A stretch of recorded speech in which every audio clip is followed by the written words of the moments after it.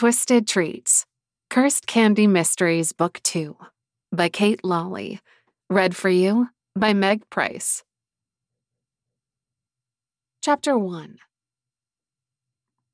Bastian Heisman, owner of Magic Beans and local lead detective for the International Criminal Witch Police, had disappeared off the face of the earth. Or at least from his place of work. I knew that, because I'd adopted Magic Beans as my very own favorite coffee shop, and he never seemed to be there. I stopped by most days, so I would know. Not that I was trying to creepy stalk him or anything. Really. I was doing the opposite of stalking. For 5 days, I'd done my best to avoid my current house guest. Between work, running errands, and my newly discovered obsession with working my way through Magic Beans' entire drink menu, I'd done a bang-up job of it. Since great Aunt Sophia was in town to train me, my avoidance of her was posing a teensy tiny hindrance to my witch training. Minuscule. And by that, I mean that I'd done almost no training at all. In my defense, Great Aunt Sophia had proclaimed all witch training to be done outdoors without clothing. I'm not terribly shy, but I do like my neighbors. Most of them. And they like me clothed. Also, October in Boise, Idaho can be a little chilly.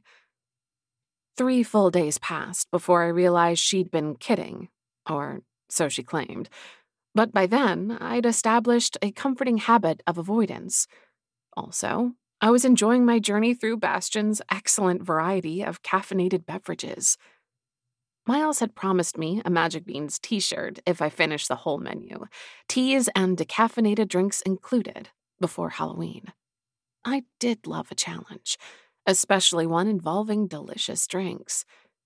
Imagine my surprise when I received a text message from the mysteriously disappearing man himself after a week without a single sighting. "There's been an incident. Need your help. Pick you up?" His text made my heart beat faster, and not in the good way. Yes, I was happy to hear from him. Yes, I did have the beginnings of a crush on the handsome German import who saved me from incarceration in a witchy prison facility. But Bastian was perfectly capable of handling an incident on his own. And if he needed a helping hand or two, Miles and Sabrina were his International Criminal Witch Police minions. If he was reaching out for help with an investigation, it raised the question, had the 2 cursed candy sticks that I'd failed to account for surfaced? With any luck at all, the raw cursing magic I'd accidentally created hadn't been used in another murder.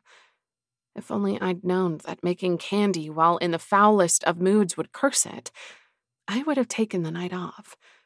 But back then, an entire 2 weeks previous, I hadn't known I was a witch. I reread Bastian's text. Perhaps his incident was something innocuous. Some harmless prank or minor offense, not a murder. Only one way to find out. I'm at Magic Beans. The office door in the back of Magic Beans opened, and Bastian emerged. I shot the new barista a disgruntled look. Not that Jamie would know to warn me of Bastian's presence, since she'd worked at Magic Beans all of 2 days, but I wasn't feeling fair-minded. I was feeling annoyed. "Lina." Bastian gestured to his office. A man of few words. That hadn't changed in the week he'd been absent. "Just to poke him," I said. "Hey, Bastian, good to see you too. Hope your vacation was relaxing." "Vacation?" He closed the office door behind him, then settled himself in the seat behind his desk. "You haven't been at work," I reminded him, unless he'd been hiding in his office.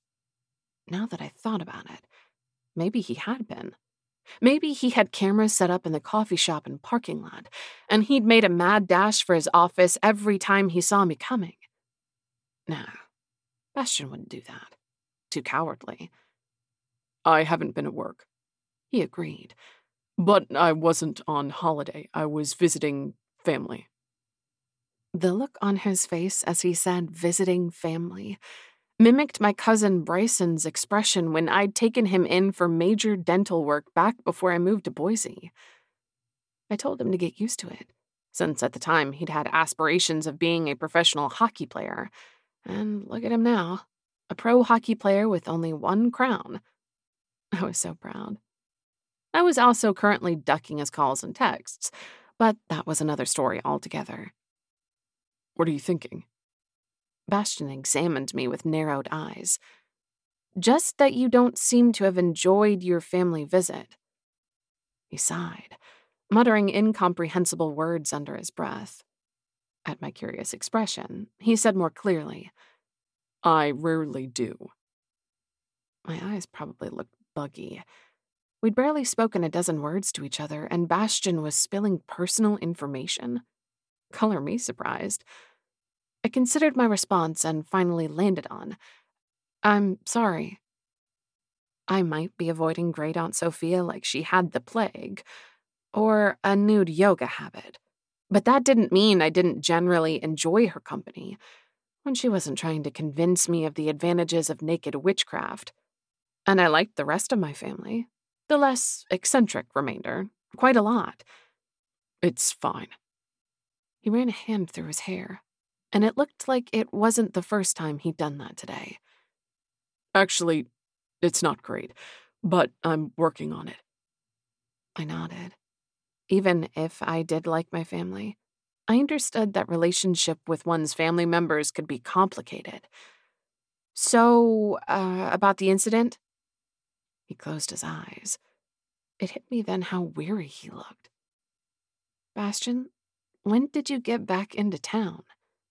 He glanced at the chunky watch on his wrist. About an hour and a half ago. I headed to the funeral home directly from the airport. No wonder he looked exhausted. Germany to New York was a good 10 hours. Then he'd still had most of the United States to cross. Wait, funeral home? Funeral homes meant dead bodies, and dead bodies when combined with the witch police. Has there been another murder? Not exactly. Not like you mean, but maybe, yes, probably. Bastian didn't dither. Dithering couldn't be good. Could be a sign of fatigue, but I thought not. Sabrina, Bastian's ICWP minion, his part-time barista, and my recently acquired full-time employee, breezed into the office. It's my day off, people. This better be good. Since Bastian hadn't gotten further than maybe, yes, probably a murder had occurred, and this from a man who liked all things well-defined, I waited anxiously for his explanation. She took one look at Bastian and scrunched up her face. Seriously, a murder? But we just had a murder. I raised my hand, like a guilty student fessing up to naughtiness. I think that might be my fault. Turning my attention to Bastian and his adorably rumpled clothing and mussed hair, I said, I assume that's why you texted me. You think my cursed candy has something to do with what's happened? There were bigger issues, cursed candy issues at play. But I couldn't help noticing that Bastian wore the disheveled traveler look very well. I looked like a nightmare after a 2-hour flight. He traveled across multiple countries and looked tired, yes, less tidy than usual, naturally, but just as heart-thumpingly appealing as always. Sabrina planted herself in one of the 2 armchairs in the corner, and I took my favorite seat on the sofa. Bastian said, I just came from the funeral home. And I'd landed back in reality with a jarring thud. Death did that, especially death that might have been my magic mixed up in it. Our funeral home? Sabrina asked. When Bastian nodded, she turned to me to explain. We have a specific funeral home where we root all suspicious deaths, magically speaking. Isn't that convenient? I muttered because, yeah, that was weird. More necessary than convenient, Bastian replied. It takes a good deal of coordination. That's why Miles isn't here. He's at home for the moment, monitoring the situation virtually. And the situation is? Sabrina asked. 2 bodies, both drained of blood. She blinked. That's ambitious. Ambitious? Ambitious? We'd been invaded by vampires, and she thought it was ambitious? It's highly suspect, Bastian countered. 1 body could be a rogue demon. 2 implies direction and control. Demon? You mean vampire? Sabrina made an exasperated sound. Aren't you supposed to be in training? Oh, right. You've been avoiding your mentor, the same mentor who could tell you that vampires don't exist. Demons, however rare, do, and they consume blood. Bastian frowned. Why are you avoiding your mentor? Did y'all do your witch and wizard training naked in the backyard with all the neighbors' curtains twitching? I asked. A faint hint of pink touched his cheeks. No. Sabrina didn't even answer. She just snorted. That's why. Tell me more about demons. Also, an uncomfortable fluttering in my stomach made me ask, what exactly do demons have to do with my cursed candy? Oh, Sabrina said, as if a light bulb had gone on. Oh, yeah, that sucks. What sucks? I didn't yell, because I wouldn't let my frustration dictate the volume of my speech. Okay, in truth, I yelled a little, which made no sense. I'd already suspected that my candy was involved in a criminal incident, maybe murder. Why did the fact that my candy might be involved in a criminal incident with demons make any difference? After a brief pause in which neither of them jumped into the breach, Sabrina sighed. You want to tell her, or are you going to make me? Bastian leaned his elbows on his desk. You remember I mentioned unfriendly beings could cross over when the dead are called forth? Hannah had called her mom from beyond the veil a little over a week ago. My great-aunt had arrived in town since then, and a few other things had happened, like life, so I didn't exactly recall the particulars of that conversation. Refresh my memory? That's really the whole story, Sabrina said. An unfriendly being, a demon, hitched a ride with Rachel when she crossed over. It's a risk when we call dead people forth, which is one of the several reasons that we don't do that. And you know it's a demon because of the 2 people in the funeral home who've had their blood drained? I wanted to be clear. It's not like I knew about demons and blood draining. And to be fair to Great Aunt Sophia, I don't even think she'd have gotten that far if I hadn't been avoiding her the past 5 days. Demons and blood draining seemed like advanced educational material. Well, 1 blood-drained corpse implies an accidental demon infestation. Sabrina kicked her feet up on the ottoman and then rested her head against the back of the armchair. She looked like she was about to take a nap. Correct. Bastian's expression told me the news was about to get worse. The blood of 1 human is more than enough to satisfy a demon for several days. Enough for a few demons. 2 drained bodies is evidence that someone is controlling that demon. I don't understand. What does an extra hungry demon have to do with someone else controlling it? In my head, I was conflating vampires and demons. If you sucked blood like a vampire, then my brain said you were a vampire. And didn't vampires drain victims willy-nilly? That was sort of their MO. In fiction, because it appeared there was no such thing as vampires in real life. Demons are the most feral creatures, Bastian explained. They hunt to satisfy hunger, but once sated, they don't kill unless threatened. Even then, I doubt they'd drain a kill made in self-defense. Sabrina lifted her head and gave me a sympathetic look. What the boss has left out is that only the person who opens the door for the demons should be able to control it. Hannah, I frowned. She's locked up. Can she do that from jail? No, she can't, Bastian replied. And before you ask, I've already contacted the facility. She's still safely confined. That's unfortunate. Sabrina rubbed her eyes, highlighting the lack of her usual makeup. Sabrina usually looked like she was ready for a photo shoot. I don't understand. We really didn't want Hannah and her murderous urges loose on the world. So how was her continued confinement unfortunate? Hannah being still locked up is good news. Are you feeling okay? Better than you will be in a second, she muttered.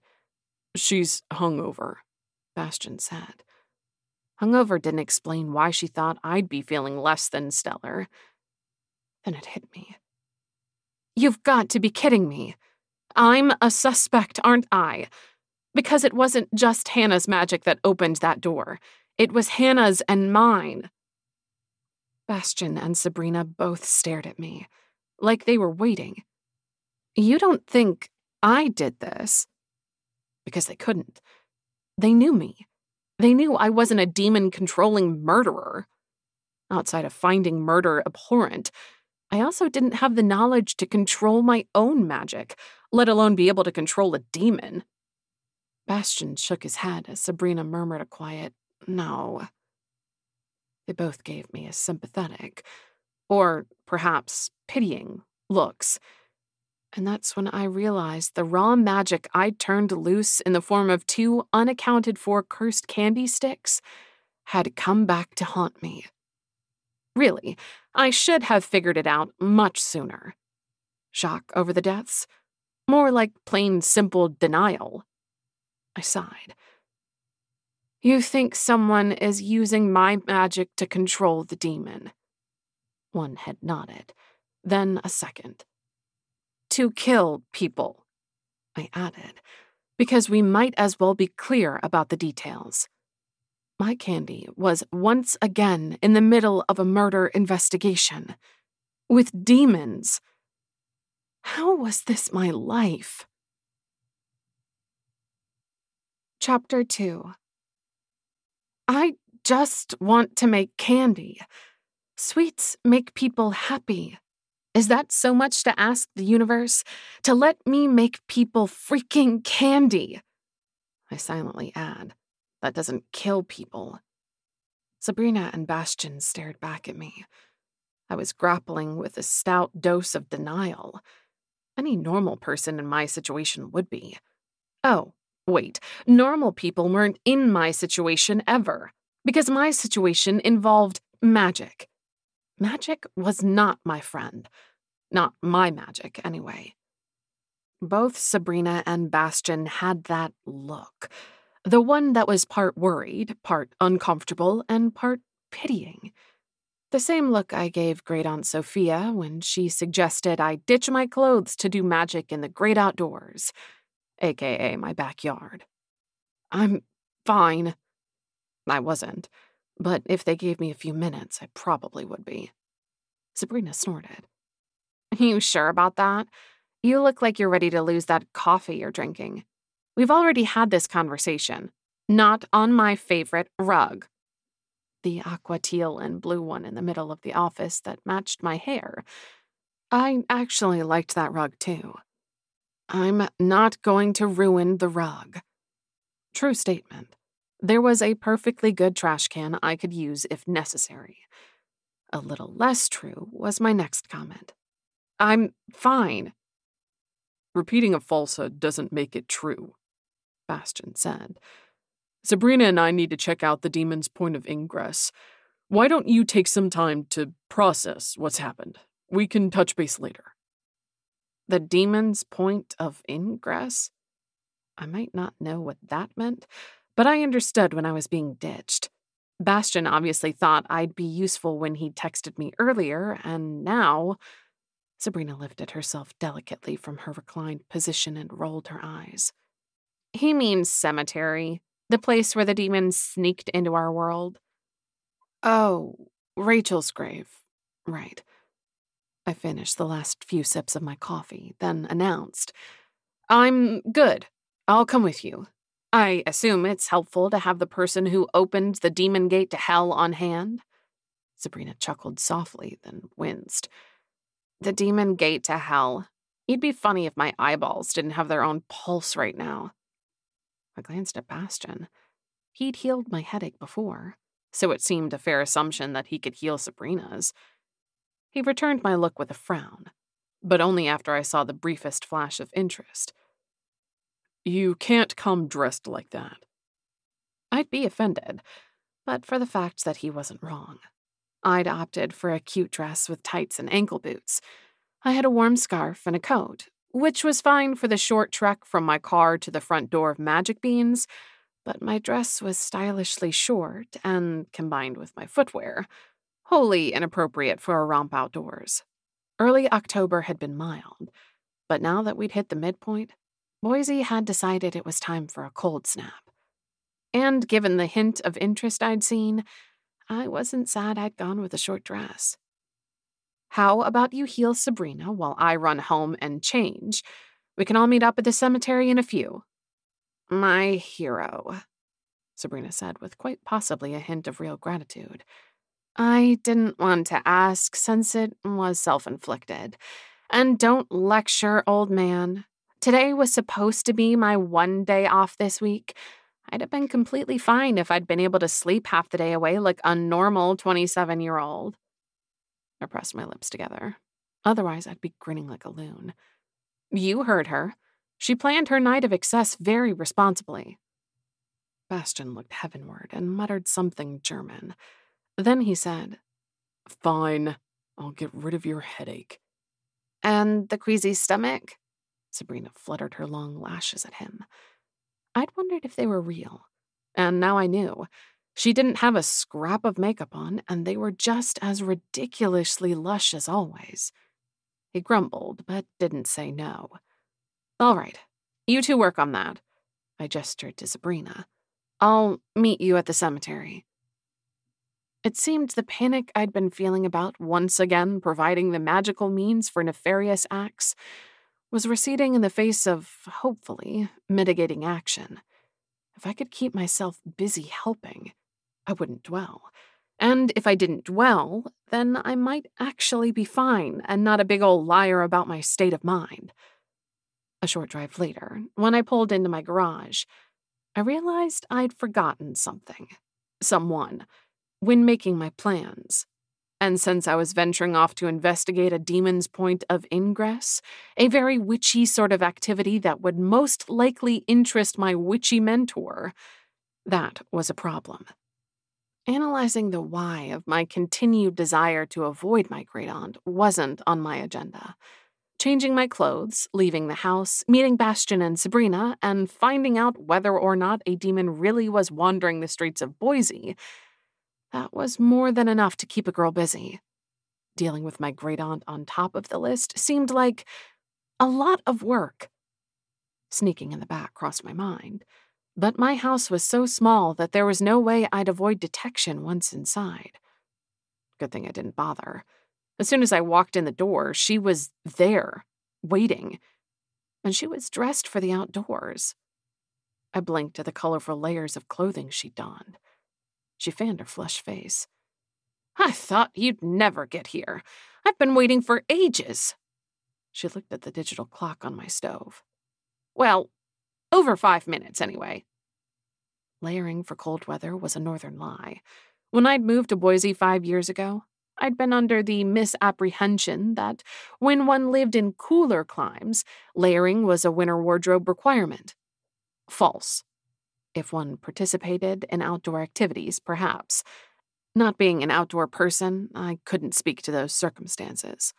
What I did know was that Idahoans loved to overheat their indoor spaces in the winter as much as Texans adored overcooling theirs in the summer.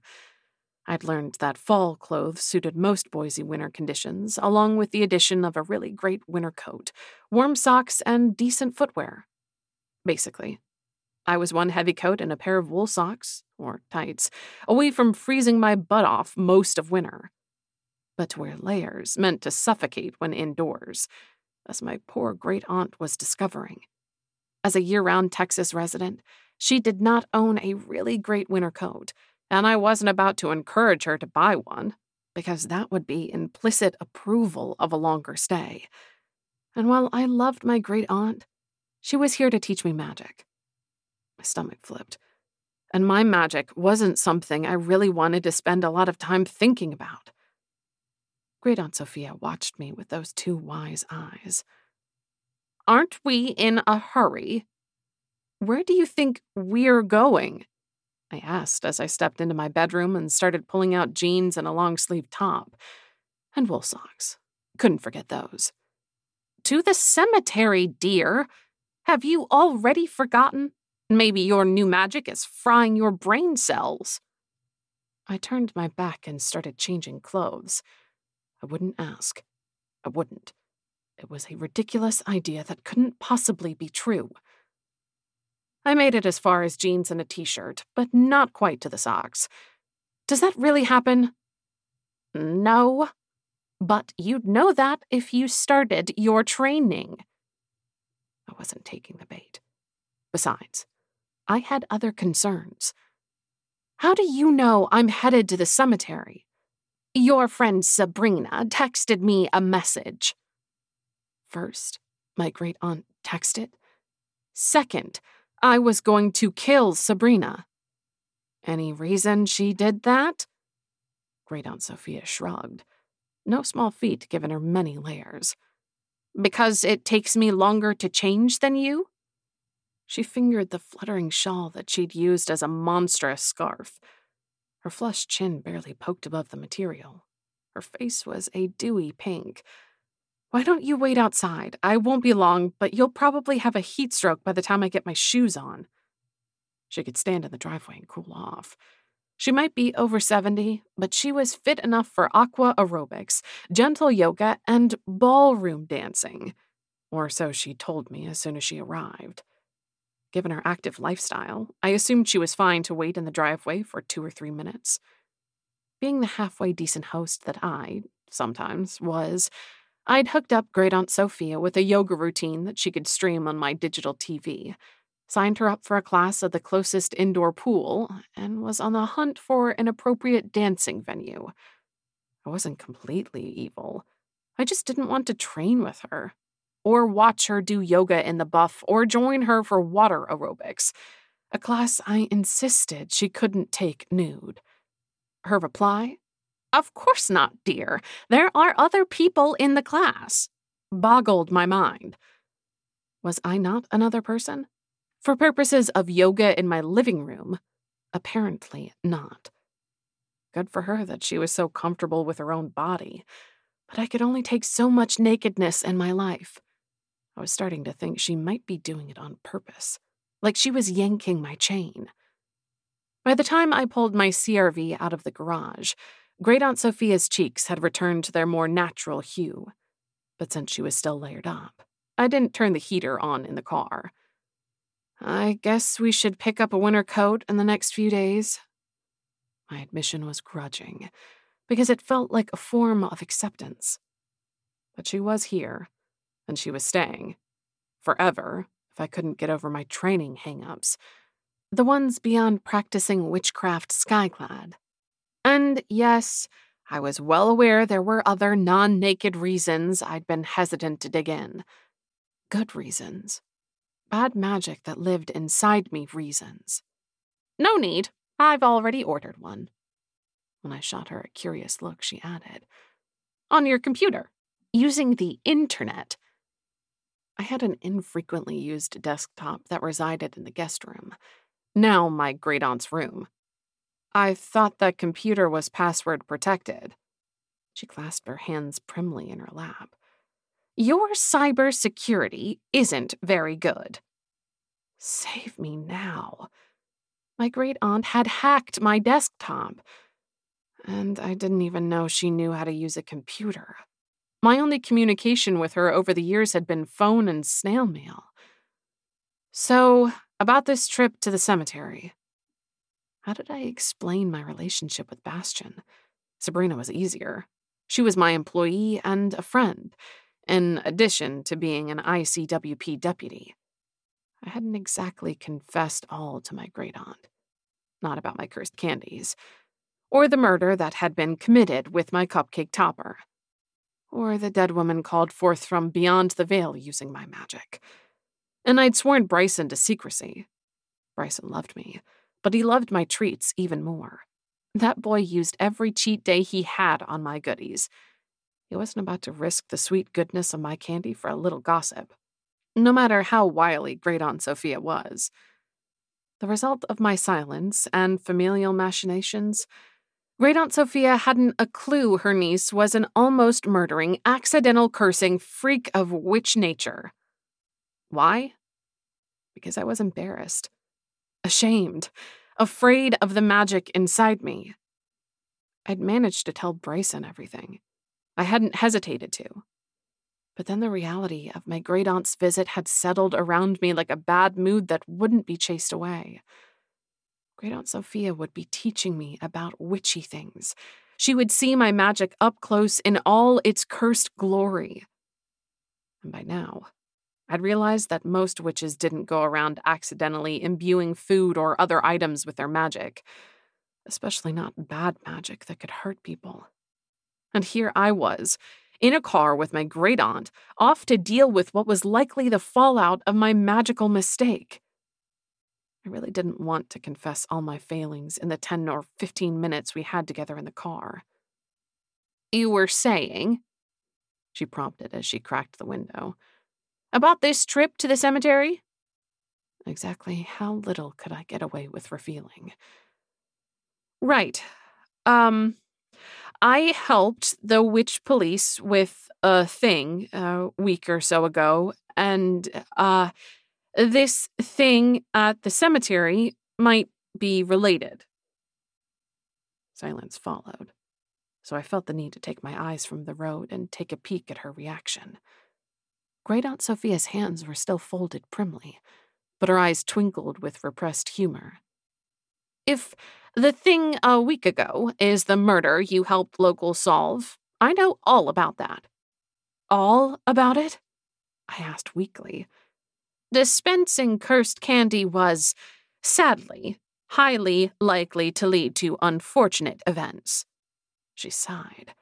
"Some witches just can't be trusted when opportunity for mischief presents itself." Mischief? I wouldn't call a revenge plot that resulted in 2 murders and the summoning of a ghost mischief. At least my candy had only been used for 2 of those 3 evil deeds. Small blessings indeed.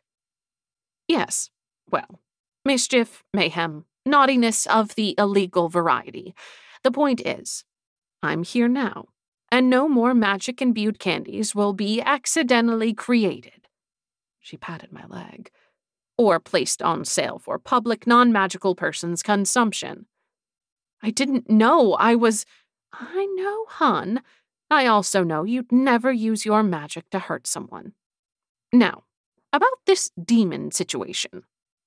She smiled at me when I jerked my head in her direction. I really was going to kill Sabrina. "Why do they need your help? Did you accidentally open a gateway?" Which prompted a laugh.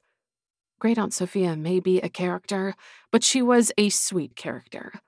There wasn't an ounce of judgment in that question, Lord love her, and she didn't for a second think I'd gone and opened a gateway for demons on purpose. "No, I didn't open the gateway.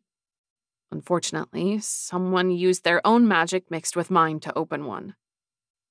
"That's unfortunate, of course, because demons can be nasty creatures." Then she clapped her hands together. "But it's so exciting." When I looked askance at her, she grinned back. "It's been ages since I've had a good adventure, and with no new witches to train in years." She sighed dramatically. "My life has been so regular." She said that like it was a bad thing.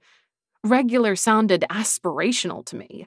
Regular was the pinnacle I'd been hoping to achieve ever since I'd found out I'd inadvertently aided a murderer in her foul deed. But there wasn't time to argue for the blessed beauty of regular, because we'd arrived.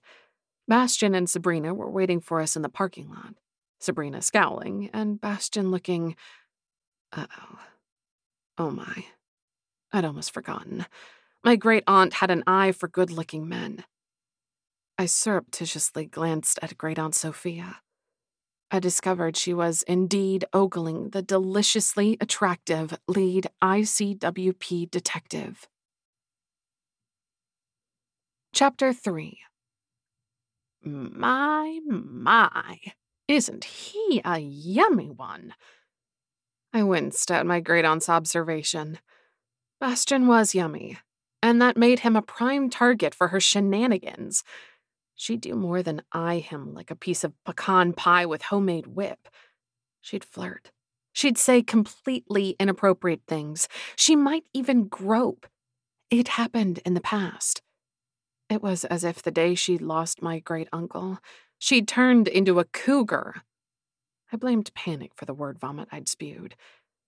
He is, and I think so too, and maybe, I might, he's mine. And that was the worst attempt at calling dibs I'd ever experienced. But I'd done it, and my great-aunt, cougar though she may be, believed in the girl code. She patted my knee. Oh, sweetheart, I already knew that. Which was confusing. I'd called dibs out of a desperate attempt to keep my elderly relative's hands off poor, unsuspecting Bastian. No way would he know how to handle my great-aunt getting frisky. Before I could quiz her on the details, like how she even knew who Bastian was, let alone what she believed his connection to me was, she'd exited the CRV. She was surprisingly fast. Dancing must keep her light on her feet. Or maybe it was the yoga. Or the water aerobics. By the time I regained my wits and was exiting the car, she'd already greeted Sabrina with an air kiss and had 2 hands wrapped around Bastian's. She didn't look like she was letting go anytime soon and was shooting him coquettish glances. She was also murmuring something. She had better not be talking about me. I hurried to join them, only to discover that she absolutely was. Have you tried her pie? You absolutely must. Lina bakes a divine pecan pie. And then she leaned forward into his personal space. If I didn't know better, I'd swear she was flirting. Oh, wait, she was. Dibs might keep her hands off Bastian's tush, but it apparently wasn't keeping her completely on the straight and narrow. At least she was calling me Lina. We'd had a chat about my name when she first arrived, and I told her I was hiding the grasshopper fixings if she kept calling me Sophia. I'd even been named after her and another relative, Emmeline, but had gone by Lina. A fact great-aunt Sophia liked to forget. Her compliance was a testament to the power of creme de menthe, creme de cacao, and heavy cream. That's enough about my pie. I blinked. Wow, that sounded dirty. And I hadn't meant it that way at all. You're blushing, Sabrina pointed out. Demon gate to hell? I replied, hoping to redirect the group to our task. Should we have a look? Great-aunt Sophia laughed. I like that. Demon gate to hell. But since I'm your mentor, I feel compelled to point out that it's a gate between this world and the one that lies beyond the veil. We wouldn't want to assign heavenly or hellish attributes without knowing all the particulars, would we? I nodded and refrained from rolling my eyes. Then she replied, But Demon Gate gets my approval. How cool are you? Sabrina grinned at great-aunt Sophia, then hooked arms with her. I watched in terror as my only employee made friends with my great-aunt. That would not end well for me. Bastian and I followed behind them. After a few seconds, I asked, Do you know how Sabrina got my great-aunt's number? In a barely audible whisper, I added, I'm sorry for her crashing the investigation. Bastian's eyebrows raised. No apology necessary. I invited her. Sabrina sent the text, but the invitation was mine. You did this? I poked him in the side. Hard. He scowled, but didn't increase the distance between us. She's your mentor. You're an untrained witch, and your help will speed the investigation. It was the sensible course of action. I stared, hoping he could read my disgruntled thoughts. His lips twitched with humor, so I suppose not. After several seconds, in which I observed Sabrina and my great-aunt's heads tucked close together in animated conversation, he said, I also wanted to meet her. I glanced at him to find that he was watching the twosome ahead of us as well. He looked wistful. My witchy intuition said yes. You mentioned your family visit didn't go all that well? My Nan is my family's mentor, and she's nothing like Sophia. She doesn't hit on men young enough to be her grandson? Bastian grinned. He actually grinned. Maybe Great Aunt Sophia's charms were greater than her foibles. I can safely say that my Nan does not proposition younger men. My Nan doesn't proposition anyone, and, in fact, I doubt she's had a romantic thought in the last 50 years. Poor woman. To be a widow so early. She must have lost her husband at a very young age. Bastian choked and then coughed. Once he recovered, he said, No. My grandfather passed away about 3 years ago. Oh. Well, I was glad he'd had more time with his grandpa. That was sad for other reasons. My great-aunt adored her husband. It wasn't long after he passed, however, that she embraced her inner cougar. Bastian barked out a laugh. It was the most unrestrained I'd seen him in our short acquaintance. Unfortunately, I didn't get to savor the moment, because Rachel Bitters' grave was only a few feet away, and Sabrina and Great Aunt Sophia had ended their heart-to-heart and were scanning the area around the gravestone. All right, wizard, Great Aunt Sophia said. I assume you have a plan? Your type always has a plan, and I'm seeing bupkis related to a demon crossing. She might have been addressing Bastian, but she kept glancing at me. I knew they'd needed me for this, and Bastian had almost kicked me to the curb. He produced a dark disc no bigger than the palm of his hand from one of his many cargo pants pockets. Those pants. A relic from the 90s, yes. But the pockets had been magic to hold what seemed to me an infinite amount of gear and doodads. A scrying mirror? Great Aunt Sophia held out her hand. Without a comment, Bastian handed it over. We thought we'd check for any tiny cracks left over from when the gate was originally opened. Sabrina watched the disc in my great-aunt's hand. Do you want to give it a try? Since the disc had started to glow with an iridescent shimmer as soon as my great-aunt touched it, the answer seemed self-evident. She lifted her right hand, palm up, and placed the disc on it. Come on, then. Time for a quick lesson in scrying. There was no getting out of this lesson. And I'd done such a good job avoiding witch training overtures thus far. I blamed Sabrina, because she'd texted my great-aunt. But mostly I blamed Bastian, because he'd choreographed her invite today. Not that he knew I had reservations about training. I had this power. I should learn how to use it, right? Maybe training would fix what was wrong with me. Maybe trained witches didn't create magic that was used to kill people. But that just wasn't true. Training wouldn't change the nature of my magic. It wouldn't change what was inside of me. My objections to the nakedness had been a smokescreen, allowing me to hide my real reservations from not just my great-aunt, but also myself. When I joined her, she placed my left hand under her right, basically stacking her hands. Scrying can be used in a number of ways, but right now, we're simply looking for energy, not of this world. Using our magic? Suddenly I was overwarm. I loosened my scarf. That's right. Her tone was calm, even, unworried. Everything I wasn't right now. I thought we weren't supposed to reach out to the beyond. I felt silly saying it, because I wasn't sure exactly of the wording. I mean, that whole calling forth the dead that caused this problem in the first place, that was forbidden. Yes, well, we won't be calling forth any dead. She placed her hand reassuringly on my arm. We won't even be placing a long-distance call. Sabrina snorted. My great-aunt winked at her.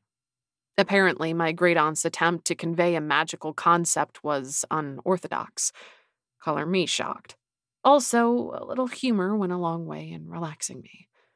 Thank you, Great-Aunt Sophia. While I wasn't about to hyperventilate, I still didn't know what we were doing. And by long-distance call, you mean? We're not trying to communicate with the dead or bring the dead to us. Those are both acts prohibited by the International Witch and Warlock Code of Conduct. She shot an overtly innocent look Bastion's direction. And I would never violate the code. Lovely. Not only was Great-Aunt Sophia marching to the beat of her own drum, it looked like she might be a blatant rule breaker. Maybe worse. Did my great-aunt have a record with the witch police? That should be an appalling thought. But it was comforting. Maybe I wasn't the only one in the family to run afoul with the witch police. And if she had, that didn't change the fact that Great-Aunt Sophia was a good person. I knew she was. There was a lesson in there somewhere, if I wasn't too stubborn to acknowledge it. Bastion didn't look concerned by her comment.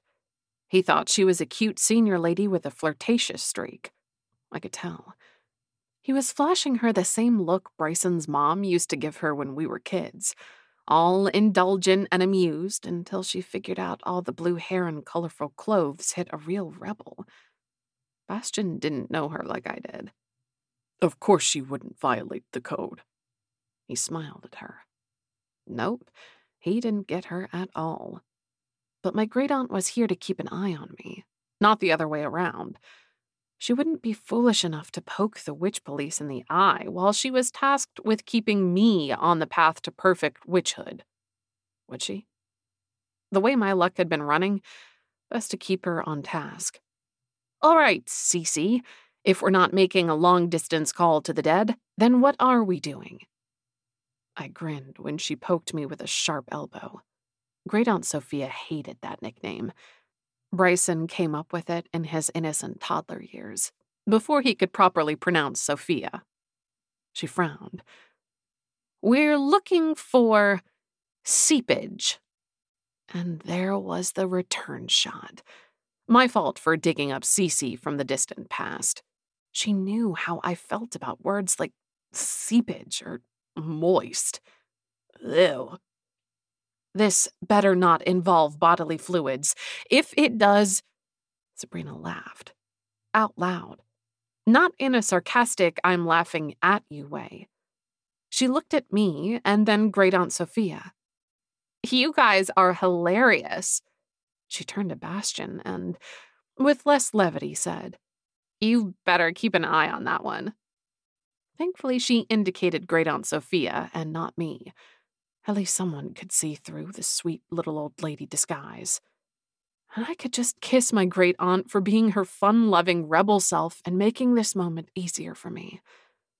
Our hands were still stacked, hers atop mine. Instead of a kiss, I stepped closer and nudged her with my hip. Sorry for the Cece crack. She smiled gently. No problem. Then with an innocent look, she said, But I'm not sorry for the seepage comment. That's what we're looking for. When a gate is created and then closed, sometimes there are tiny cracks left behind. Those cracks can dribble out small amounts of energy from the plane beyond the veil. Got it. I smiled, because she was making an effort, both with the dribble comment and putting me at ease. How does that help us? With any luck, Sabrina said, there might also be some hints of the demon's energy mixed in, which is where you come in. Not that I opened the gate. It felt important to verbalize that fact. Yes, everyone here knew that I hadn't opened up a gate to the great beyond and let a nasty critter sneak through. But I had let my magic loose in the world to be appropriated by nefarious people with nasty intentions. It made me feel marginally better to enumerate that terrible things that I hadn't done. Any witch who opens a gate and lets a demon into our world has a connection to it, Great Aunt Sophia explained. And since your magic was used in the ritual, we're hoping you have that connection. And if you do, we want to tap into that connection and use it to track the demon. Bastion crossed his arms. That's where I come in. So handy to have a wizard around for the tedious tasks. Great Aunt Sophia smiled at Bastion. Such exceptional planners and always an eye for detail. He didn't seem perturbed by her backhanded compliments. How do I help? I asked.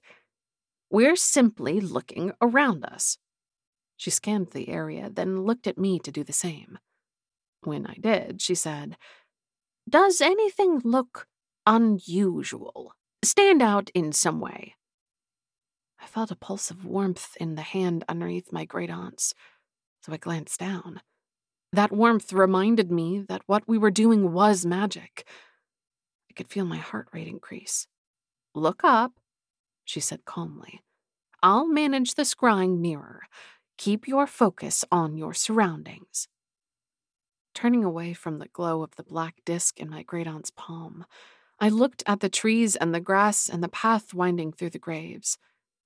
It's like your intuition, but with your eyes, my great aunt quietly instructed. Just let yourself be led. I relaxed into the warmth that flowed from the disk, or from my great aunt. Or was it coming from me?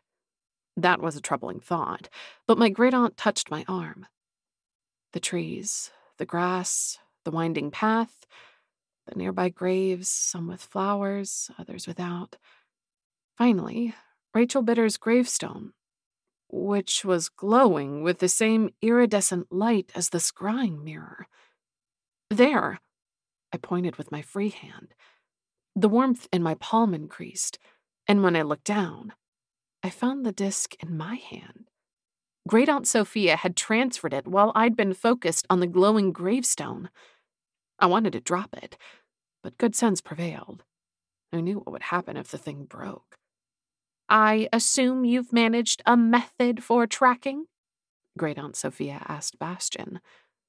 She just needs to touch the stone with the demon's energy and it will imprint. Then I can sync it with my phone and use my navigation app to find the demon. That's a clever mixing of magic with technology, wizard. Maybe you can show me how you did it later. They looked surprised. No, shocked by her request. Great Aunt Sophia whispered in my ear. Wizards think they're the only ones who can innovate or use technology. Pfuff. Then she cupped my elbow and guided me to Rachel's headstone. Can you see the cracks? They might be very small.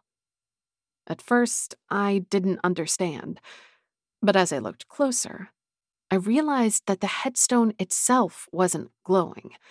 Little bits of shimmering energy, like shards, were scattered around the stone, making it appear as if the stone itself glowed.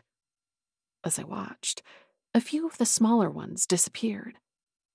Yes, there are a lot of them scattered all around the headstone, but they seem to be going away. Yes, the link between this world and the other isn't a natural state. That's just nature healing itself. Take the disc and touch one of them, she instructed. It doesn't matter which one. I did as she asked and felt a zing in my palm. Not electric, less jarring, but certainly noticeable. That's it, Bastion said. It's charged. I can feel it. That's all? I relinquished the disc to Bastion. The beauty of working with a kick-butt overachieving wizard, Sabrina said. Although really, without you picking up on the demon's energy, this would have been so much harder. My great-aunt brushed her hands together. Achievement unlocked. Let's get some brunch. I feel bacon and eggs calling my name. Or maybe pancakes. No. We have to find the demon. I looked at Bastian and Sabrina for confirmation, but they wouldn't meet my eyes. Before it kills another person? What was I missing here? Great Aunt Sophia patted my arm. But that's for the police to handle, hun. They don't need us for the catching part, because Bastian's created that clever tracking device. I turned to Bastian. You promised after the last case that you'd let me help if more of my magic caused a problem. If I couldn't help, I couldn't make it better. I thought he understood that. No, I promised to alert you. I've done that. He wore an inscrutable expression. Do you not want to work with me? We'd done well as a team before. Miles, Sabrina, Bastian, and me. I'd helped. No. Sabrina groaned, then mumbled something about him being an idiot. Here's the thing, Lina. Bastian is worried about you getting hurt, especially since you haven't made much progress with your training. She gave me a knowing look. Ouch. I'd been found out. How did she, or Bastian for that matter, know how my training was progressing? Or how it wasn't? I turned to Bastian to make my argument. He was the decision-maker, after all. You're saying you can't use my assistance, or you're not accepting it? The latter. Why not?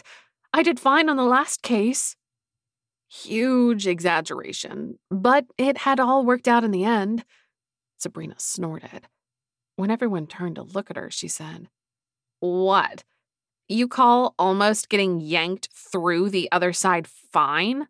Please. Great Aunt Sophia turned her dismayed gaze on me. Living souls can't cross over. And this was yet another reason. Beyond the guilt and the shame that I hadn't told my great-aunt about the murderous witch who'd used my magic, I could claim that my brush with death had been a teensy tiny one, measured in seconds, that it was a mere moment that I'd been on the cusp of death, basically as if it never happened at all. But really, even I wasn't that clueless. Death was dead, and even if my brush was the tiniest, that was bad.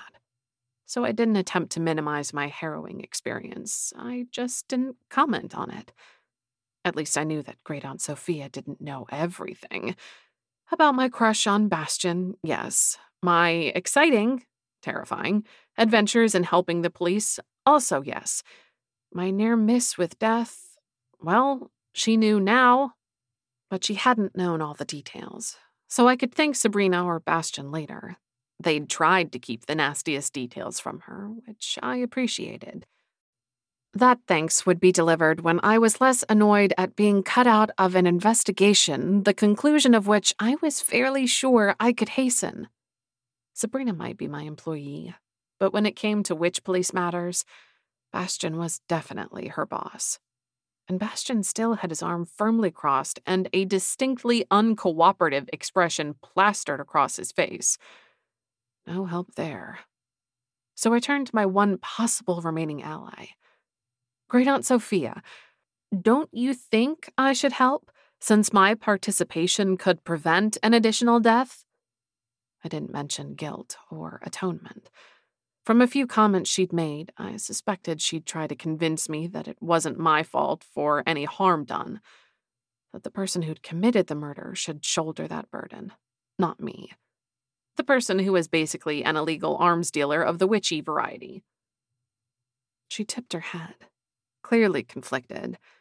The call of adventure had to be a strong pull, but I knew she also wanted me safe. There was another pro-argument, one she'd like. This was, shudder, a training opportunity, which I pitched, reluctantly, after I couldn't think of anything else. Sold, my great-aunt said. I'll be there to keep an eye on you. I swallowed a smile. It really was a win-win-win-win. She got her adventure and would get some training in. The danger would be limited because she would be on hand. I managed not to roll my eyes at that. But so would Bastian, Sabrina, and Miles, and they would keep me safe. I had faith in them that was backed by historical evidence. And I got the chance to put right the wrong I'd once again facilitated. The parts of the wrong that could be righted anyway. Fine, Bastian grumbled. But I have conditions. Chapter 4. Bastian's conditions sucked.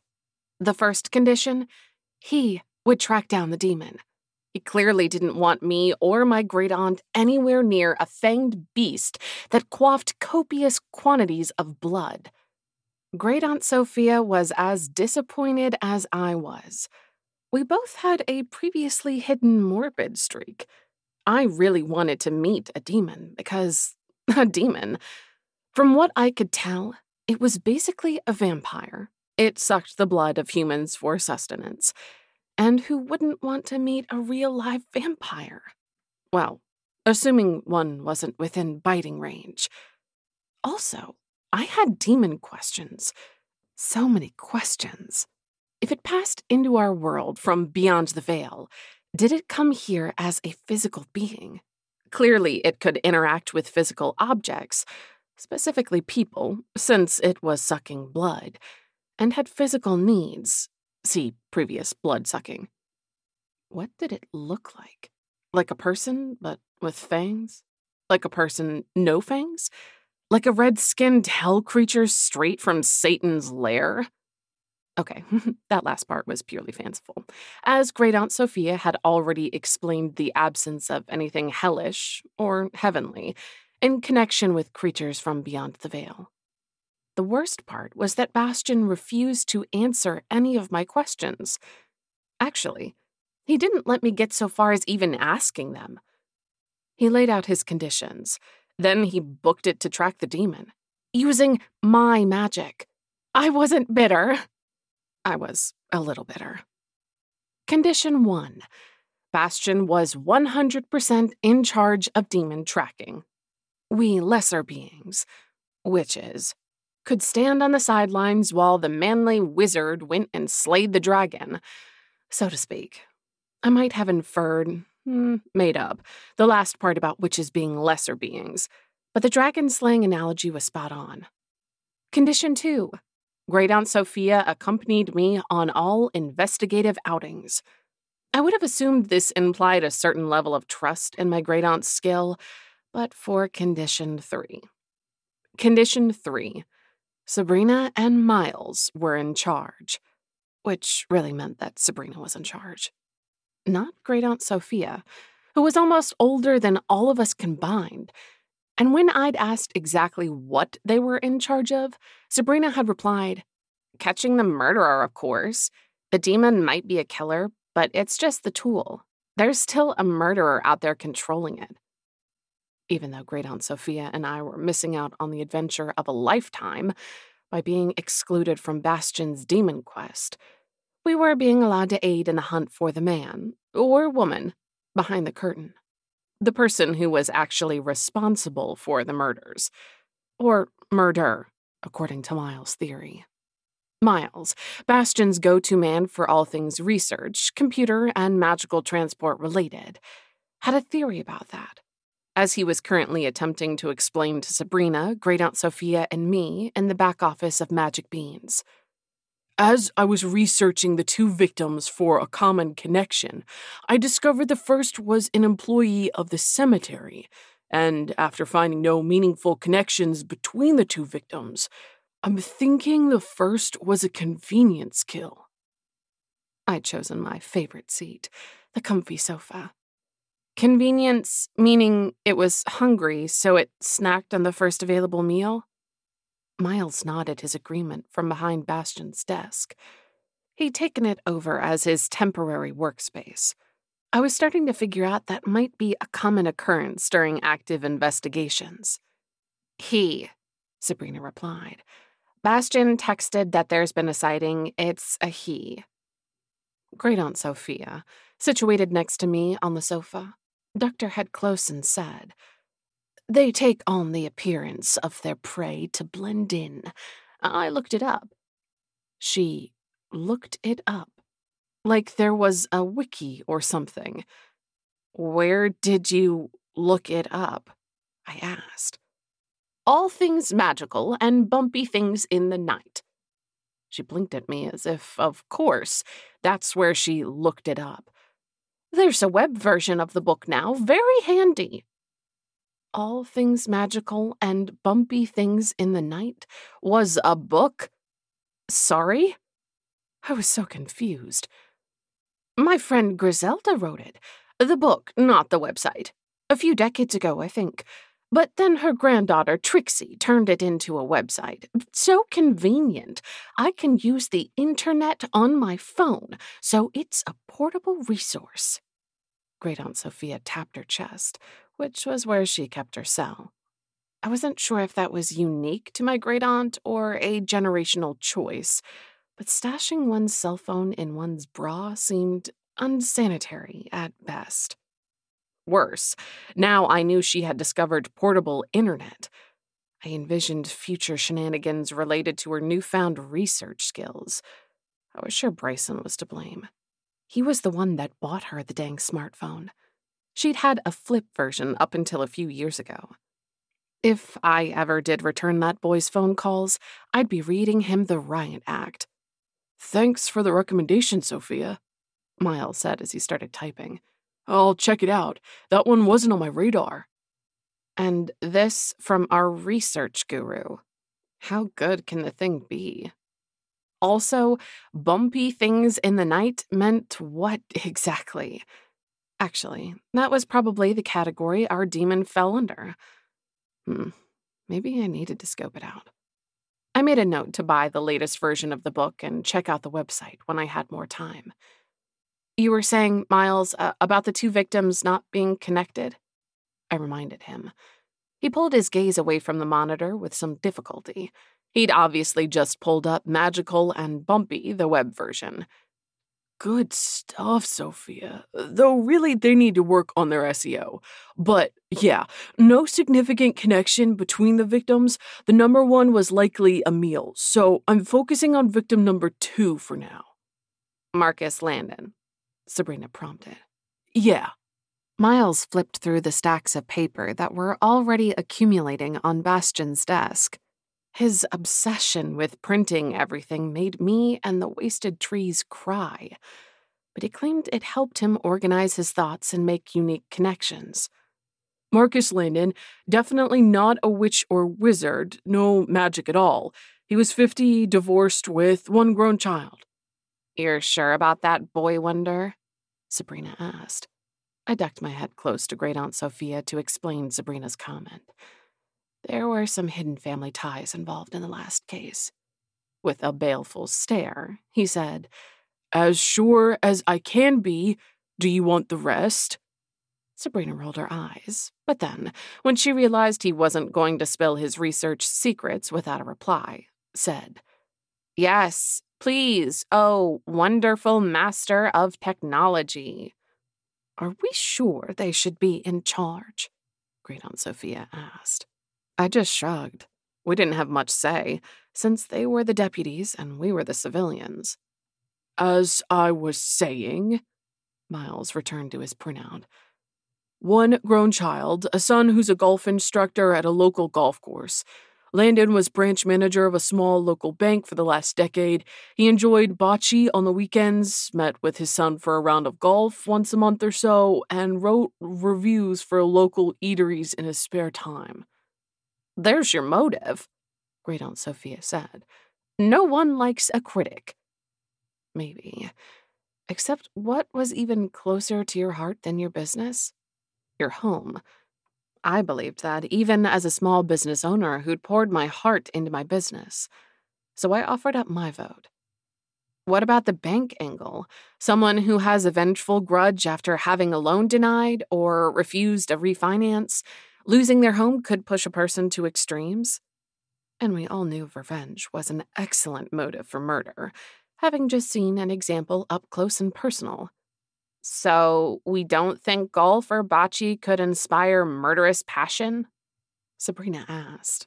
When we all looked at her, she stared right back.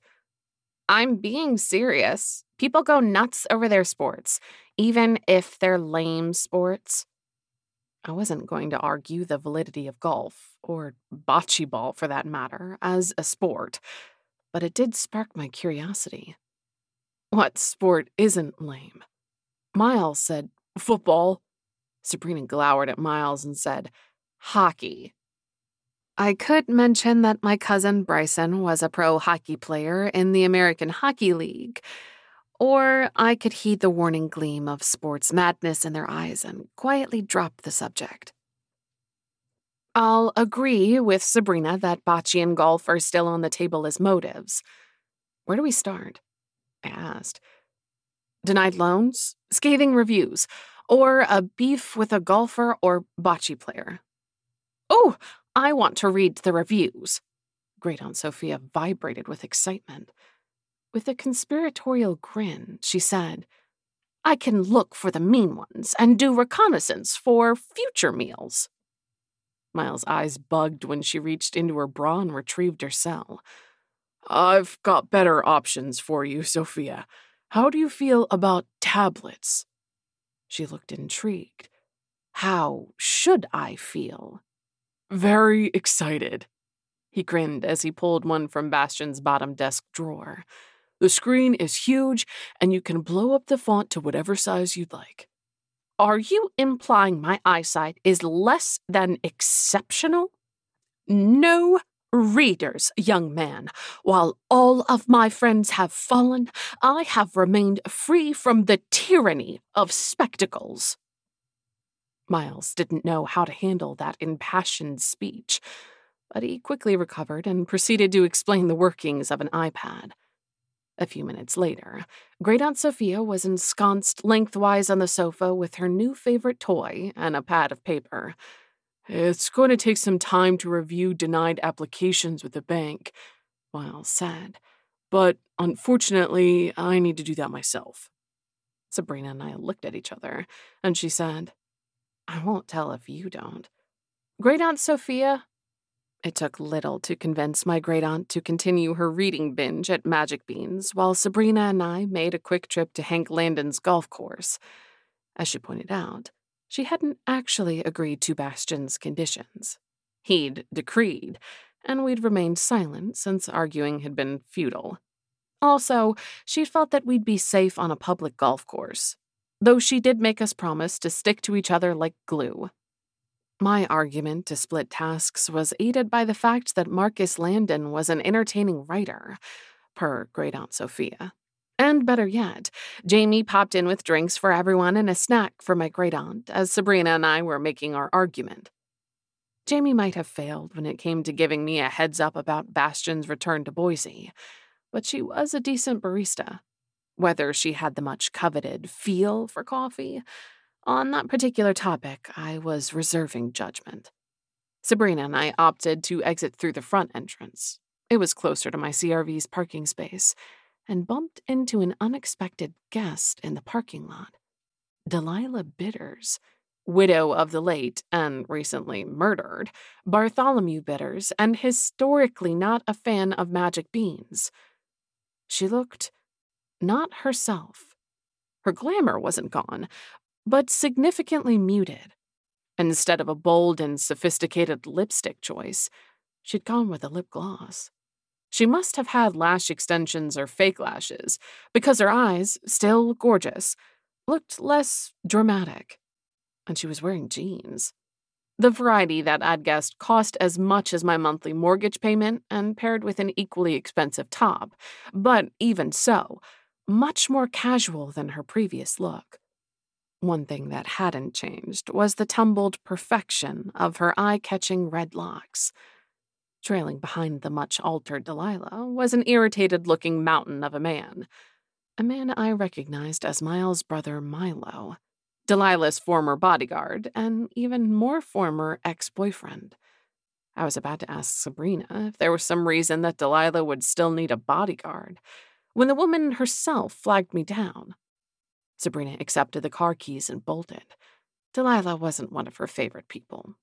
Although, to be fair, not many people made Sabrina's "I'm not serving you and I'll still be nice to you" list.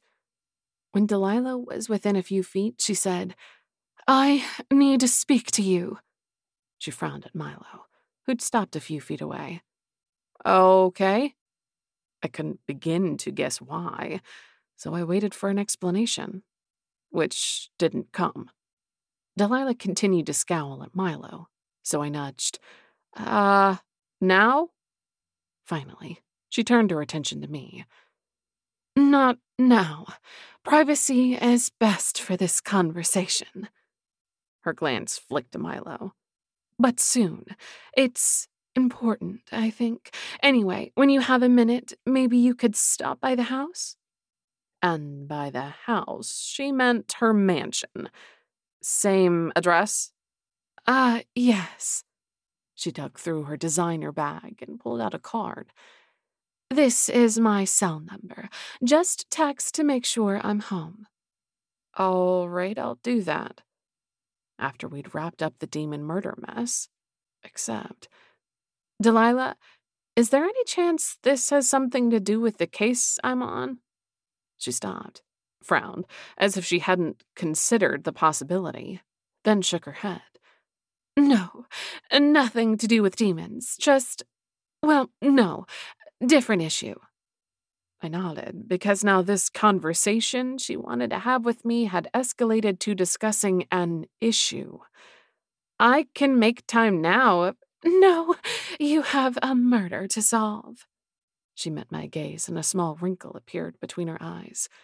"But don't forget to come by."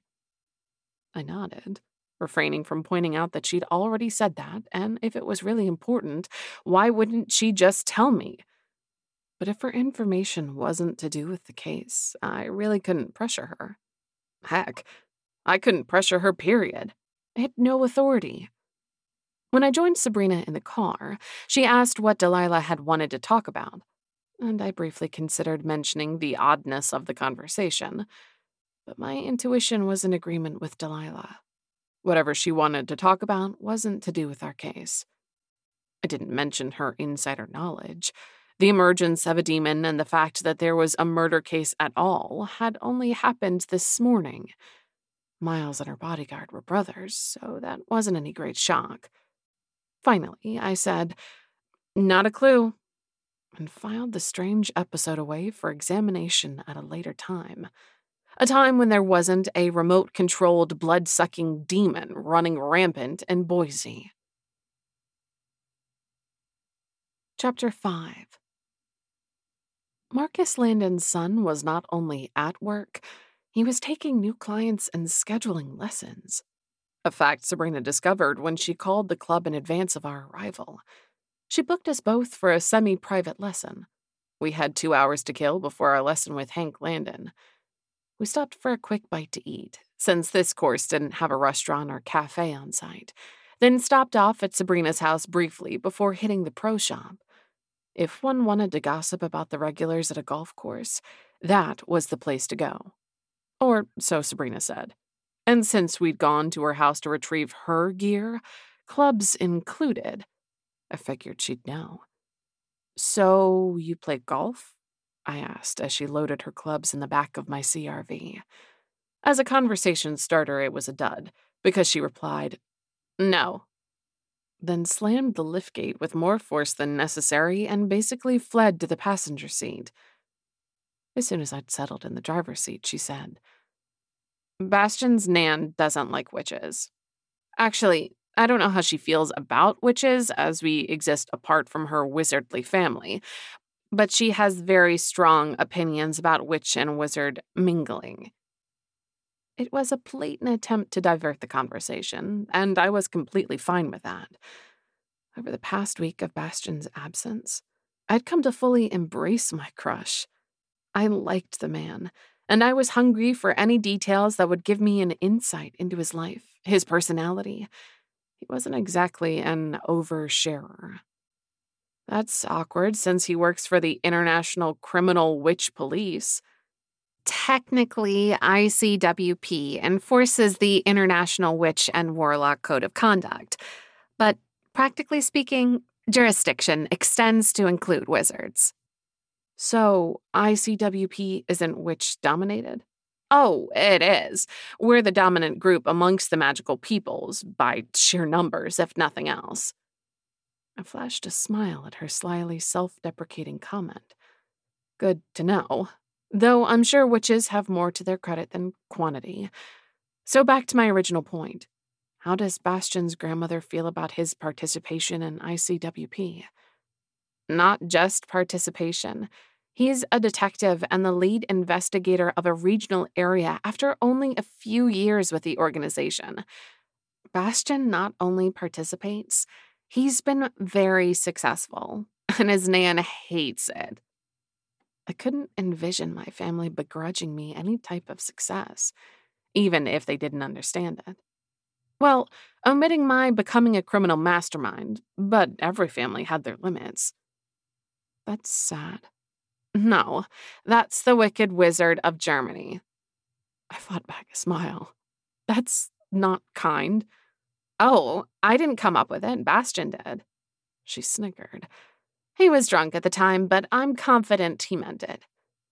Given the strain he'd admitted existed between him and his family, I could believe it. Why are you telling me this? I cast a sidelong glance her way. Other than as an easy means of deflection. She had a who me expression plastered on her face that I didn't buy for a second. Sabrina was rarely innocent, and she definitely didn't want to discuss her golf hobby. After a few seconds of silence, such a powerful tool, she caved. Fine, I'm deflecting, but I also know that you like him and he deserves someone decent in his life after all the garbage his family has given him. You should know, his family is staunchly against witch-wizard mingling. He's been whittling away at his Nan for years and took a firm stand against her beliefs when he joined ICWP. That jogged my memory. He told me he had a family friend who dated a witch. At the time, I wasn't sure if he had a family friend who was a witch. Sabrina's snort of disbelief confirmed my second suspicion. Fine, I get it. His Nan wouldn't be friendly with witches, and therefore no witches as family friends. But if that's the case, then his wizard family friend mingled pretty darn heavily when he dated a witch. Now that I believe. Bastian belongs to Germany's wizard elite. He's no snob, but his people have been at the top of the food chain over there for a while. His Nan is a holdout to values that are now decades out of date, but she's an outlier in her social circle. I'm not at all surprised that wizards and Bastian's set are dating witches. But would Bastian date a witch? I asked. We were almost to the golf course, and I wasn't necessarily expecting an answer. But Sabrina surprised me. That's actually what I'm saying, Lina. I think he'd date you, with a little time to wrap his head around and overcome the complications. I nodded, because I didn't know what to say to that. I barely knew Bastian. I had a bit of a crush. Okay, I wasn't a teenager. I was attracted to him, liked him, and respected him. Basically the 30-something version of a crush. So I had an adult crush, and I wouldn't mind seeing where things went, but not if dating me would get Bastian ostracized from his family. I pulled into the golf course's parking lot, thinking way too much about my personal life and not enough about the man we were minutes from trying to interview on the sly. I appreciate the information. Yeah, whatever. Don't break his heart. And snarky Sabrina was back. As she retrieved her clubs in a small bag from the back, I said, Don't suppose you want to clue me in on how you have clubs when you don't play golf? Because obviously she played golf. Nope. Then she marched to the pro shop like she belonged there, in her torn jeans that flashed the bright tights she wore underneath and the oversized army jacket with the rolled sleeves. Wild guess that wasn't typical golf course attire. She wasn't rocking an outdoorsy vibe, that's for sure. And there was no way she, or I, met the course's dress code if there was one. I was just wondering if we'd get kicked out for failing to meet the hypothetical dress code when the kid behind the counter in the pro shop called out, "Hey, Sabrina, it's been ages. How are you doing?" I turned to stare at her. Didn't play? Right. She ignored me and flashed the kid a very nice smile, 100% snark-free. The smile slipped a little when she asked, "Is my uncle here today?" "No, the weather was looking iffy, so he decided to wait until it cleared up next week." He looked curious about the question, as I was. If there was a chance her uncle would be here, why not call him? Also, he would be a good source for gossip if he was a regular. "Sounds about right." She approached the counter and set her bag down. The kid laughed. "Yeah, your uncle and his schedule. He doesn't exactly fly by the seat of his pants. If he can't schedule 2 weeks out, he's not booking a tea time. He doesn't really get the whole concept of flexibility." "Or compromise," Sabrina muttered. "I'll tell him you came by. He'll be thrilled to hear you played." He gave her a cockeyed look. "I couldn't believe it when I saw you on the schedule after I came back from lunch. Since when do you take lessons?" "Since I got rusty. Haven't played in the last year or so, which is why you haven't seen me." She pointed at me. "And she's a newbie. Lina, meet Jeff. Jeff, Lina." I was learning so many things. Sabrina played golf and was apparently good. She had an uptight uncle who also played. They apparently played golf together, but Sabrina hadn't played with her uncle or otherwise in the last year. So she hadn't been lying when she claimed not to play. Present tense. And, well, that was all. But it still was more than I knew about her before. "Shut it, lady," she whispered. "I can see the gears turning. Not a word." Jeff didn't even blink at Sabrina's comment, and couldn't help but hear. "Hank's new since your last visit, I think." "Cool." She didn't say anything else as she pulled out her wallet. She did smack my hand when I reached for mine, though.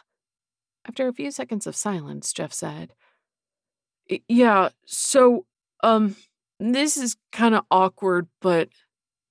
He stopped to look at Sabrina and waited until she'd made eye contact before he continued. "Be nice to him. He just lost his dad. Probably shouldn't even be here, but the guy's got bills to pay, and with the weather being unpredictable..." He shrugged. "Yeah, you never know when the course will be closed in the fall or winter." She rolled her lips, seemed to consider his request, then said, "I can do that. I'll be nice." "Thanks, Sabrina. I really appreciate it. Hank's a good guy." And with that, we had our first impression of Hank. Jeff thought enough of him that he was willing to upset a client whose uncle was a regular by calling her out on her sometimes abrasive behavior just to protect the man. Jeff eyed me up and down. "Don't suppose I could interest you in a pair of shoes, a glove, club rental?" "She's good. We can share clubs." The shock on his face was entertaining, but Sabrina ignored him and kept on talking. "If she loves it, I'll send her back to buy gear from you." "That's right. None of that online shopping." He gave me an admonishing look. "Better to get professional help. You'll save yourself a lot of hassle." And now that Jeff's gotten his sales pitch in, she rolled her eyes. "I appreciate the tip. Thanks, Jeff." I leaned on the counter.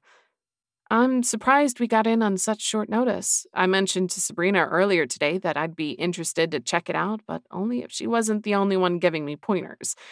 She called for a lesson before I could back out, and here we are." "You're going to love it. Golf is addictive. That's why I'm here instead of using my accounting degree." He grinned. You got lucky today. We wouldn't have had an opening normally, but with the weather suddenly turning cold, we've had some fair-weathered cancellations. I nodded, waited a beat, then said, "That's really sad about Hank's dad." Adopting an appropriately mournful expression wasn't hard. It was terrible that what had happened to the man. I'd wondered if his last moments were filled with terror. How did a demon kill? Other than to drain a person's blood, had Marcus Landon been aware of what was happening to him? Had his last moments been full of fear? I desperately hoped not. Such a shame. He was a decent guy. Came in for regular games with Hank. Treated us all really well. Jeff shook his head. It's crazy. Hank moved here for his dad. Mr. Landon got divorced a few years ago, and Marcus wanted to be close. It was a hard time for his pop, but he was coming through the other side of it all. You know? That's so sad. And that's all I had. I hadn't a clue how to move our conversation along to the topics like jealous rivalries or illicit betting or, gosh, I didn't even know what golf-related motives existed, let alone that one would result in murder. I looked at Sabrina, but she'd moved to inspect the plaques along the wall. "Was his dad a tournament player?" she asked, still reading the names on the plaques. Nah, casual golfer only. If I had to guess, he did it to spend time with his son. And there went my theories, blown away by any kind of father setting aside time in his schedule for his child. It seemed Sabrina had exhausted her investigative avenues with Jeff, because after that they chatted about her uncle's game, the weather, and a few of their mutual friends. Nothing that advanced our case. Digging up dirt that would make Marcus Landon a target for murder. Hank arrived, putting me out of my misery. Golf talk wasn't exactly scintillating, and Jeff made the introductions, as well as explained that Sabrina was an experienced golfer and we'd both be using her clubs. I knew Hank Landon was likely to be in his 20s, based on his father's age, but apparently I'd still been expecting any man who went by Hank to be an old guy. Sometimes my preconceptions like to be sneaky and then bite me in the rear. Bastian had told me during our last investigation that I should go with my gut, meaning trust my impressions of people, but also that I should keep an open mind. I'd accidentally blown the open-minded part, so I focused on my gut now. I was agreeing with Jeff. Hank was a good guy. Sandy hair, medium build, open expression with a hint of sadness, and just nice. Which made me feel all the more rotten for sneakily interrogating him while he was mourning his dad. Even worse, at his place of work, he had to keep it together, because, like so many people who lost loved ones, he simply couldn't afford to take off more time than was absolutely necessary. I comforted myself with the thought that if Hank knew all the details surrounding his father's death, magic and demons included, he'd want to help us catch the killer. Even so, Hank was getting an epic tip today. Before I could wrestle too long with my conscience, we moved on to the putting green. You're sure we're okay to focus primarily on Lina for the lesson? Hank asked. Absolutely. I'm mostly here for moral support. And to convince me that this is fun enough that I want to squeeze something else into my busy schedule. I shrugged.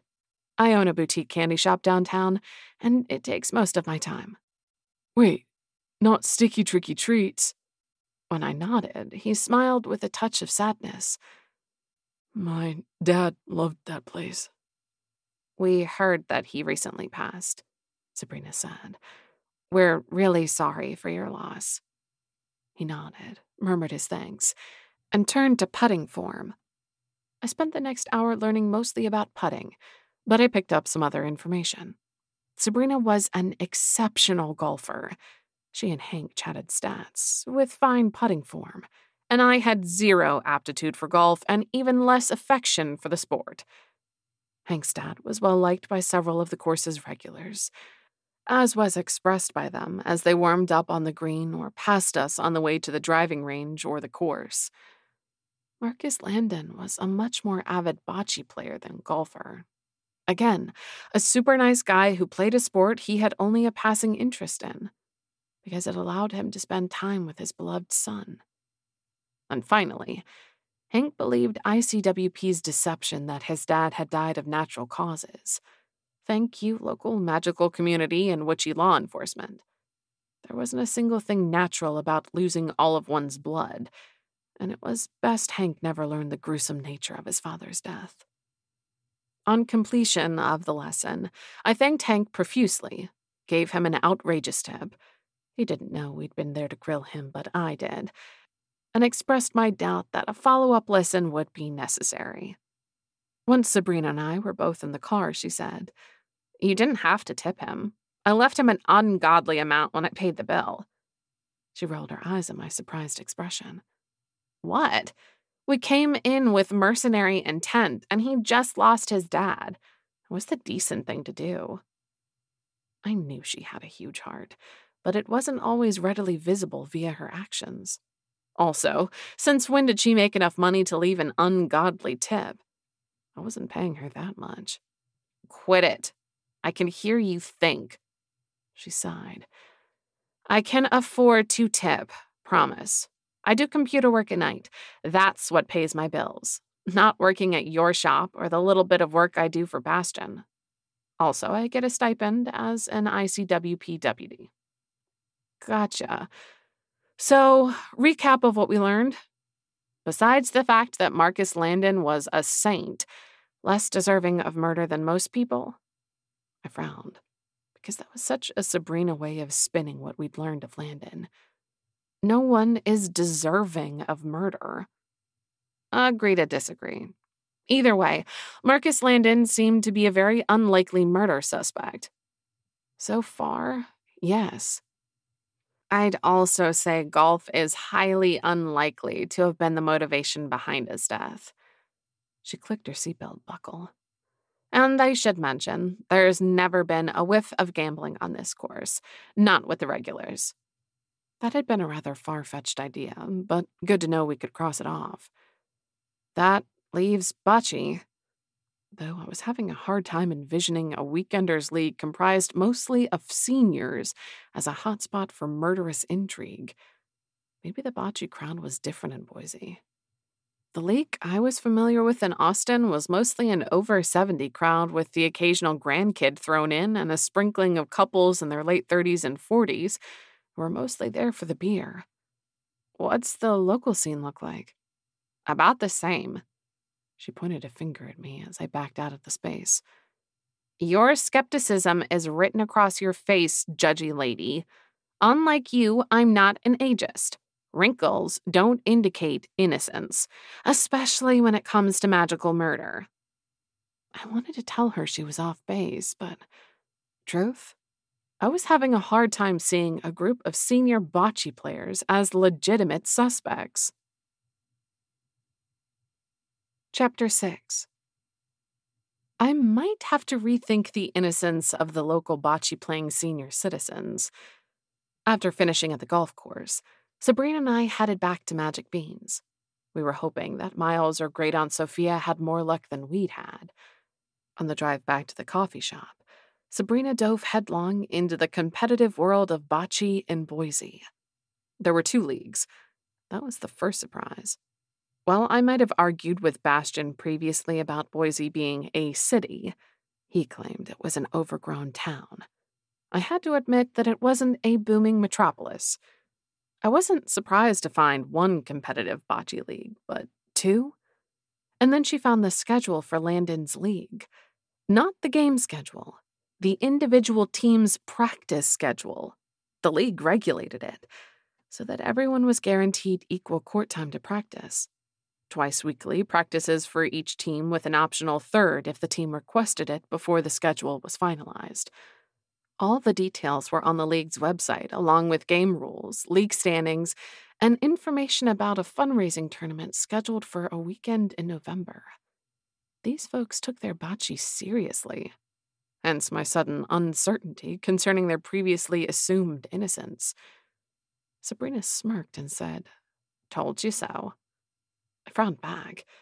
Not wanting to believe the worst of a recreational sports team does not make me an ageist.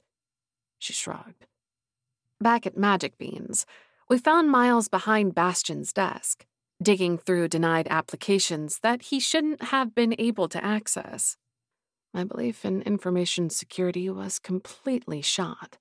First, my great-aunt hacked my desktop password, and now Miles was digging into confidential financial information. Nothing was safe. Great-aunt Sophia was still on the couch, but she'd abandoned her perusal of Landon's review when Bastion joined us in the office. He made quite the entrance. I was peering over Miles' shoulder when I heard the door open, and then Christmas and cuddles. I swear I could smell his signature scent from across the office, which was so many kinds of wrong. The man had been on an international flight earlier that day. He should smell like hand sanitizer and spilled coffee. "What are you doing here?" I asked. "Aren't you supposed to be demon hunting?" "Aren't you supposed to be with your mentor?" He countered. "Nope, not touching that. I had never agreed to that condition." He sighed. "I lost him." "You lost him?" I was confused. "I thought he was tagged, and you were just following a little dot on your phone's navigation app. You track his movements through the app, then swoop in and..." Actually, I wasn't sure what happened when Bastion found him. "Send him back," Sabrina said. "It shouldn't be too terribly difficult. If Bastion can catch him and get him close to the gate again, that is. But that requires Bastion to get off his rear and find the creature." "True." Bastion didn't look put out by Sabrina's implied insult of laziness and incompetence. Since Bastion was one of the least lazy, most competent people I knew, a successful small business owner and head of magical law enforcement for the greater Boise area, her zinger held a jot of substance. "What's going on with your tracker phone thing?" Great-aunt Sophia asked. "The idea of it was clever, wizard." "The idea may be stellar, but it seemed to intermittently function. But it's buggy. I'll get multiple conflicting readings, or the subject will disappear off the map entirely." "So how do you plan to find him if the tracker isn't working?"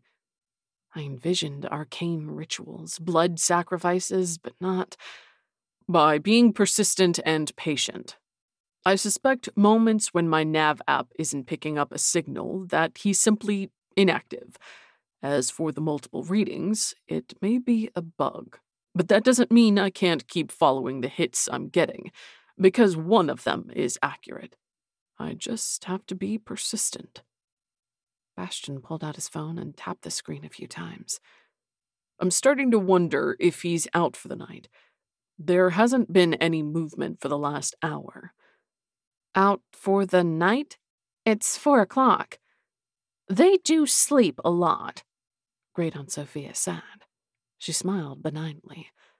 "According to all things magical and bumpy things in the night. And you trust magical and bumpy that much?" Maybe he was killing someone right now. And thank goodness I didn't voice that thought. I was taking a walk on the dark side. Probably because all that conversation with the victim's nice son about his nice dad depressed me a bit. "It's possible he returned through the gate, back to where he came from. Though I think the chances are slim." Bastion paused, then added, "I do feel confident that he'd show up if he was feeding." "If he's asleep, then we have a short reprieve. Unless," and here I went with the dark thoughts again, "you don't think there's already been another victim, do you? And we just haven't heard about it yet?" Bastion looked at me like he was weighing my words, then turned to Miles. "Can you do a search for missing persons reports for people connected in any way to Marcus Landon?"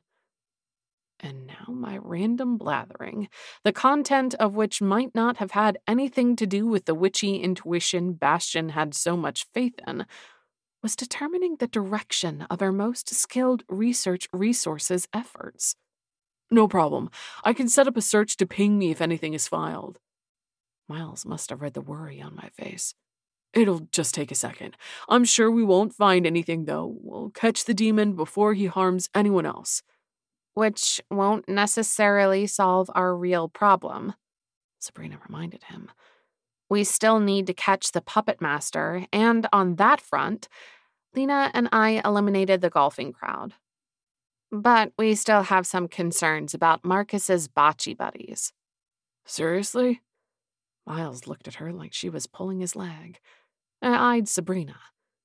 You going to call him ageist? Great Aunt Sophia looked up from the tablet she'd returned to at some point in our conversation. Who's ageist? Sabrina said. Lina. At the same time, I said, Miles. She waited for an explanation. And since she was my great aunt, it looked like that task fell to me. I didn't initially think Landon's participation in a local bocce league was a promising lead, though I'd have given it due diligence regardless. She wrinkled her nose. I don't see the issue. I agree. Bocce playing in and of itself doesn't exactly ring alarm bells. I think I see where this is going, Bastian said. His eyes were tired. Something I hadn't noticed earlier in my surprise at catching him back at Magic Beans. Demon-less and smelling of Christmas and cuddles and all things spicy good. Bocce attracts an older crowd. Oh, yes, that's true. Great Aunt Sophia nodded knowingly. My favorite senior center has its own league. Anyway, I needed to steer the conversation back on track, because Bastian wasn't the only one who was worn out. The long and short of it is that Landon's league looks like they might take their bocce fairly seriously, so we need to give them a look. Sabrina mouthed ageist, and this time it was me doing the eye-rolling. She grinned. The little stinker had been pushing my buttons. They have a team practice at 6, so I thought Lina and I could go and check it out. I called the team's secretary, who happens to be an acquaintance of my uncle's, to make sure they were still having practice, what with losing a team member. No, Bastian said. I'll take Lina. First, he was tired. It was obvious to anyone with a pair of eyes. And second, I wasn't a kid who required babysitting. Not exactly, anyway. Yes, it was true that I wasn't trained, and it was also true that my magically untrained self shouldn't be gallivanting around alone with a magical killer on the loose, but... Before you complain, Bastian said, Sophia appears to be enjoying her reading material. Great Aunt Sophia looked up from her borrowed tablet. Yes, absolutely. You couldn't drag me away. Riveting stuff. I eyed her skeptically. Not that I doubted her enjoyment of Landon's articles. It was her enthusiasm I found suspect. I sensed matchmaking shenanigans. Then again, what was wrong with that? Bastian was my very adult crush. Miles is permanently affixed to his laptop, Bastian said. Not permanently, for the duration of the case. He continued to stare at his monitor. It was a true skill. His ability to follow conversations and still work his computer research magic. Since you're offering... White. Sabrina yawned loudly. This was supposed to be my day off, and my boss will be seriously pissed if I don't make it into work tomorrow. She usually doesn't work Mondays, and also she's busy with this murder investigation right now. Cute, Sabrina. And to clarify, your boss, who is me, would completely understand if you had to skip work for ICWP duties. On the same day you'll be skipping work? She pursed her lips. What's your most profitable month? I didn't answer. She knew it was October. We were neck deep into my busiest and most lucrative time of year. She also knew that I hadn't hired another part-timer yet, so it was just the two of us. You and me at the 6 o'clock team meeting, Bastian said. I lifted my hands in surrender. Fine, but only if you promise to rest your eyes a little before practice. When he would have protested, I said, You've just come off an international flight straight into a murder investigation. And also, you don't know when your sleeping demon will wake up again. It could be in the middle of the night for all you know. She has a point, boss. Miles didn't even look up from his laptop screen. Where does the team meet? Bastian asked. I took that as tacit agreement that he'd nap and named a park that was near the downtown area. I'm on the way. Pick me up at Quarter Till. I'll text you my address. And that's how I ended up at Bastian's place at 5:30, a full 15 minutes early, knocking politely and waiting on his doorstep. Bastian hated tardiness. Not that I knew that to be true. I merely suspected. He seemed the type. Then again, maybe it was all of my great-aunt's comments about what a planner he was and how detail-oriented. His house wasn't at all what I'd expected. After what Sabrina has said about him belonging to Germany's wizard elite, I figured he'd live in posh digs downtown or a fancy house in an upscale part of town. His house was very nice, a little bigger than mine with fresh paint and sparkling windows, and the landscaping was either professionally designed and maintained or Bastian had a hidden green thumb. No plants in the office at Magic Beans, so I suspected the former. As nice as it wasn't what I'd expected. It looked comfortable, cozy. More successful coffee shop owner nice than I come from money luxurious. I knocked a second time when I realized I'd been in fascinated contemplation for more than a few seconds. Getting a peek into Bastian's background, his personal life, anything private, felt a little sneaky, but also satisfying. He wasn't an oversharer, and I wanted to know more about him. I glanced at the clock on my phone. I'd been on his porch for several minutes now, but it was still early. I looked for a doorbell to ring. Couldn't find one. Dithered a bit, then decided that pounding on the front door wasn't that rude when there wasn't a darn doorbell. After several solid whacks with my closed fist, I waited. Even if he was in the shower, he'd have heard that and at least hollered in response. But complete silence greeted my efforts. Suddenly, I wasn't so sure that everything was as it should be. I was worried enough that I reached down and tried the door. To hell with privacy and patience.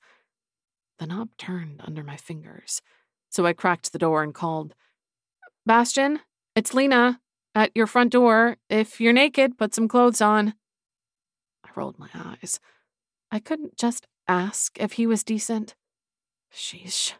All of my great-aunt's naked nonsense had invaded and taken up residence in my head. I crept inside like a sneak thief, but kept up a steady stream of conversation. It was probably a terrible idea to surprise a wizard in his home. By the time I'd made my way through the common areas of the house without any sign of Bastian, I was starting to sweat. Just what every girl wanted to learn about herself, that she was a nervous sweater in high-stress situations. But then I realized it was probably the layers. I'd broken my own rule about keeping it cool and adding a heavy coat, because we'd been planning to be outside for an hour or more. I stripped off my sweater, dumping it on his sofa before I headed into the back of his house, where the bedrooms were. Bastian, I'm about to start opening bedroom doors. Which I did. The first two were empty. One was an office and the other a home gym. And since the house was a 3-bedroom, 2-bath, I could only assume Bastian discouraged house guests, or didn't have them at all. The 3rd bedroom, the master, was large enough for the king-size bed it housed and then some. And in that large bed was a very large man with dirty blonde hair and several days of scruff. No one could sleep through the noise I'd made. No way. And there I went sweating again. This time, there was no sweater to blame. I was simply terrified. I dug out my phone from my back pocket as I rushed to his side. I called the first person I could think of as I knelt next to his still, pale form. With my fingers on his throat, hunting for a pulse, I said, "Great Aunt Sophia, I think Bastian's been attacked by the demon." Why else would he be so pale? "Where are you?" she asked. How was she so calm? I told her I was at Bastian's house, and then... His sleeve is rolled up. There are 2 puncture wounds on his arm. Lina, honey, is he still alive? Her question was punctuated by the bleat of a horn. She was outside, hopefully on her way here. Yes, I replied, because I'd felt a faint pulse. Hadn't I? Chapter 7. Sabrina arrived first. She rushed into Bastian's bedroom and came to a stuttering stop at the foot of his bed. "I'm here to help move his body." My shock must have been written across my face, because after her initial inspection of Bastian, she took one look at me and her eyes went wide. "No, not like that." She muttered something about being an idiot, then gave me a quick side hug. "He's going to be fine. We have a plan to move him so we can keep an eye on him, take care of him. Miles will be here in a minute to help." I took a breath, and it felt like my first in several minutes. It was only then that I realized I was clutching Bastian's hand as if my life, or his, depended on it. I looked at our clasped hands. I couldn't let go. He was a little grumpy, but only because he was trying to keep everyone safe. Yes, he was detail-oriented and a planner, just like my great-aunt said. But I liked those traits. And sure, he drove like a hyper-aware granny with a mirror-checking habit that bordered on obsessional. But that was just Bastian. He gave each task he tackled his all, whether it was driving or creating a community around his coffee. His coffee shop was one of my favorite places to be because he'd turned it into a welcoming, warm environment. His ICWP team were quickly becoming some of my favorite people, helped along by the fact that Bastian had chosen his team with care and created an environment where they felt free to be themselves. I was so far past adult crush. I was falling for this guy. The fact that he smelled like Christmas and cuddles to me should have been the first clue. Miles and Great Aunt Sophia entered Bastian's room less dramatically than Sabrina, but I knew they were there and still didn't let go of Bastian's hand. "He's lost a good amount of blood," Sabrina told them, "but that wouldn't keep him unconscious. I'm not sure why he's asleep." "The demon releases a narcotic with its bite," Miles replied as he gently removed my hand from Bastian's. "Thank you, magical and bumpy," which made me laugh. We were getting essential knowledge, information that could potentially mean the difference between life or death. Bastian's life or death. From a reference titled All Things Magical and Bumpy Things in the Night. Great Aunt Sophia rubbed my upper arm. "He's going to be fine, honey. You must have interrupted the demon before... Well, let's just be glad you got here when you did." "We need to move him," Miles said. "Preferably without any of the neighbors' curtains twitching. The last complication we need right now is the police knocking on our door asking after the body we removed from the house." "Why?" But that didn't matter. They'd have a good reason.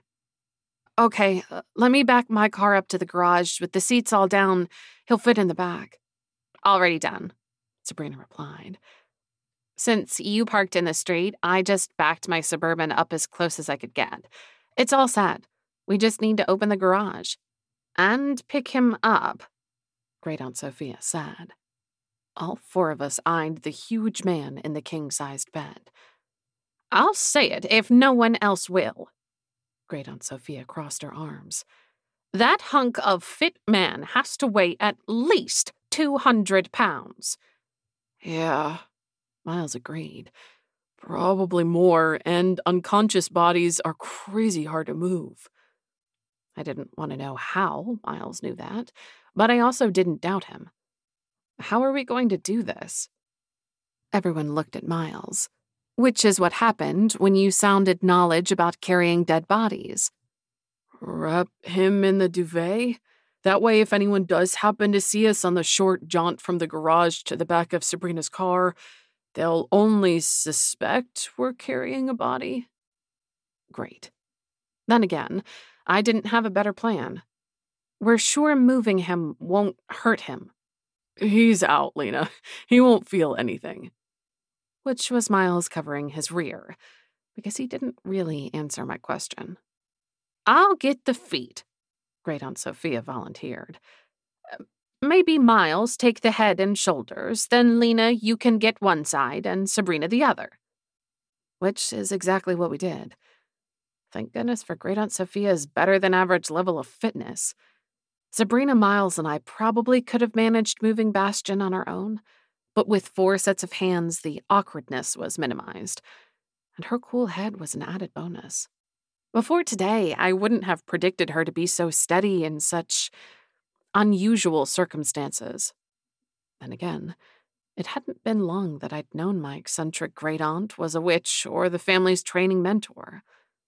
My brain needed time to adapt to the new paradigm, one in which Great Aunt Sophia wasn't the kooky old lady living all by herself in a monstrous falling-down house. What I'd seen as kooky was likely in part attributable to magic. In part. The woman did yoga naked and wanted to cavort in the backyard without clothes.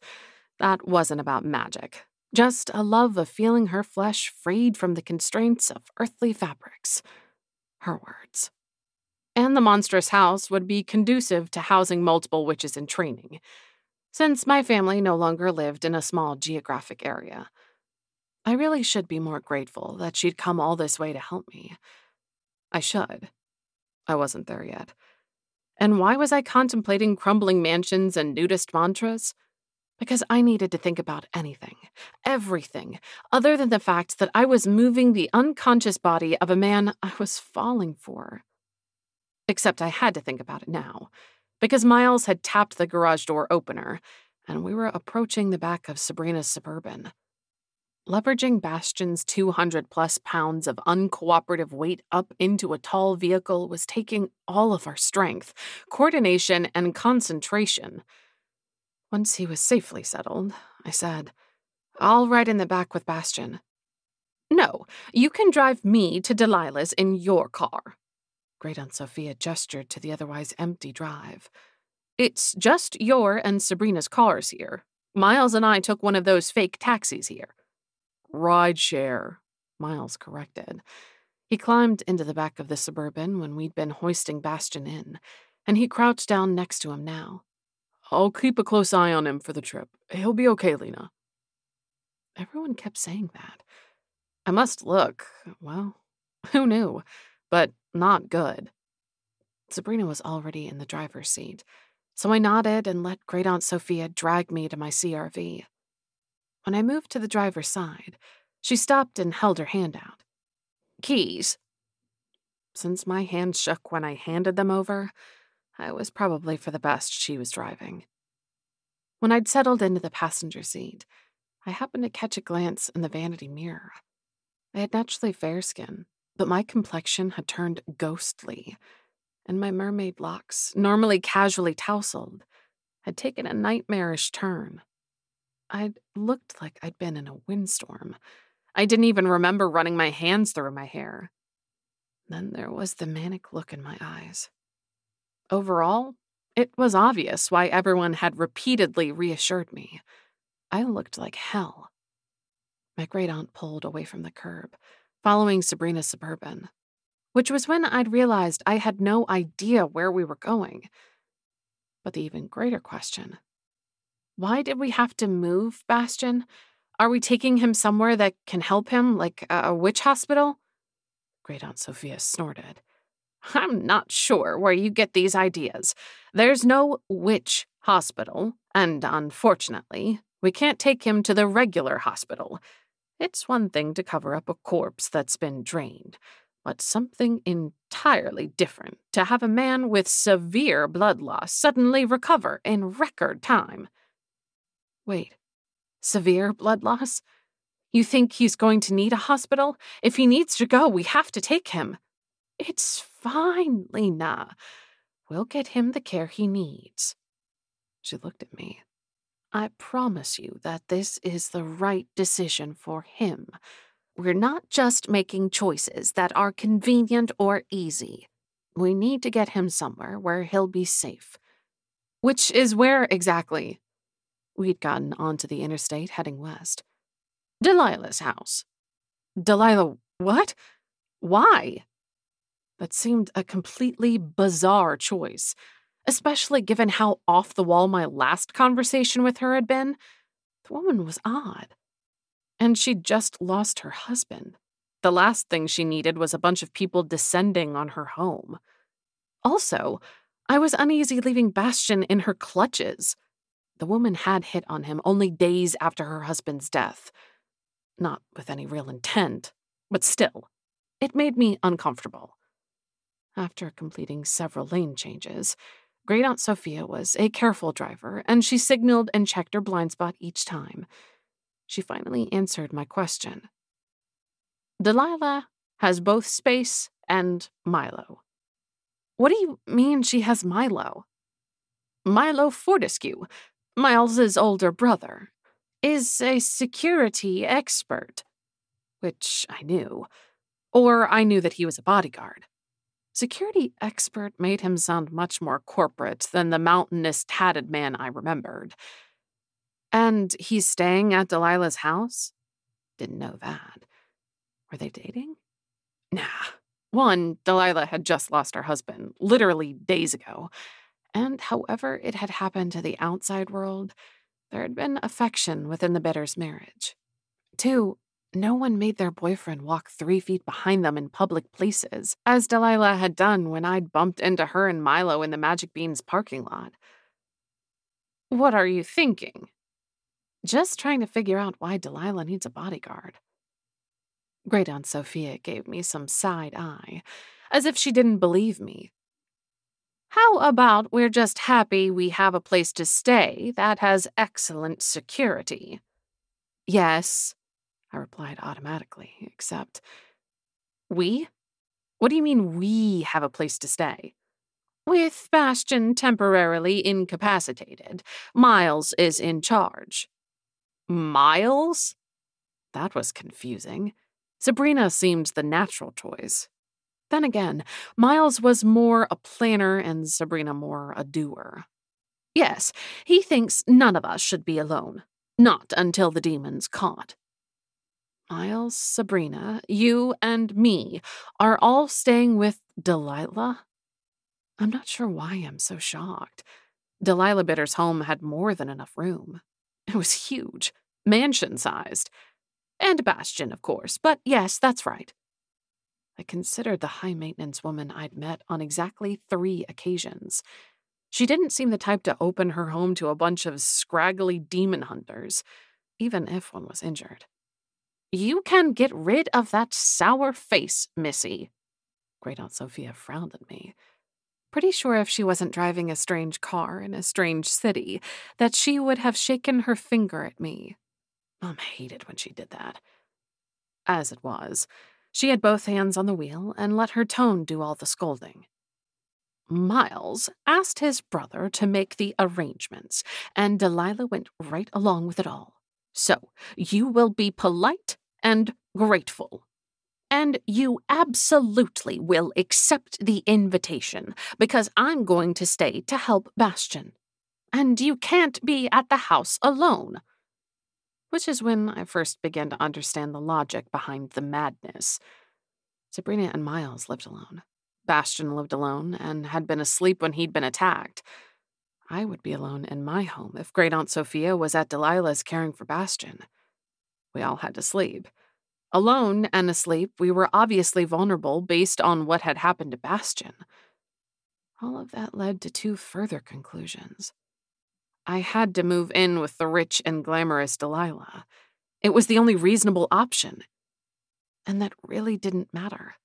Nothing did, because it was all my fault that Bastion had been attacked. "Oh, Lordy B, what's wrong now?" Great Aunt Sophia asked as I quietly suffered a guilt-laden meltdown in the passenger seat of my car. Chapter 8. "I'm afraid whatever has you in such a muddle will have to wait." Great Aunt Sophia turned into Delilah's massive drive. "We're here, and I want to see your Sunday manners." This from the same woman who wanted to dance naked in my backyard. "No, that's not it. I mean, that won't be an issue. I actually don't have a problem with Delilah. I'm surprised, but it's very accommodating of her to help us like this." "That'll do for now." She gave me a curious look, but then said, "The rest will have to wait for later." Of course, because Bastion needed help. He was our priority, and my guilt could and should wait. Everyone kept saying he'd be fine, but until I saw his color improve and his eyes open, I wouldn't be convinced. When we reached the Suburban, Miles already had the back open. Milo and he were discussing how to get Bastion into the house. But then, problem solved, Milo just picked him up in a fireman's carry and headed for the front door. No worries about neighbors here. The drive was too long, the property too large, and the landscaping too extensive for passers-by or nosy neighbors to get a look. Delilah stood at the door waiting and welcomed us inside when we approached. After hasty thanks were given for her help, Sabrina, Miles, my great-aunt, and I all followed Milo and Bastion up the wide, curving stairs. Delilah trailed behind. Milo planted Bastion on a bed in the first room at the top of the stairs, a room that had an IV stand and a medical cooler. And that's when things got weird. Delilah slapped on some gloves and pulled out a bag of blood. "Wait, whoa, are you going to, should you be doing that?" I looked around, but no one seemed to be worried. "It's fine," Delilah said as she went through the process of hanging the bag, swabbing Bastion's arm. And the rest I couldn't watch. Blood made me squeamish, and the last thing anyone needed was another unconscious person to deal with. Looking away, I said, "Please tell me you're qualified to do that?" "Yes, Lina. I'm licensed as a doctor, though I no longer practice full-time." Well, that was surprising. But I had questions. So many questions like, do I want to know where that blood came from? "It's safe," Milo replied. That didn't answer my question, which made me even more suspicious. "Hey," Miles ducked down to catch my eye. I was staring with quite a bit of determination at the ground. I really didn't handle the sight of needles piercing flesh well. When I lifted my head, he said, "I trust Milo, and you trust me, right?" "Yeah." Miles wouldn't let anything bad happen to his boss if he could prevent it. "All done." Delilah's statement was followed by the sound of her gloves being removed, so I decided it was safe to turn around. Bastion looked peaceful. Mostly. His face was relaxed except for a small wrinkle between his eyes. I avoided looking at the cannula in his arm, catching it only in my peripheral vision. Should he still be asleep? I directed the question at Delilah, but she looked at Miles when she replied. "I'm not that familiar with demon bites. I was told to treat the blood loss. Miles?" "I've been reading on my phone," Great Aunt Sophia interjected. She was sitting in an armchair in the corner. "Did you read the entire chapter, Miles?" And there we went, relying on magical and bumpy again. "Scanned it. What did you find?" "I think he'll wake up on his own in a few hours." She tipped her screen in Miles's direction, and he closed the few feet between and bent his head to read what she'd indicated. "He's going to be fine," Delilah said. She was near my elbow, much closer than I realized. That's how out of it I was. Delilah was sneaking up on me. Oh, and I'd grabbed Bastion's hand once again without even realizing it. I glanced down at our clasped fingers and said, "We're just friends." "Whatever you are, you're concerned. I'm telling you that, medically speaking, he's in good shape. We're replacing the blood, and we'll administer fluids later. He's stable, not worsening. Now we wait for whatever knocked him out to clear his system." She cocked her hip and gave me a proper stare down. "I'm good at my job. I didn't quit practicing full-time for lack of skill."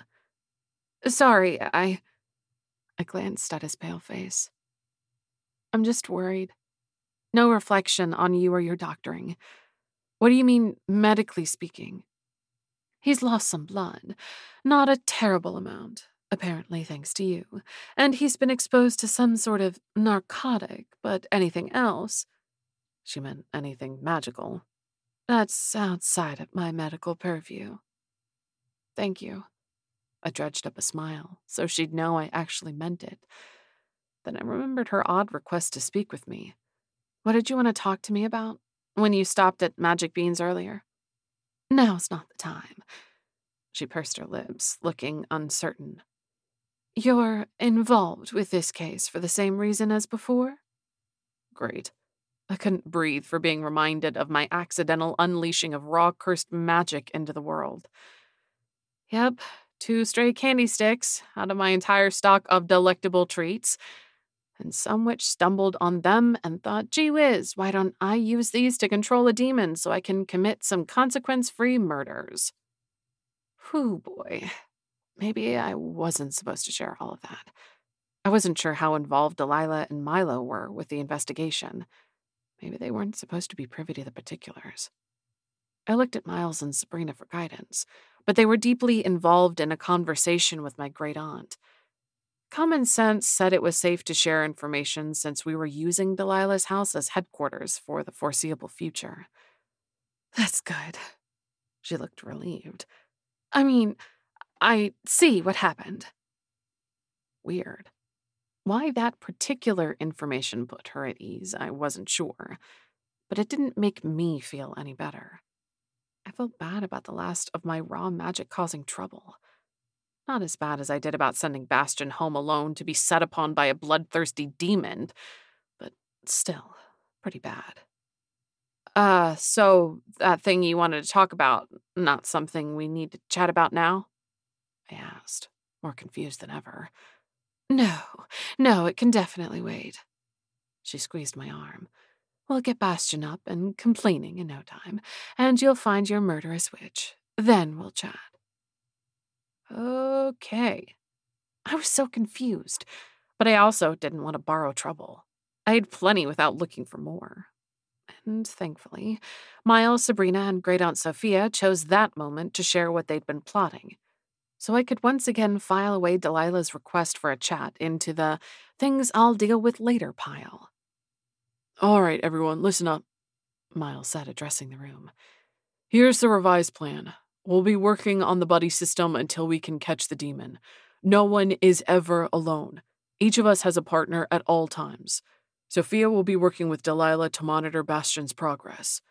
"And to try and wake him up a little sooner," Great Aunt Sophia added. "We'd like to get him conscious before the demon's venom wears off naturally, since we can't predict how long that will take." Milo, who until now had blended surprisingly well into the background for such a large guy, said, "I'm with Delilah." "Right," as if there was any doubt about that. Sabrina looked down at my hand, still clutching Bastion's, and said, "Miles needs to stay here so he can continue his research. Lina, you and I are responsible for all the field work." I slipped my hand free of Bastion's. He was fine. Everyone kept saying it. Shoot, a doctor had come as close to promising as doctors came, and they were, as a group, notoriously cautious in their predictions. "Right. What do we need to do?" "I defer to our research team," she said, looking at Miles and Great Aunt Sophia.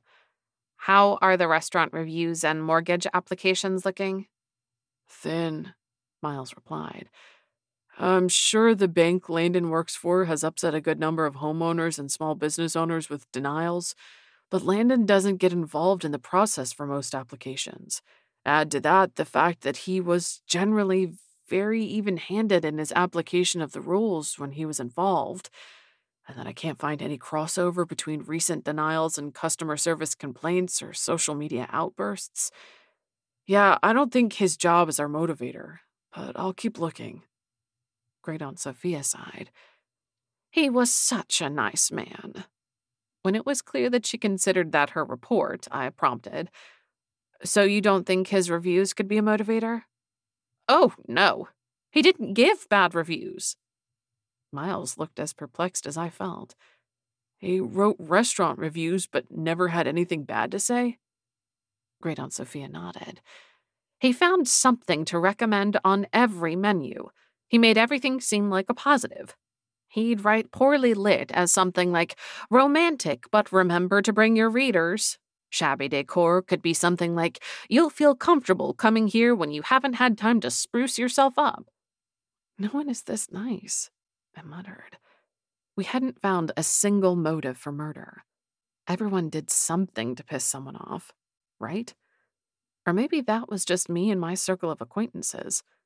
Well, Great Aunt Sophia said, he was paid for these reviews, not by the restaurants, but by the community website where they were posted. Maybe he felt like he couldn't drive away future advertisers. Or maybe he was really that nice, Sabrina said with a hint of disbelief in her voice. At least we both agreed on that point. People who were that nice were an anomaly.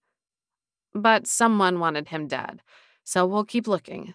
We've missed the practice for Landon's bocce team, but another team was scheduled after his. We can probably catch the end of it if we hustle. She looked at me for confirmation. Right, yes, because she couldn't go unless I went. Turning to my great aunt, I said as casually as I could, "You'll let us know if there's a change with Bastian?" "Of course, hon, but he's going to be just fine." She wrapped me in a hug and squeezed me tight. Then she whispered in my ear, "I approve." She approved? Of what? My taste? There was no burgeoning relationship for her to approve of. There was just my attraction and growing affection for an unconscious man. Her approval was premature, at best, so I pretended as if she hadn't said anything at all because I had no appropriate response. Sabrina and I headed to her Suburban, agreeing on the way that we'd stop by both our houses to pick up necessities on the way home. But first, we had to scope out Landon's bocce competitors. Realistically, wouldn't they be more likely to wish him harm than his own teammates? If there was a vicious competitive streak in the bocce league, then maybe we'd stumbled on our motive. Maybe Landon was the king of Boise bocce, and he was keeping some ambitious soul from achieving his bocce dreams. Yes, I recognized the unlikelihood of this particular avenue bearing murderous fruit. But the true ridiculousness of my hypothesis wasn't clear until we arrived at the park where the practice was held. The sun was setting, but the park had excellent lighting, enough for us to see a group of people sitting and standing around a picnic table with food laid out. It looked like a social gathering and not just of the team scheduled for practice. There were easily 15 or more attendees. A bocce team only required 4 players, though many of the league's teams had a few alternatives as well. I knew because I'd looked up the teams on the way to the park. But no single team had this many alternates. We had to be crashing a gathering of several of the teams. Sabrina and I had ridden in silence, each of us consumed by our own thoughts. And I'd realized suddenly that we had no story. As she parked, I said, "What are we telling them about showing up?" "We're interested in learning more about the game and saw they had a practice this evening." That's what I told Rex on the phone earlier. Remember, I called the team's secretary to make sure they were still meeting? Easy. Uncomplicated. The best lies were some version of the truth. Or, failing that, an uncomplicated story. As a highly intuitive person who could usually spot a lie at 10 paces, I knew what worked and what didn't. We had a plan, and our tasks would be simple enough. mingle and chat with guests, probe for any rivalries or other motivations.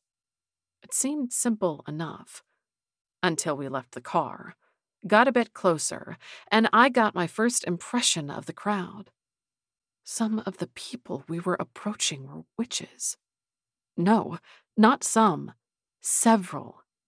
I got a feeling, not so strong as a zing, yet still electric, that told me witches were gathered.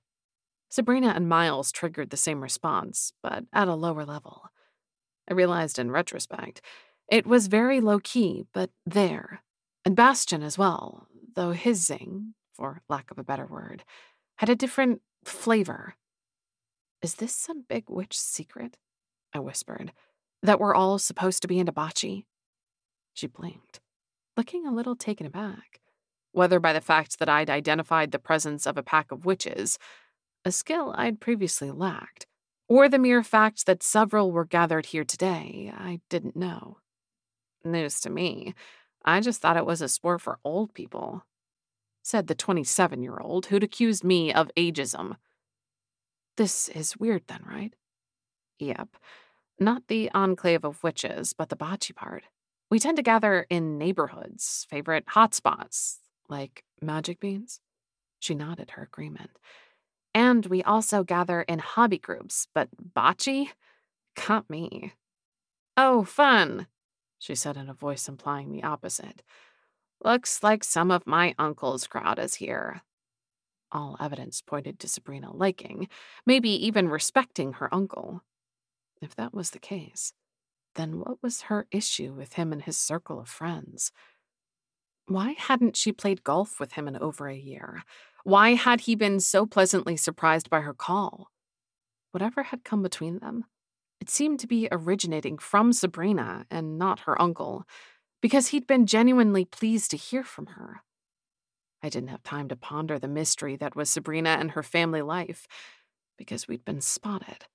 And no way was our simple, we're just interested in playing some bocce cover story gonna fly, because we were getting the eye from several of the witches present. Boise was a little on the small side. Yes, Bastion wasn't completely wrong about that. But the magic community within Boise was even smaller. And from the looks we were getting, gossip had been flying in our small community. The witch world knew that the ICWP was in the midst of a murder investigation. Chapter 9. Sabrina muttered some rather unsavory words as a tall, thin, fashionably outdoorsy woman in her 50s approached. But then she pasted a smile to her face, which in itself was odd. Sabrina saved her smiles for customers, and even then only the nice ones. Hi, Charlene. How are you doing? And now she was politely greeting and making small talk? A quick glance confirmed that she showed no other signs of possession by a spirit or invasion of her body by the aliens. The woman's face pinched with disapproval as she replied with a head nod. Sabrina. I thought it was Sabrina's choice of address. In the South, even Texas, which is more South-ish than Southern, some of the older generation preferred to be addressed more formally. Bad guess, because Charlene's gaze swept up and down Sabrina's form, making the source of her disapproval very clear. The words that followed were just icing. Wouldn't your uncle be so surprised by your new look? Charlene wasn't exactly rocking high fashion herself, so I found her comment especially rude. Since when was expensive outdoor wear a springboard for fashion criticism? We were in a park on a cool October day, not headed to church. I waited for a zinger, but it turned out that Sabrina had been possessed by the spirit of good manners. Maybe this was why she'd so dreaded speaking to her uncle's acquaintances. She felt compelled to behave politely. Allow me to introduce my friend, Lina Dorchester. Sabrina flashed me a covert smile, assuring me that she wasn't nearly as annoyed by Charlene's fashion snub as I'd been. Lina newly joined our special little club. Charlene's eyes narrowed at Sabrina's reference to witches, but she could hardly complain. We were in mixed magical and non-magical company. Hi, Charlene. It's lovely to meet new people in the community. I couldn't quite make myself say it was a pleasure to meet her. My lack of sincerity would have announced itself baldly, a tidbit I'd learned from Bastion. I was a witch whose sincerity gave heft to my words. People trusted me, believed me, because I meant what I said, even if what I said was sometimes a lie of omission. She didn't seem to pick up on my wordplay, because she smiled, a much friendlier response than she'd thus far offered Sabrina. Are you related to the Vermont Dorchesters? When I shook my head, her smile slipped. The Connecticut branch? At my negative, her smile fell further. Well then, the Texas branch. Her faux pleasure had dissipated entirely. Surprised that my family was on anyone's radar, I agreed. It didn't hurt my feelings that this woman, who was clearly a snob, was unimpressed by my roots. Charlene enjoys genealogy, Sabrina explained. Her lips were twitching with suppressed humor. At least she found the woman's behavior entertaining and not blatantly rude. You make it sound like a hobby. It's my vocation. Gesturing to the gathered group, Charlene said. Let me introduce you, but do be discreet with your inquiries. We are in mixed company. The Bocce League accepts all sorts. The founder of the league is not one of us. We're interested in learning more about the sport. Lina and I thought we'd check out a practice and see what it was all about. Understanding that Sabrina was supplying our cover story, Charlene gave us a wry look. You're too late to observe practice. Not a problem. I'll just mention you got the time wrong if anyone asks. She made it sound as if she was doing us a favor. Some people were your people and others weren't. Charlene was not my people. Then we were in the midst. The introductions rolled one after the other. We met a tiny elderly woman who couldn't have been more excited for us to show up, late or not. Lindy Smith-Werther was the founder of the league, along with her now-deceased husband and president of the Bocce in the City of Trees Board. She sat in the chair and didn't rise when we approached, though she clearly wanted to. But her seated position didn't inhibit her enthusiasm a jot. She talked with her hands and smiled warmly as she told us about the league. I liked her instantly. Too bad we weren't actually considering joining. I almost wanted to. Just to make Lindy happy. Lindy was one of the several non-magical people that we met, all of whom seemed nice. They were friendly, welcoming, and happy to see us.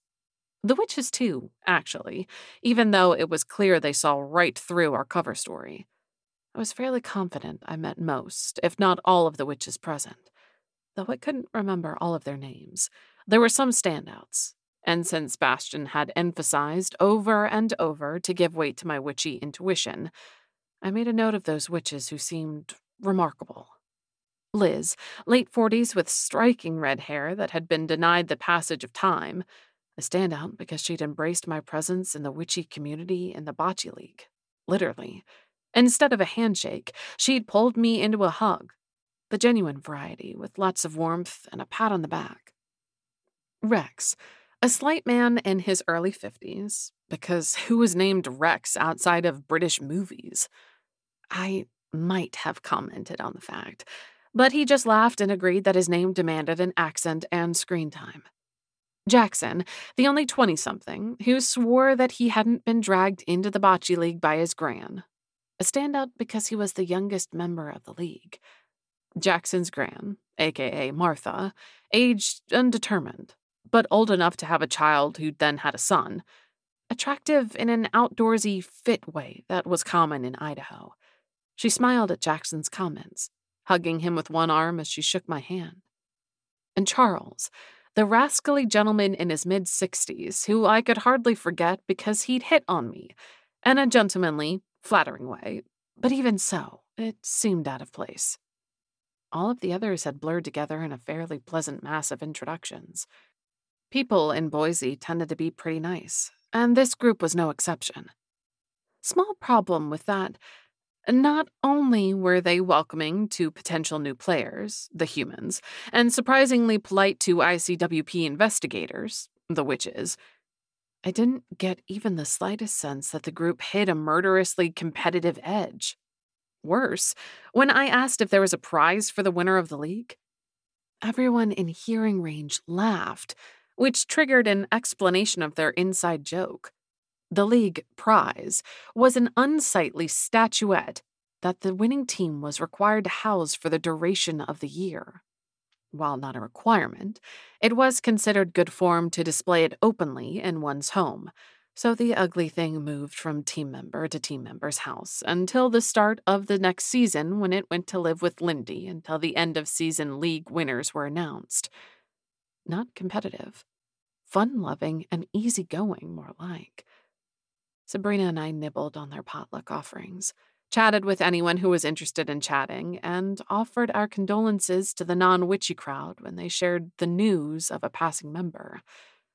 Turned out, the spread was a part of a memorial gathering. The non-competitive bocce folk frequently shared their practice times, it seemed, and they also frequently had social gatherings after their practices. But this one had been arranged with Landon in mind, so that the turnout had been especially good. As everything was packed up, Linda sat nearby watching and waving until all of a few stragglers were left, including Charlene. She offered to linger, so we, as her acquaintances, would have a reason to stay late. Surprisingly helpful for such a sour woman. Charlene tucked away an empty Tupperware container in her oversized bag as the other two remaining members, Jackson and Martha, helped Lindy out of her seat. Jackson had retrieved a walker from a large BMW that Lindy used, with Martha on one side and Jackson on the other, to walk to the parking lot. The white-haired founder turned and gave us a final cheery wave before the threesome departed, all in a large Beamer. "She's not well." Charlene appeared at her side, car keys in her hand, her gaze on the departing car. "Poor dear doesn't have much longer." "What?" Lindy of the welcoming smiles and the cheerful disposition was dying? No! I realized that I sounded more scandalized, when in fact I was just surprised. And upset. Probably more than I should be, considering the woman was a complete stranger. "Yes, unfortunately." Charlene puckered her lips, but this time she didn't look sour, just sad. "She knew she didn't have long, but she found out that she has less time than expected. She's not just the founder. She's the linchpin of our little community. I doubt she'll make more than another social or two." Sabrina scowled at the news. With obvious effort, she cleared her expression. "On that note, we need to head out. Thank you for your help, Charlene." She shrugged as if it hadn't been a bother. Then her expression turned anxious. "Maybe mention to your uncle how helpful I was?" And then she left, beelining for the parking lot and her sporty little Mercedes. "Did she go from judging your clothes inadequate to helping our investigation to asking you to put in a good word with your uncle?" Sabrina shook her head as she started toward the Suburban. "Yeah, welcome to my life. Uncle Travis is a hot commodity in certain circles." She rolled. "Basically, his circle." She didn't casually mention her family. The only person I knew for sure was in her life was her uncle, but their contact had been scarce recently, based on the phone conversation I'd witnessed. Since I doubted that she'd be a golfing enthusiast, or more accurately, a competent golfer, without his influence, I could guess he was important in her life, or at least someone she wanted to please.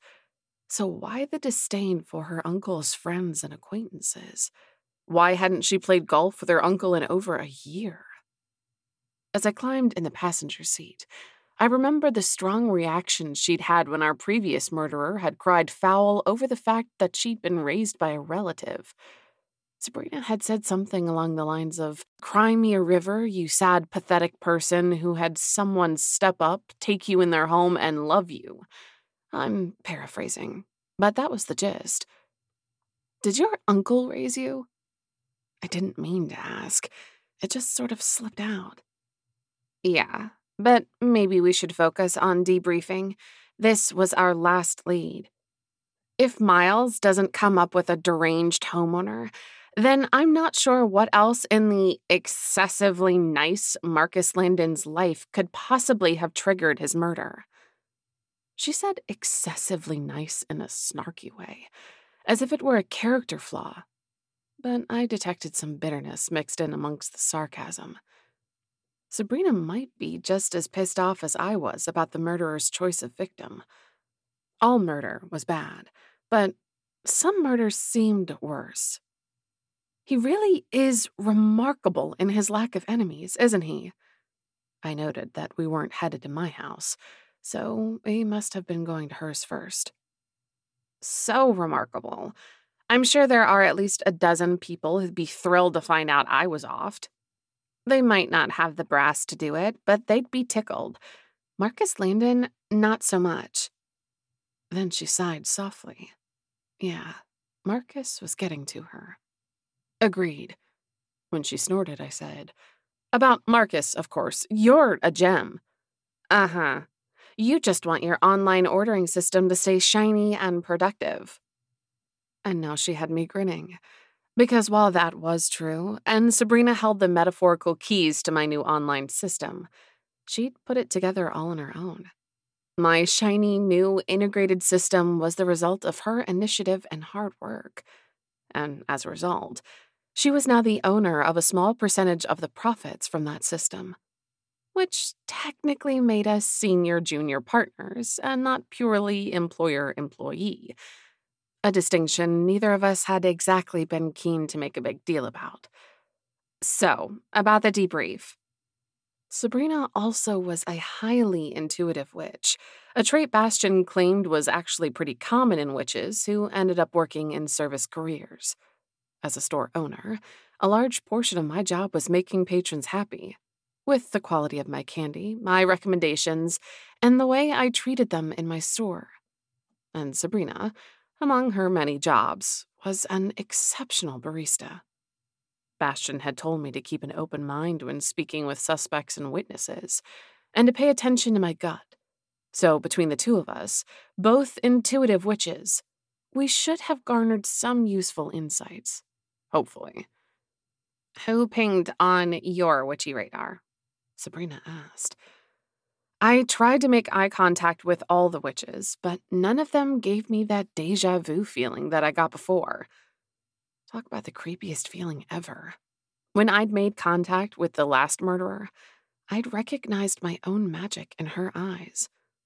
Not necessarily a deal killer. Any savvy witch with some experience will know how to mask that. Savvy and experienced, our last murderer had not been. Well then, omitting the seeing my magic in someone else's eyes aspect, I'm not really sure if anyone pinged, insofar as being a suspect. There were so many people. I just tried to make a note of anyone who stood out. I got Liz, Rex, Jackson, Martha, and Charles. Oh, and Lindy. With a curious glance, she said, "Lindy's not a witch." Yeah, but I wasn't sure what my butt was. My witchy intuitive organ, gut or otherwise, hit on Lindy. That's all right. No explanation necessary. My list is only witches, but similar. All of yours except for Charles, and with the addition of Leslie. Charles probably stood out because he was hitting on me. I thought it was a little odd. That's Charles. Inappropriate and odd.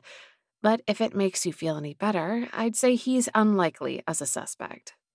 And not just because he and my uncle are good friends. She cast a quick glance in my direction, along with a grin. I wished he'd have fallen into his arms and proclaimed undying love at first sight. 1, that would never happen. And 2, why? He's such a flirt. I'm just waiting for some young woman to take him up on his offer. I think you'd run the opposite direction. That's just a game to him. And also a way to connect to the younger generation that he doesn't really understand. I decided then that I had to meet Sabrina's uncle. He was a golf nut considered worthy of pursuit by a snobbish woman, but he played regularly at a public course, and his friends included a charming rascal with an addiction to innocent flirtation. You mentioned Leslie? I tried to recall Leslie, but was drawing a blank. Oh, yeah, I just don't really like her. It's probably nothing if she didn't stand out to you. She pulled into the driveway of the sprawling ranch house on what looked like a half-acre or so lot. So I need to drop the dogs off at a friend's house? Okay. Since Delilah didn't seem the sort to have a lot of tolerance for the furry four-legged types, that made sense. All three of them. I'd forgotten she had 3 dogs, but... Right, that's fine. Uh-huh. That was all she said. 5 minutes later, the back of the Suburban was filled with wiggling, spotted dogs.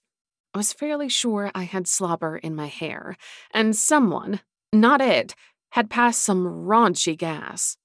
I cracked the window about half a second before Sabrina muttered, "Thanks, Winston." She flashed a sheepish look in my direction. Sorry about that. He's kind of old, and recently his digestion has gotten, delicate, I guess you could say. At which point I cracked up, because when you couldn't laugh at farts, life was pretty low. When you said 3 dogs, I didn't envision this. I indicated the massive activity in the back of the Suburban. Maybe the car should have been a clue. I could fit them in something smaller, but if I go on longer trips, I need 2 crates. Otherwise, they get bored and then they get rambunctious. I looked over my shoulder at the wrestling dogs, wondering what the heck rambunctious looked like if this wasn't it. Actually, to be fair, only 2 were wrestling. One had curled up on Bastion's duvet, left over from his earlier transport. I wasn't sure I wanted to be there when Sabrina returned his duvet covered in dog hair and slobber and smelling of Winston's farts. He kept his house tidy. Very tidy. And his car was equally pristine. He had some high standards when it came to his personal possessions. German fastidiousness?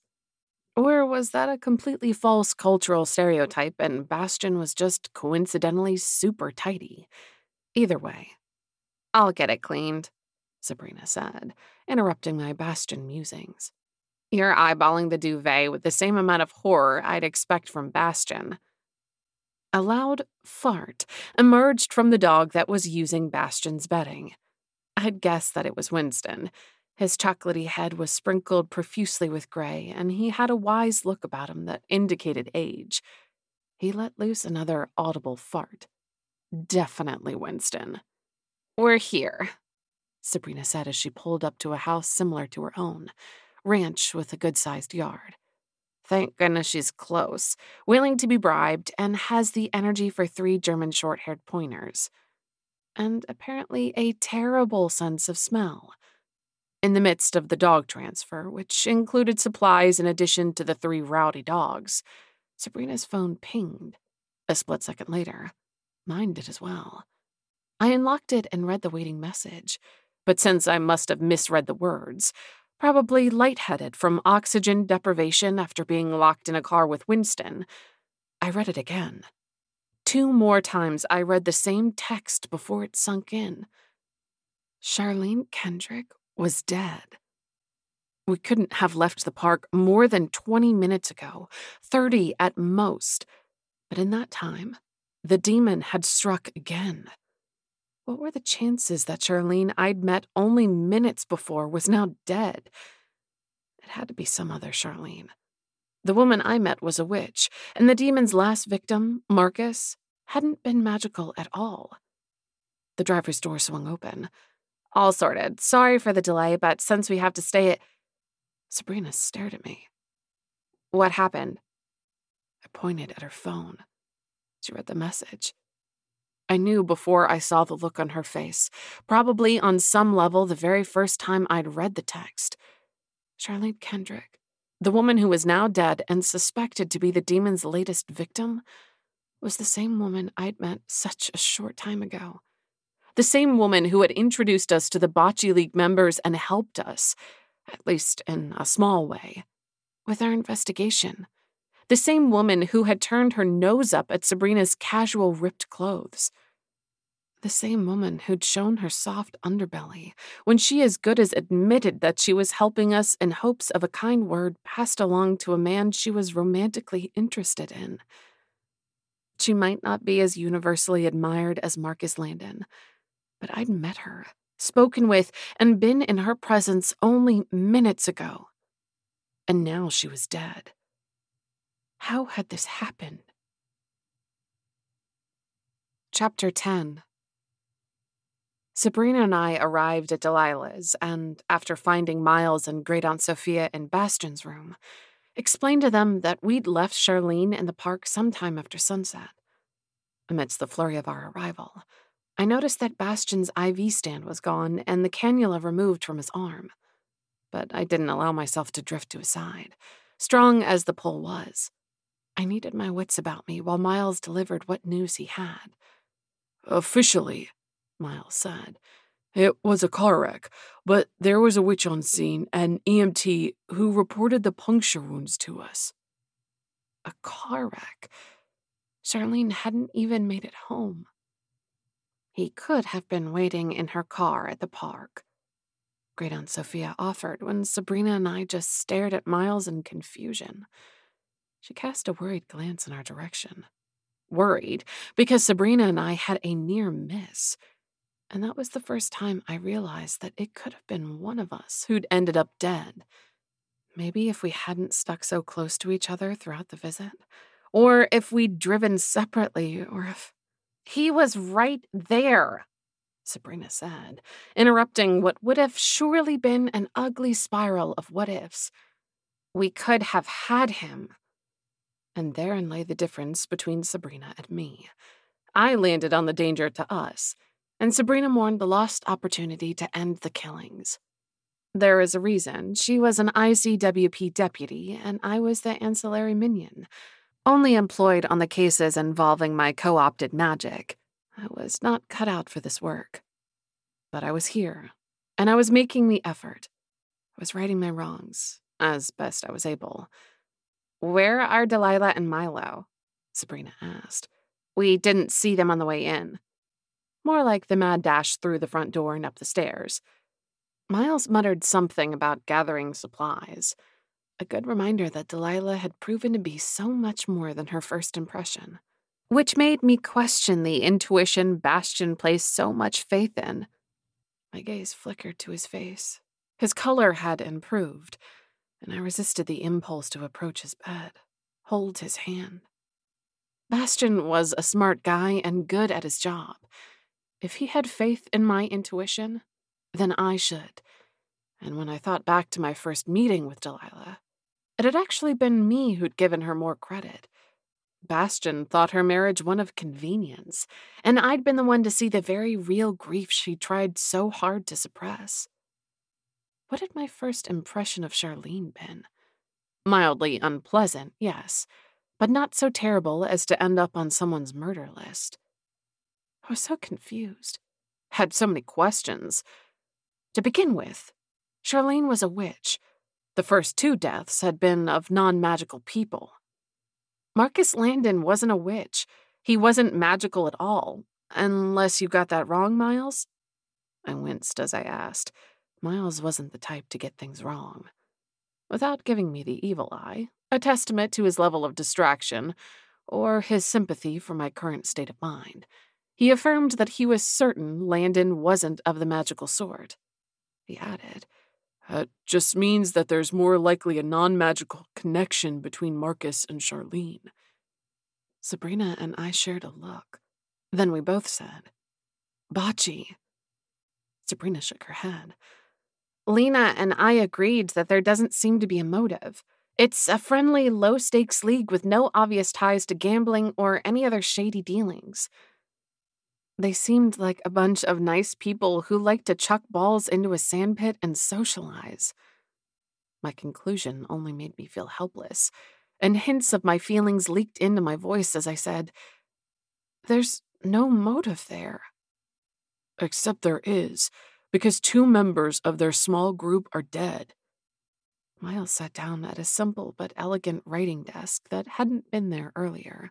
He'd arranged his laptop and an unfamiliar-looking printer on the minimal space provided. Delilah and Milo had been busy. They'd even brought in a coffee table where Miles's piles of paper were beginning to accumulate. As Miles typed, I assumed looking for a closer tie between the 2 victims. Sabrina grilled Aunt Sophia about Bastion's progress, while I hovered over his still form and finally succumbed to the need to hold his hand. I clung and hoped for some sign that he was waking up. Aunt Sophia was trying to explain the method behind her madness. I'm trying to find just the right kind of jolt. A caffeine jolt rather than a methamphetamine jolt. When Miles jumped out of his chair. I've got it! I shot my great-aunt a look that I hope said, we'll be revisiting that meth comment, before turning my attention to Miles. At least I've got part of it. Miles tipped his head. Probably. 2. Well, more than 1. Isn't exactly a pattern, but there's a definite connection. Miles? Sabrina crossed her arms. Spill, or I will give in to the urge to smack the back of your head like that guy in that show you like so much. He stabbed a finger in Sabrina's general direction.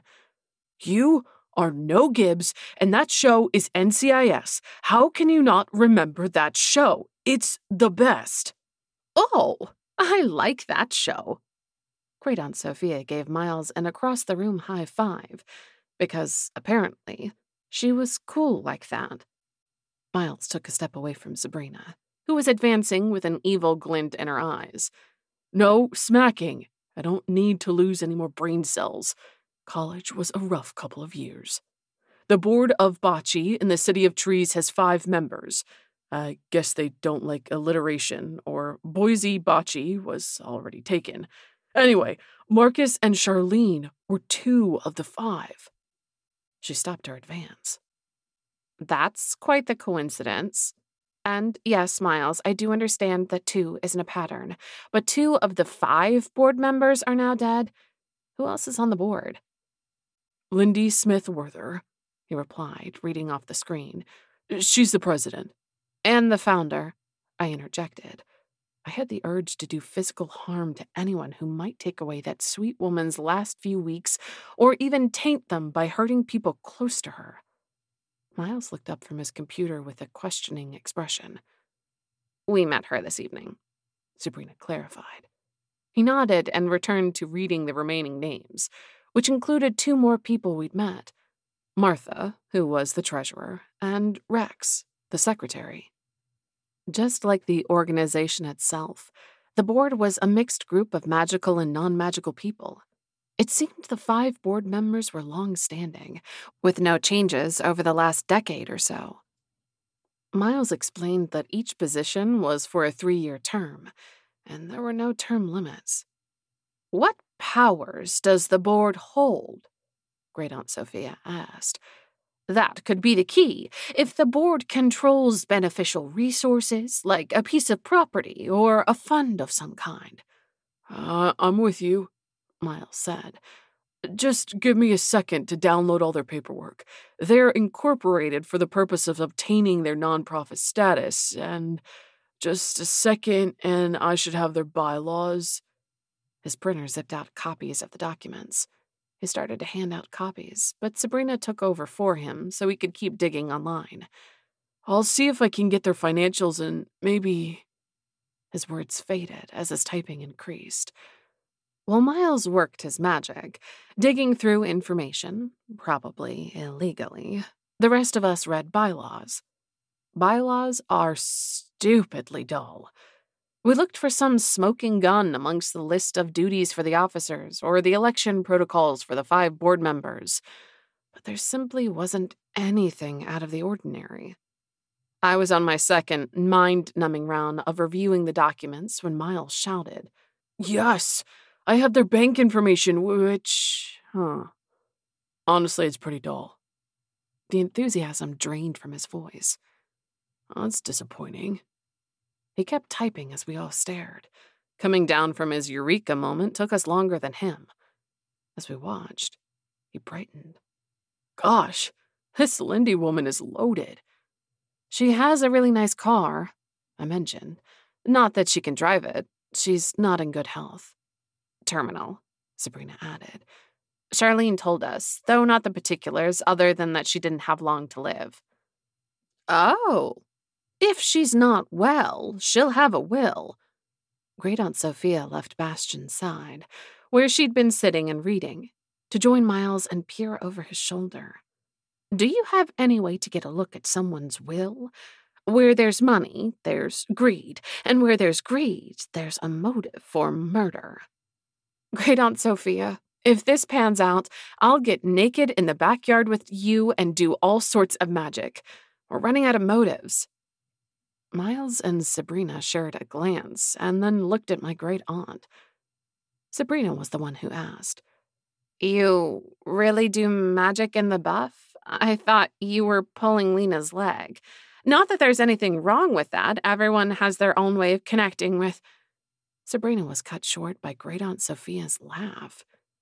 I was going to tell them about the naked yoga, a missing fact that made my great aunt's threat of outdoor nudity somewhat more believable. Context was everything. But I didn't get the chance. Of course not. That would disturb the neighbors. They're a bunch of nosy Nellies in her neighborhood.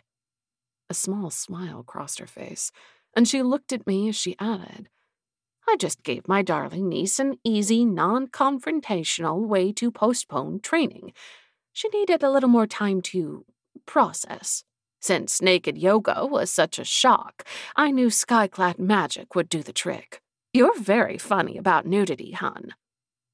I ignored the part about me having a nudity hang-up.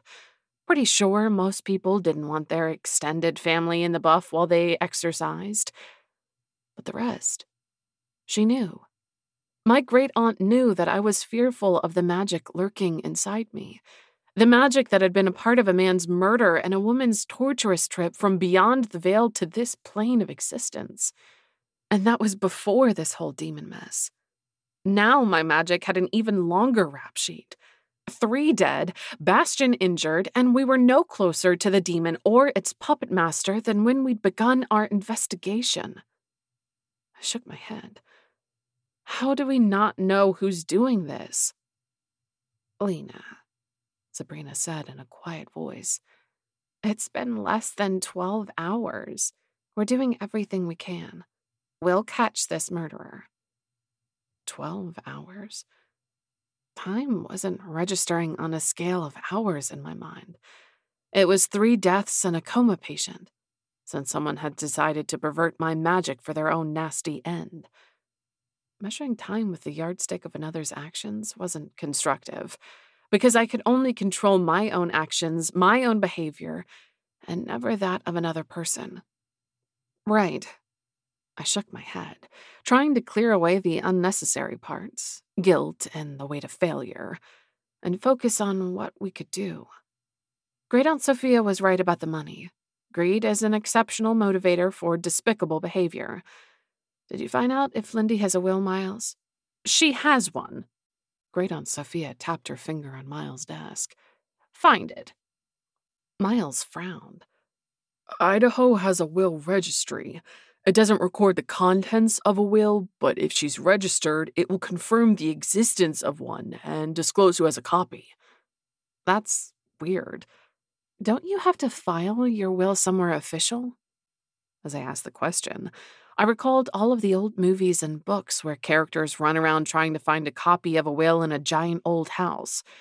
And I suspected there was no official place. Sabrina shook her head.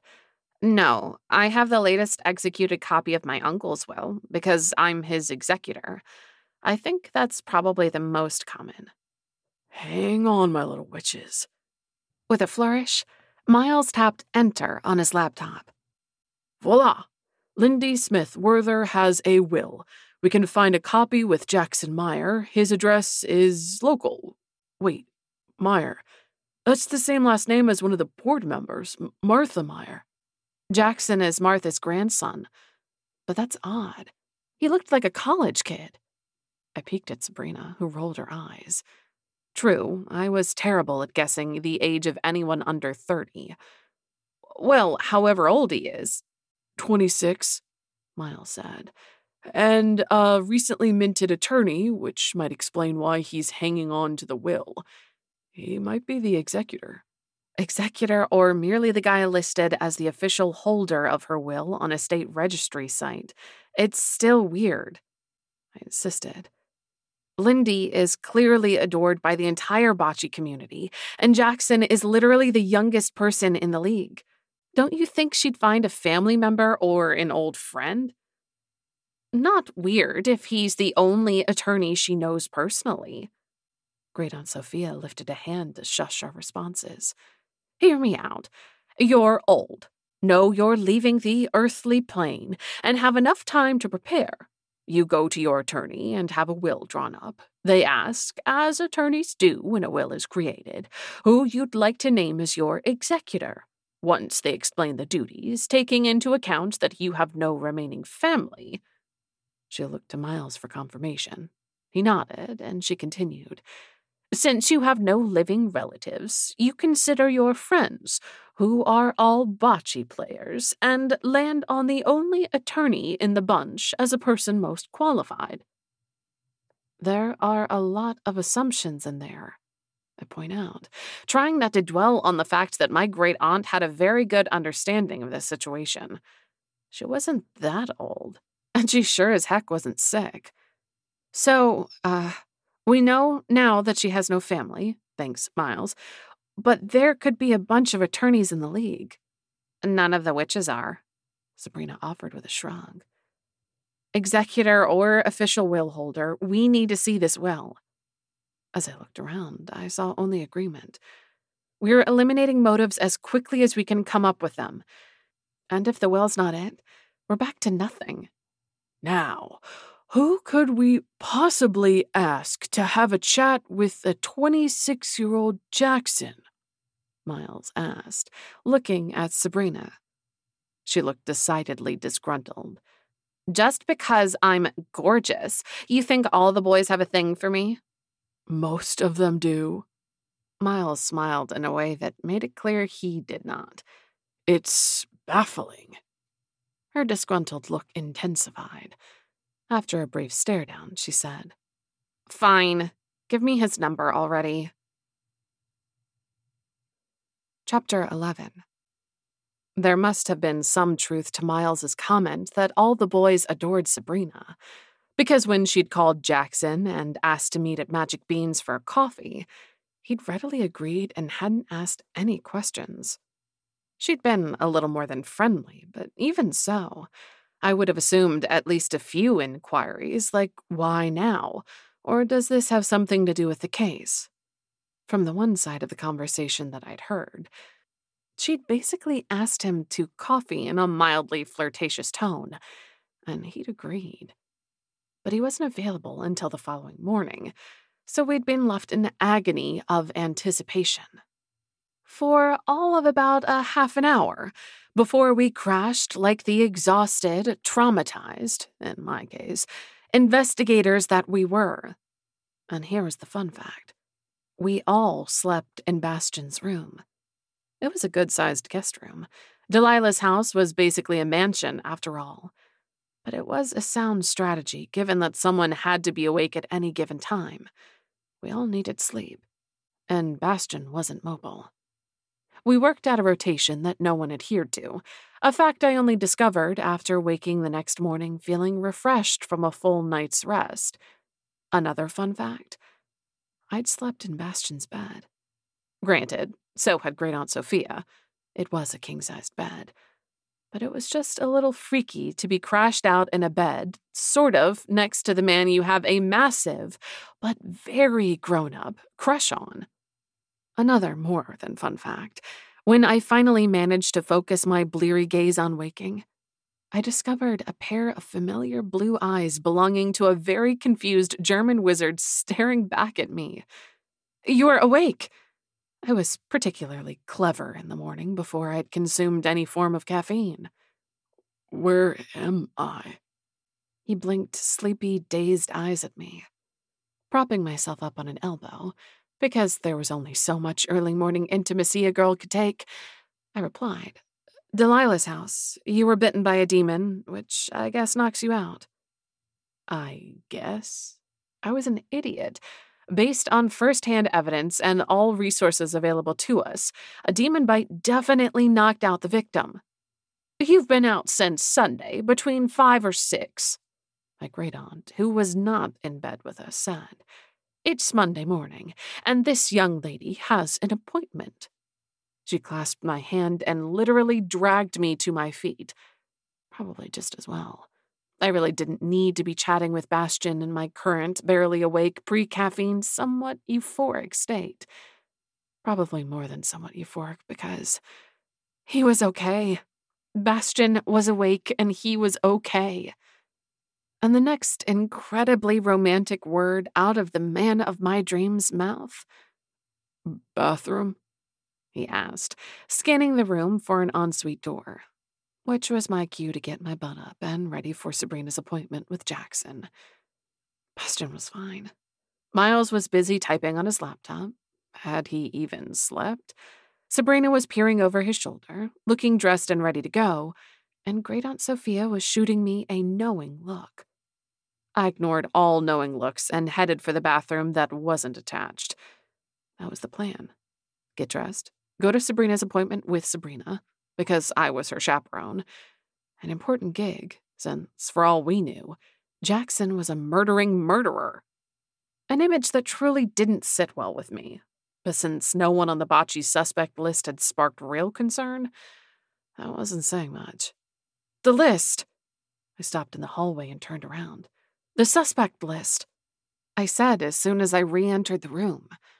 Yep, we've got it under control, Miles said with a manic look in his eye that I recognized. Someone had been mainlining sugar and caffeine.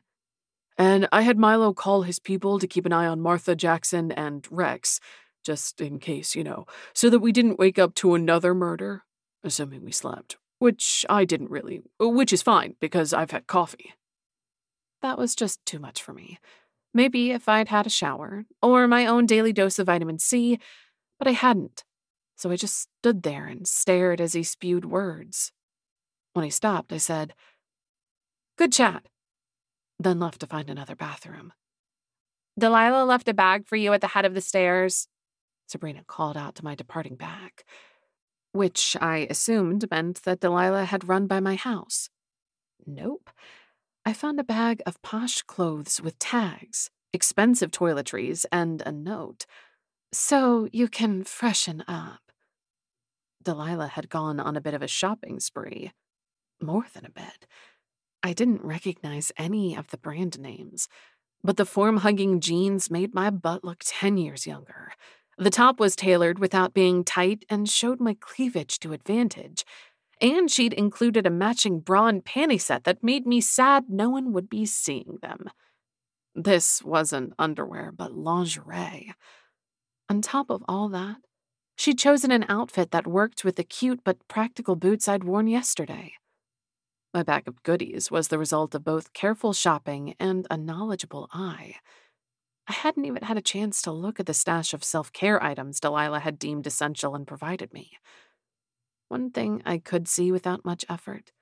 There was more here than I'd have packed for myself. All of this was provided without request and on short notice. Lord love rich people with kind hearts and an eye for fashion.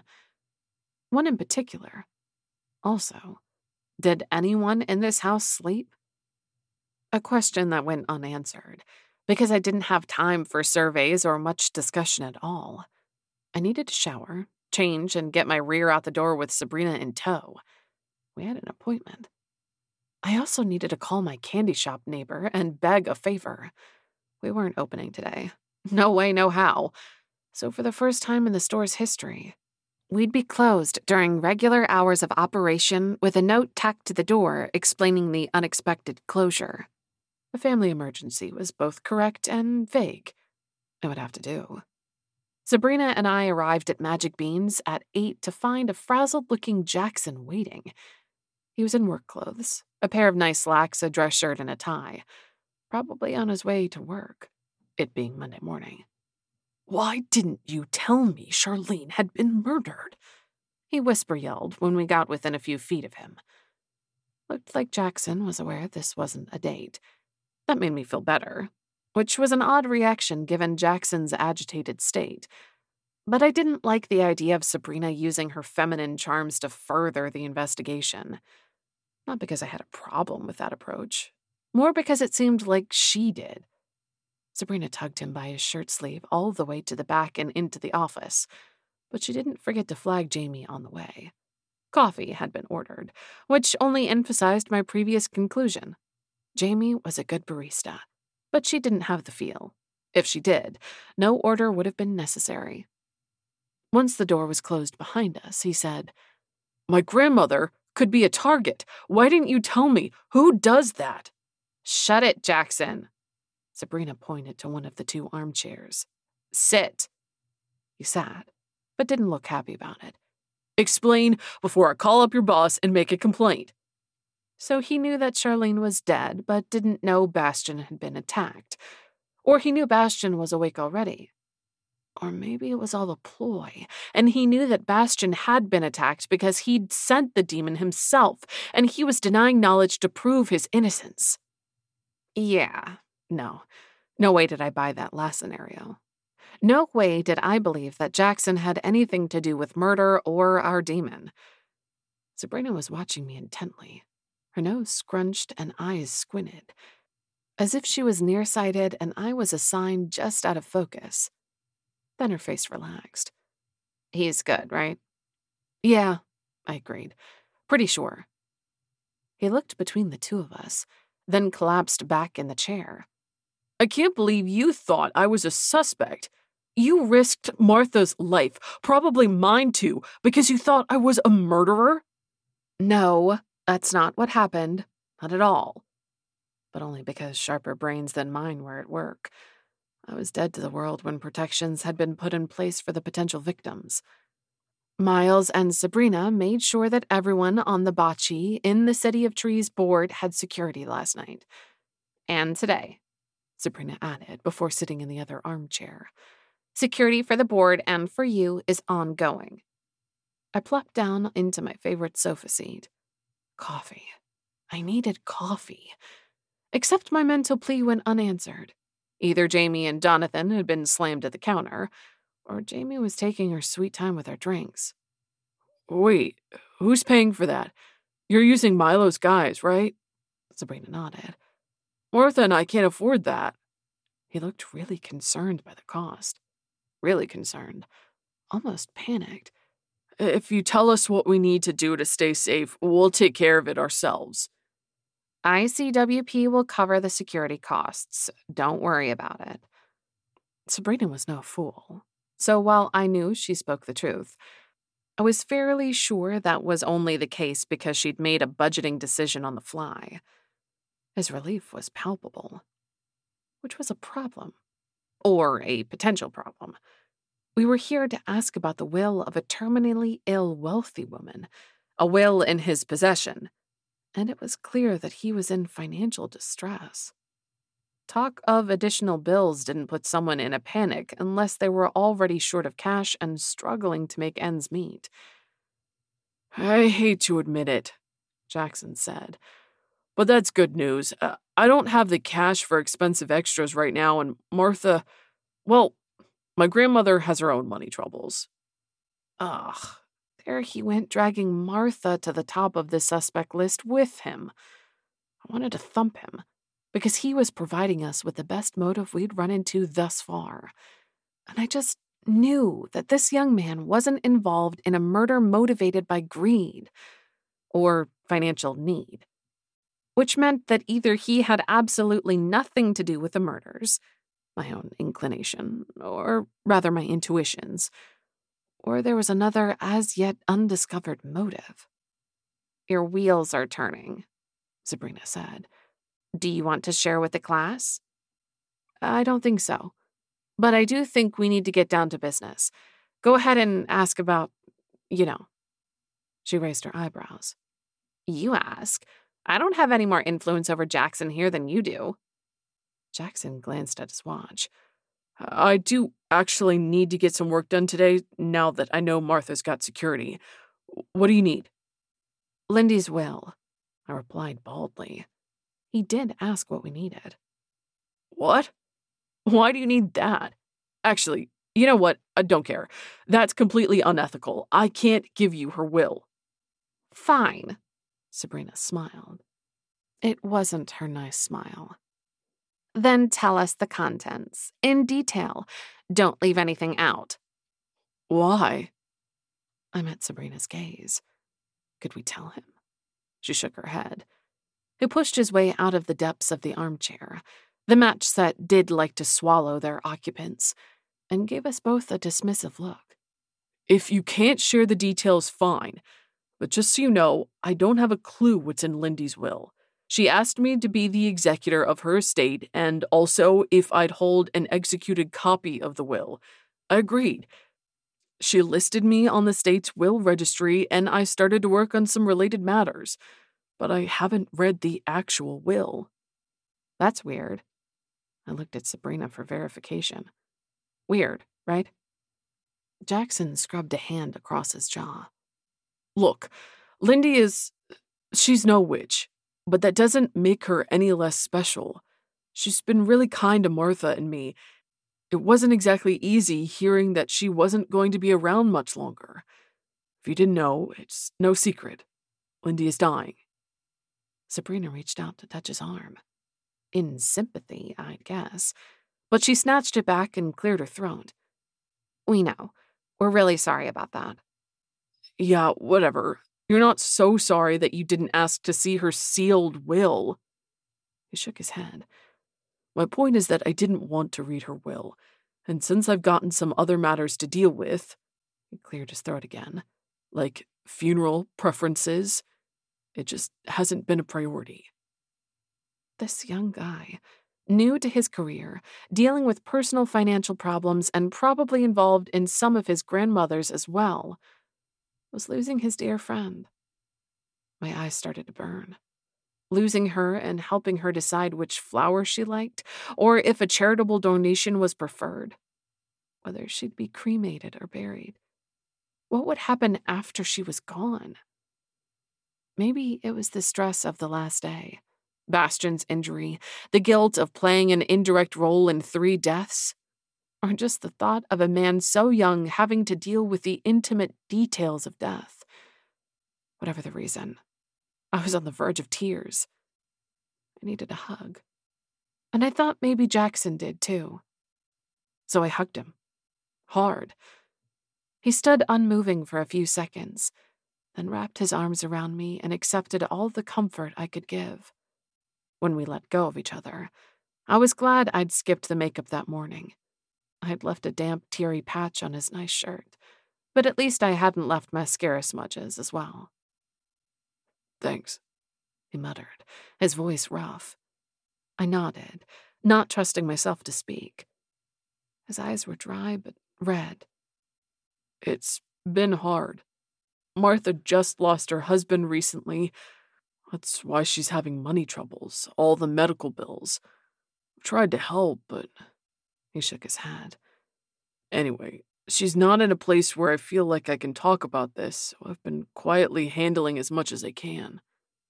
Which is why you haven't had time to read the will. Did Sabrina's eyes look a little brighter than usual? Tell me why you need to know, Jackson said, with a beseeching look. He wanted to help, but he needed a push. It wasn't like I was an official deputy or bound by any of ICWP's rules, so I could share whatever I wanted. Or so the argument in my head went. There's a demon on the loose. That's what's killed 2 of the board members. We've pursued every lead with little result. You knew Marcus Landon, so you know he was... I stopped. I was getting so sick of the word nice. Squeaky? Jackson offered. I can't begin to imagine why someone would want him dead. And that's why you want the will? You think it will explain the reasons behind the killings? My gut said yes, and I told him that. His lips thinned. Not a no. I waited. Sabrina clutched the arm of her chair, her bright red nails biting into the fabric.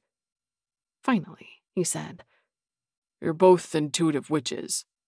Sabrina hitched a thumb at me. Lina more so than me. Probably to do with being a late bloomer. I nodded. "Yeah, okay. Let's do this. It's at my house." Once the decision was made, he was eager to get it over with, so we followed him to the house that he shared with his grandmother Martha. Unfortunately, we weren't the only visitors. On the plus side, I could give an excellent description of our rogue demon, right down to the cleft chin and curling black hair. Chapter 12. I might have answered my phone. Nerves were the devil. My cell rang. I was looking at a man who wasn't a man, one I was just shy of 100% certain was our rogue demon, and automatic behavior kicked in. His brown eyes had looked human, but they'd felt wrong, like no one was home. Maybe that meant the demon had no soul. Maybe it was an indication of a lack of intelligence. Maybe a lack of conscience. All of that ran through my head at exactly the same time my phone rang, hence my answering a call at an incredibly inappropriate time. On the upside, I did not hold a conversation with my caller. I hung up on Bryson. I happened to catch his name on my caller ID as I was panicking and ended the call. The dark-haired, soulless, conscienceless demon standing on Martha's and Jackson's front steps caught a glimpse of Sabrina, Jackson, and me walking up the driveway, and he took off. Without hesitation, without attempting to attack or delay us. He just ran away. Sabrina blamed me and my cell phone. I blamed his freakishly fast feet. He was crazy fast and built for speed. He looked like a marathoner, all long legs and lean muscle. Jackson didn't blame anyone. He was just glad that Martha was fine. A fact we discovered after Jackson rushed to open the door, hollered her name, and she appeared, confused but unharmed. It seemed we'd caught the demon coming, not going.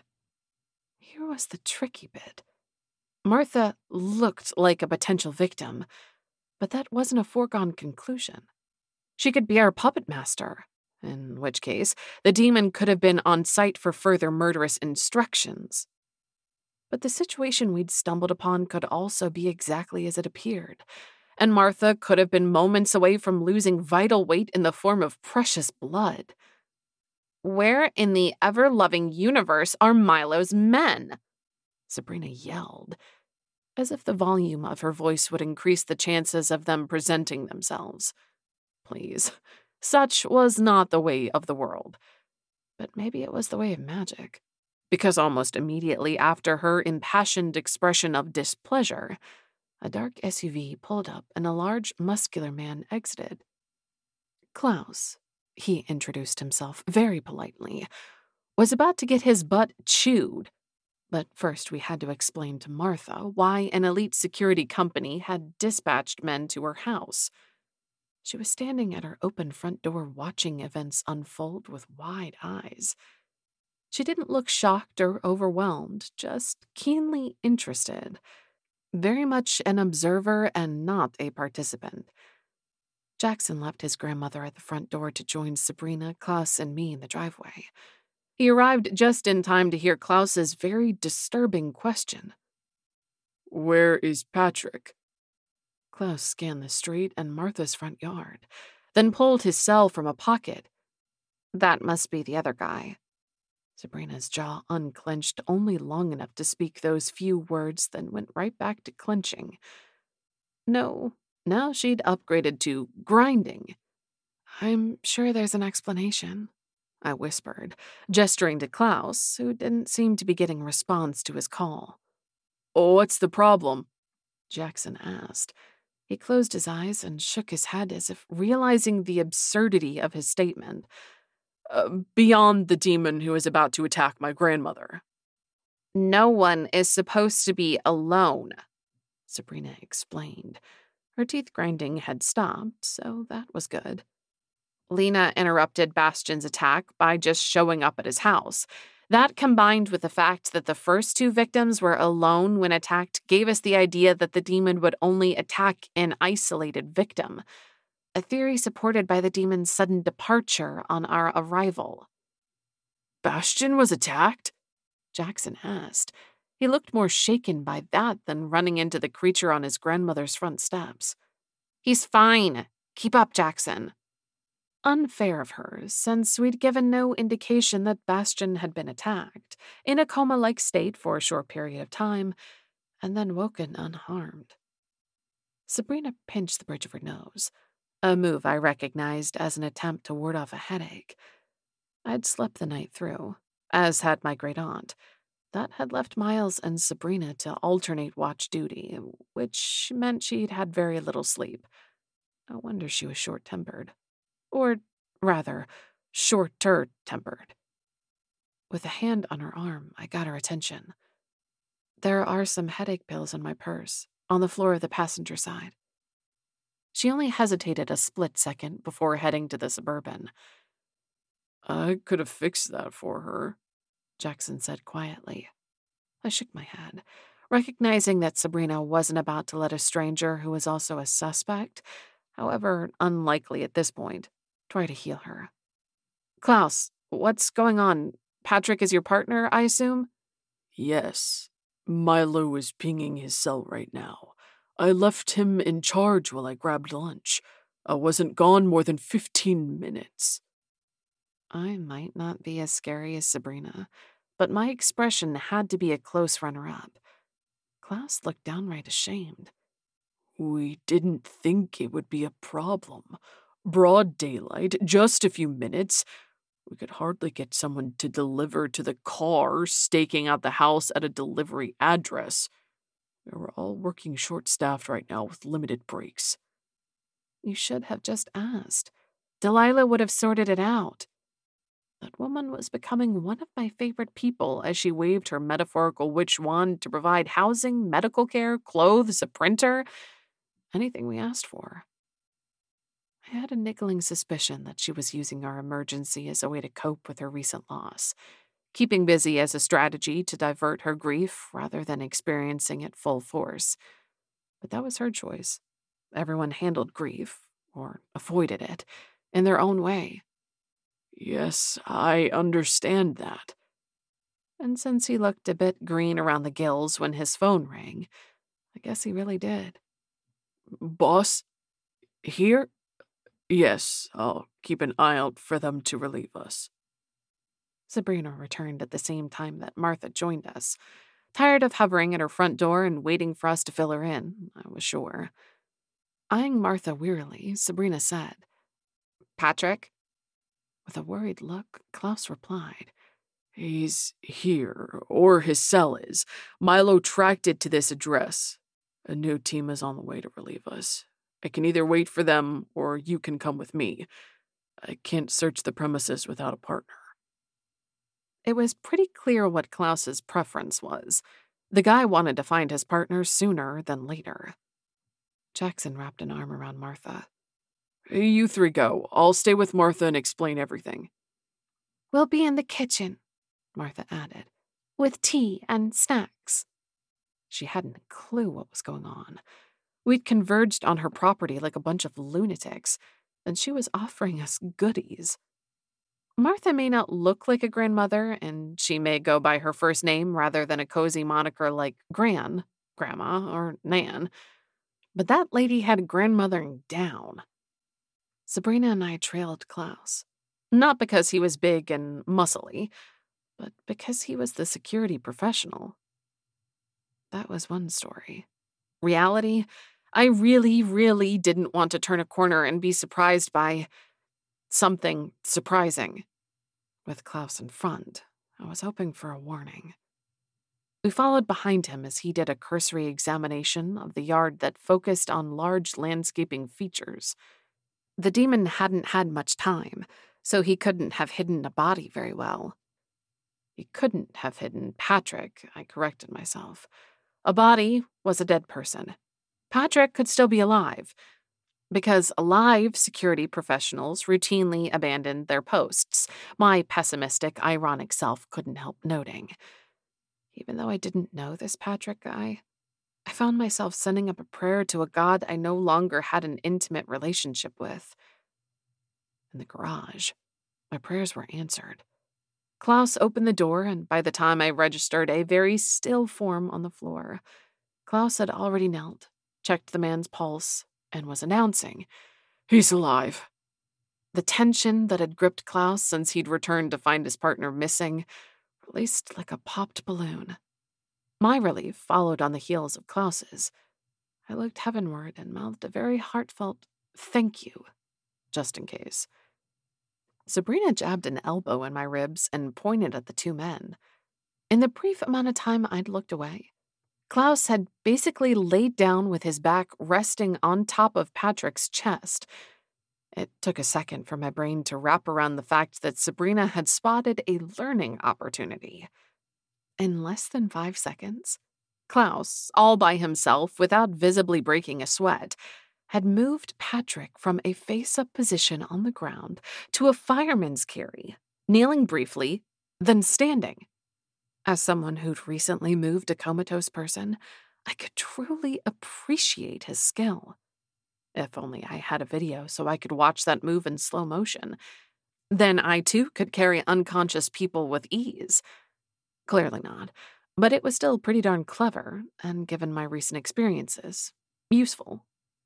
Welcome to the world of witches and magic, Lina, where such skills as carrying unconscious bodies will become essential to your everyday life. Good grief. I was so ready to get back to chocolates and hard candies, accounting ledgers, and tetchy suppliers. I never would have thought I'd be missing number crunching of all things.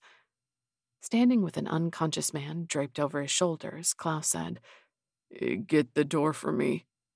Completely casual, like he didn't have 200+ pounds of excess body weight to manage. This time, I recovered before Sabrina and opened the side door to the garage. She got the liftgate of the SUV, and we both watched as Klaus managed to gently deposit Patrick without banging the man's head on any hard surfaces. Our interest must have been writ across our gaping faces, because Klaus showed just the slightest hint of amusement. "If you need any bodies moved, Fortescue Security Services is happy to help. Just give the boss a call." He sounded amused, but sincere. Words failed me. Not Sabrina. Good to know. A girl can never have too many friends who will help her hide bodies. I hoped she was kidding. Pretty sure she was.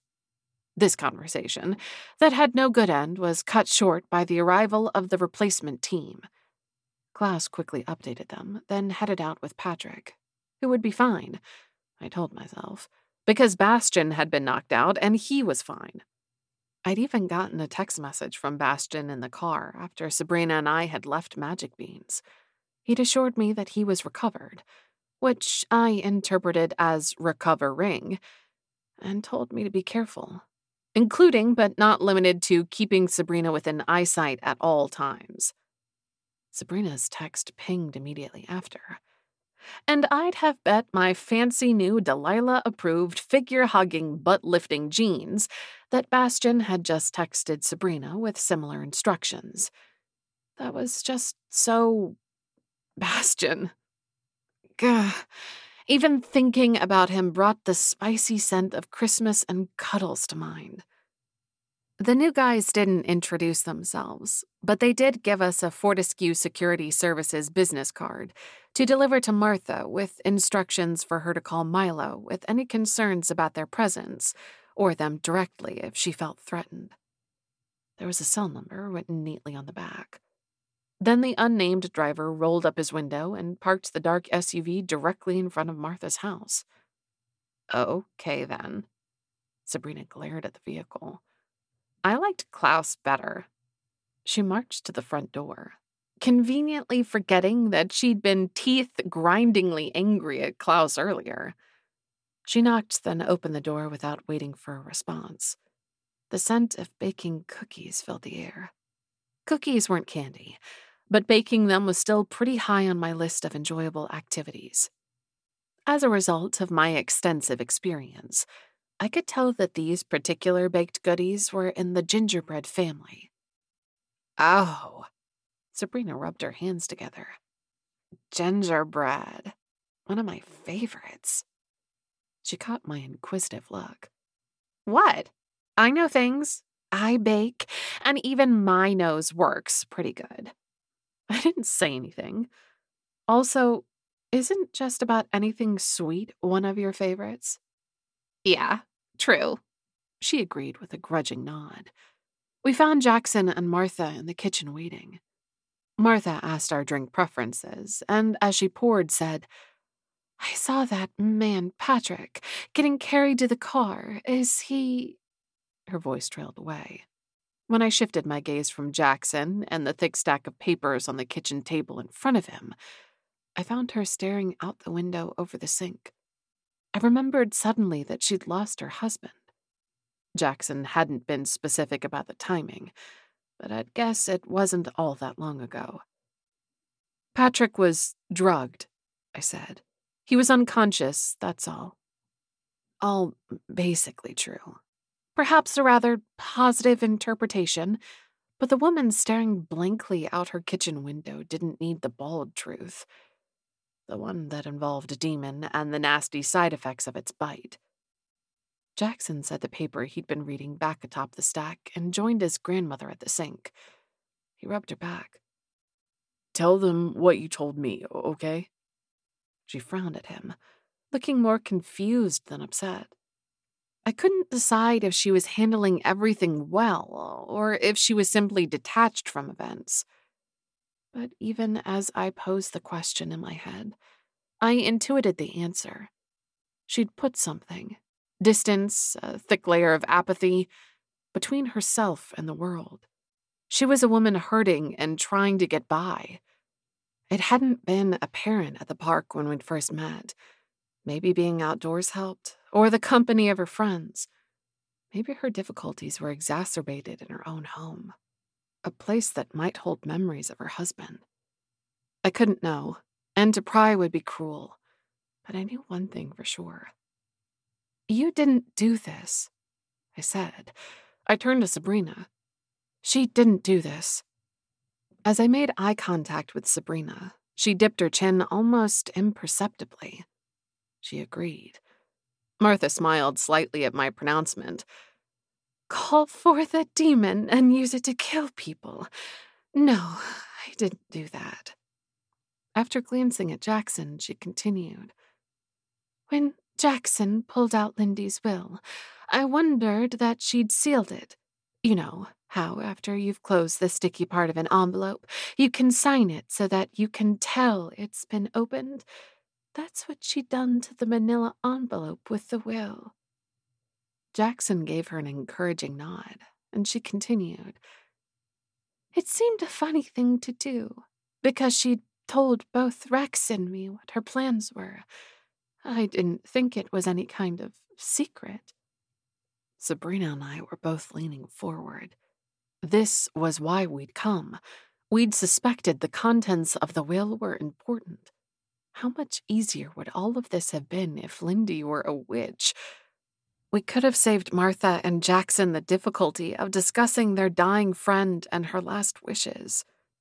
But Lindy was a magic-free human, and unlike our lesson with Hank, where we'd been fishing for general background information, there was no reasonable pretext we could use with Lindy to dig out the details of her will. So here we were, with Martha and Jackson, wading through their grief. Martha took a steadying breath. Lindy doesn't have kids, and the Bocce League is her family. She planned to leave some amount to the league directly, but she left almost her entire fortune to the remaining board members. Marcus, Charlene, Rex, and me, split equally among us. I haven't finished reading the entirety of the document, Jackson said, indicating to the paper on the kitchen table. But it looks like her will does leave most of the estate to the surviving board members. The word surviving board members. That certainly sparked a question. Here's a legal question for you, Jackson. If any of those board members precedes Lindy, what happens? They have to be alive to inherit, if that's what you're asking. The money doesn't go to the estate of the deceased. The remaining board members get a larger share, I said, just to be absolutely clear. Yes. Sabrina looked up from the will. She wandered over to the document, and when Jackson didn't usher her away, she started to read it. Martha just admitted to motive for the murders, since she already knew the contents of the will. You said yourself she didn't commit the murders. Jackson's exasperation made his voice sharp. No, Sabrina said, pointing at me. She said that.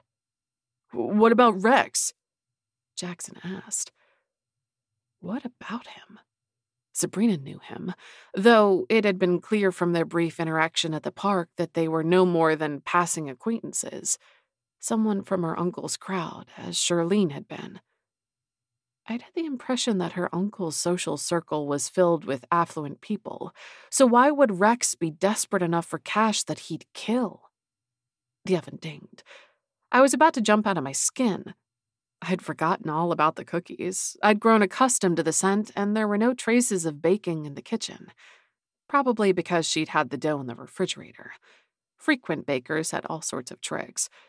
And that was an easy one for making fresh-out-of-the-oven cookies on short notice. As Martha busied herself removing the gingerbread cookies from the oven, the heavenly scent intensified. She placed the cookies on a cooling rack, while I pulled Sabrina into a corner of the attached dining area. Rex, I don't know. I need to call my uncle. She looked at Jackson and Martha in the kitchen just feet away. But not here. I don't think they have anything to do with the murders. What about you? Her nostrils flared with some strong emotion. Her gaze shifted to watch Martha bustling in the kitchen. The demon attacked Bastion right after I made the call to the league secretary. The only number on the website confirming practice was still scheduled. Rex is the secretary. She nodded and turned back to me. Guilt. That strong emotion I'd seen was guilt. I spoke to Rex. I told him we'd be swinging by to check out the leak. Sure, I told him we were interested in bocce, but let's be real. He knows I'm with ICWP, and the ICWP is investigating Marcus's death. You think it's Rex? Maybe. She sighed. Yeah, I think so. We took our gingerbread cookies to go. Chapter 13. This is heavenly, Sabrina mumbled around the cookie in her mouth. She was driving her Suburban, because when I'd poked her about her uncle's connection to Rex, she'd agreed that, yes, her uncle was acquainted with Rex, to which I had replied, then shouldn't we be calling your uncle for the background on our number one suspect? Which led to her agreement and me driving her tank of a vehicle. Except she wasn't calling him. She was eating a cookie. Not that we were in a hurry or trying to catch a demon before he killed anyone else. No stress. I caught a glance at my own takeaway treat, tucked into a napkin in one of the cup holders. My empty stomach rumbled, with an annoyed glare in Sabrina's direction, just because, I grabbed the cookie and bit its head off. There was something supremely satisfying in decapitating that cookie. Added to that, it was a fabulous cookie. Its tantalizing scent, ginger, cinnamon, clove, a hint of citrus, and a pinch of heaven had not lied. I'd sent a quick text to Miles before leaving Martha's for HG, aka Delilah's house, basically telling him to dig deep with his Rex research and step up security. He'd replied, On it. What would have been even better than background information from our research whiz? First-hand knowledge of the man I remember only being good-humored, dapper, and having a movie star name. He'd barely stood out, barely making my list of notables. At least he was there on the list. And Sabrina was eating a cookie. I peeked at her while we waited at a light. She was savoring it, showing no signs of getting on with the business of calling her uncle. We needed more info, and my generically positive memory of the man wasn't helpful. Not that I believed a pleasant disposition was any sort of inoculation against murderous intent. And with millions on the line, around 27, as Jackson had informed us as we headed out the door, the stakes were very high. But we had no evidence, no proof. Unfortunate circumstances, the phone call, and motive, the money, were all we had. Her cookie consumed, Sabrina wiped her fingers, then picked up her phone. When there was no immediate phone conversation, I checked only to find her staring at the black screen. "Hey, is everything okay with you and your uncle?" Not my place to comment, but if there was an issue, and it seemed like there was, it was interfering with our investigation. "My uncle isn't keen on me working with ICWP. She took a breath. And then nothing. "Because it's dangerous?" Seemed like a reasonable guess. "Oh, no. He thinks I'm much smarter than the average criminal," his words. And in case you're wondering, he definitely meant that as a compliment. He's known several intelligent criminal types. And I was smarter than all of them, too. Also, his words. She stared at her phone, and I tried to keep my attention on the road. I was driving a tank and needed more concentration than usual to make sure all four wheels were in the right place. Specifically in my own lane and not other drivers. "My uncle isn't excited about me working in general." That sounded distinctly un-Idahoan. Not that an entire population of a state could be characterized in one way, but the place had a feel. Outdoorsy, friendly, and hardworking. Sabrina might not be openly friendly, unlike many of the natives, but she was extremely hardworking. Why wouldn't he want her to channel that energy into a job? A second, more practical consideration reared its head. "How does he expect you to pay your bills?" She raised her eyebrows. "You seriously haven't a clue, do you? If you weren't driving, I'd almost feel like hugging you." I didn't bother to check her expression for sincerity, replying immediately. "No, you wouldn't." Sabrina was prickly. She wasn't a hugger.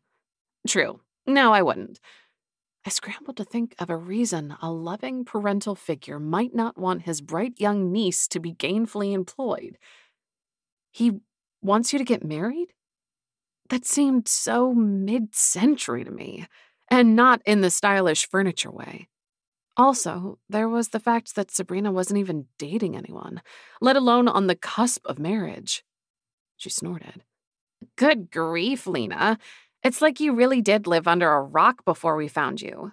First, you're a late-blooming witch who's never heard of the International Witch and Warlock Code of Conduct, and now you're talking arranged marriages? It's like you lived in a completely different world. Not arranged, just never mind." The longer we debated this, the greater the delay of calling her uncle, so I needed to get to the crux of the problem, preferably before we got back to Delilah's in about 7 minutes. "So, not marriage?" "No. My uncle is not trying to marry me off. I have a trust fund. Waitressing and fiddling with computers aren't on his list of approved occupations. Fundraising, yes. Criminal chasing, definitely not." "Waitressing?" "Yeah. He thinks baristas are waitresses with a funny name. It's a little embarrassing, so I try not to broach that topic in public. Oh, and by the way, I haven't told him about sticky tricky treats yet." She tapped her phone. "But thanks, Lina. After that whole marriage thing, I suddenly feel better about calling him. He really could be so much worse." "Glad I could help," I murmured. even if it was only by providing some accidental perspective. "Hey, Uncle Travis, I have a quick question for you about—" She paused, and I could make out the rumble of her uncle's voice, but not the words. "Yes, I'm doing well. Uh-huh. Getting plenty of sleep, eating well." She frowned when I laughed. It was like playback of my last conversation with my mother, all the fibbing included. "Hiking with the dogs. Yeah, I went golfing with a friend. Uh-huh. About that question." She squirmed in her seat. "I'm gonna put you on speaker. My friend Lina is here too." Lina? Who's Lina? Sabrina's uncle asked. "You're on speaker, Uncle Travis," Sabrina said without even a hint of snark.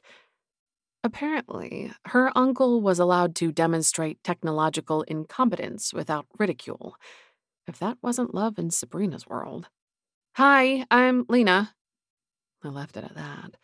Since Uncle Travis didn't know that Sabrina worked for me and didn't like her involvement with ICWP, those were our primary connections.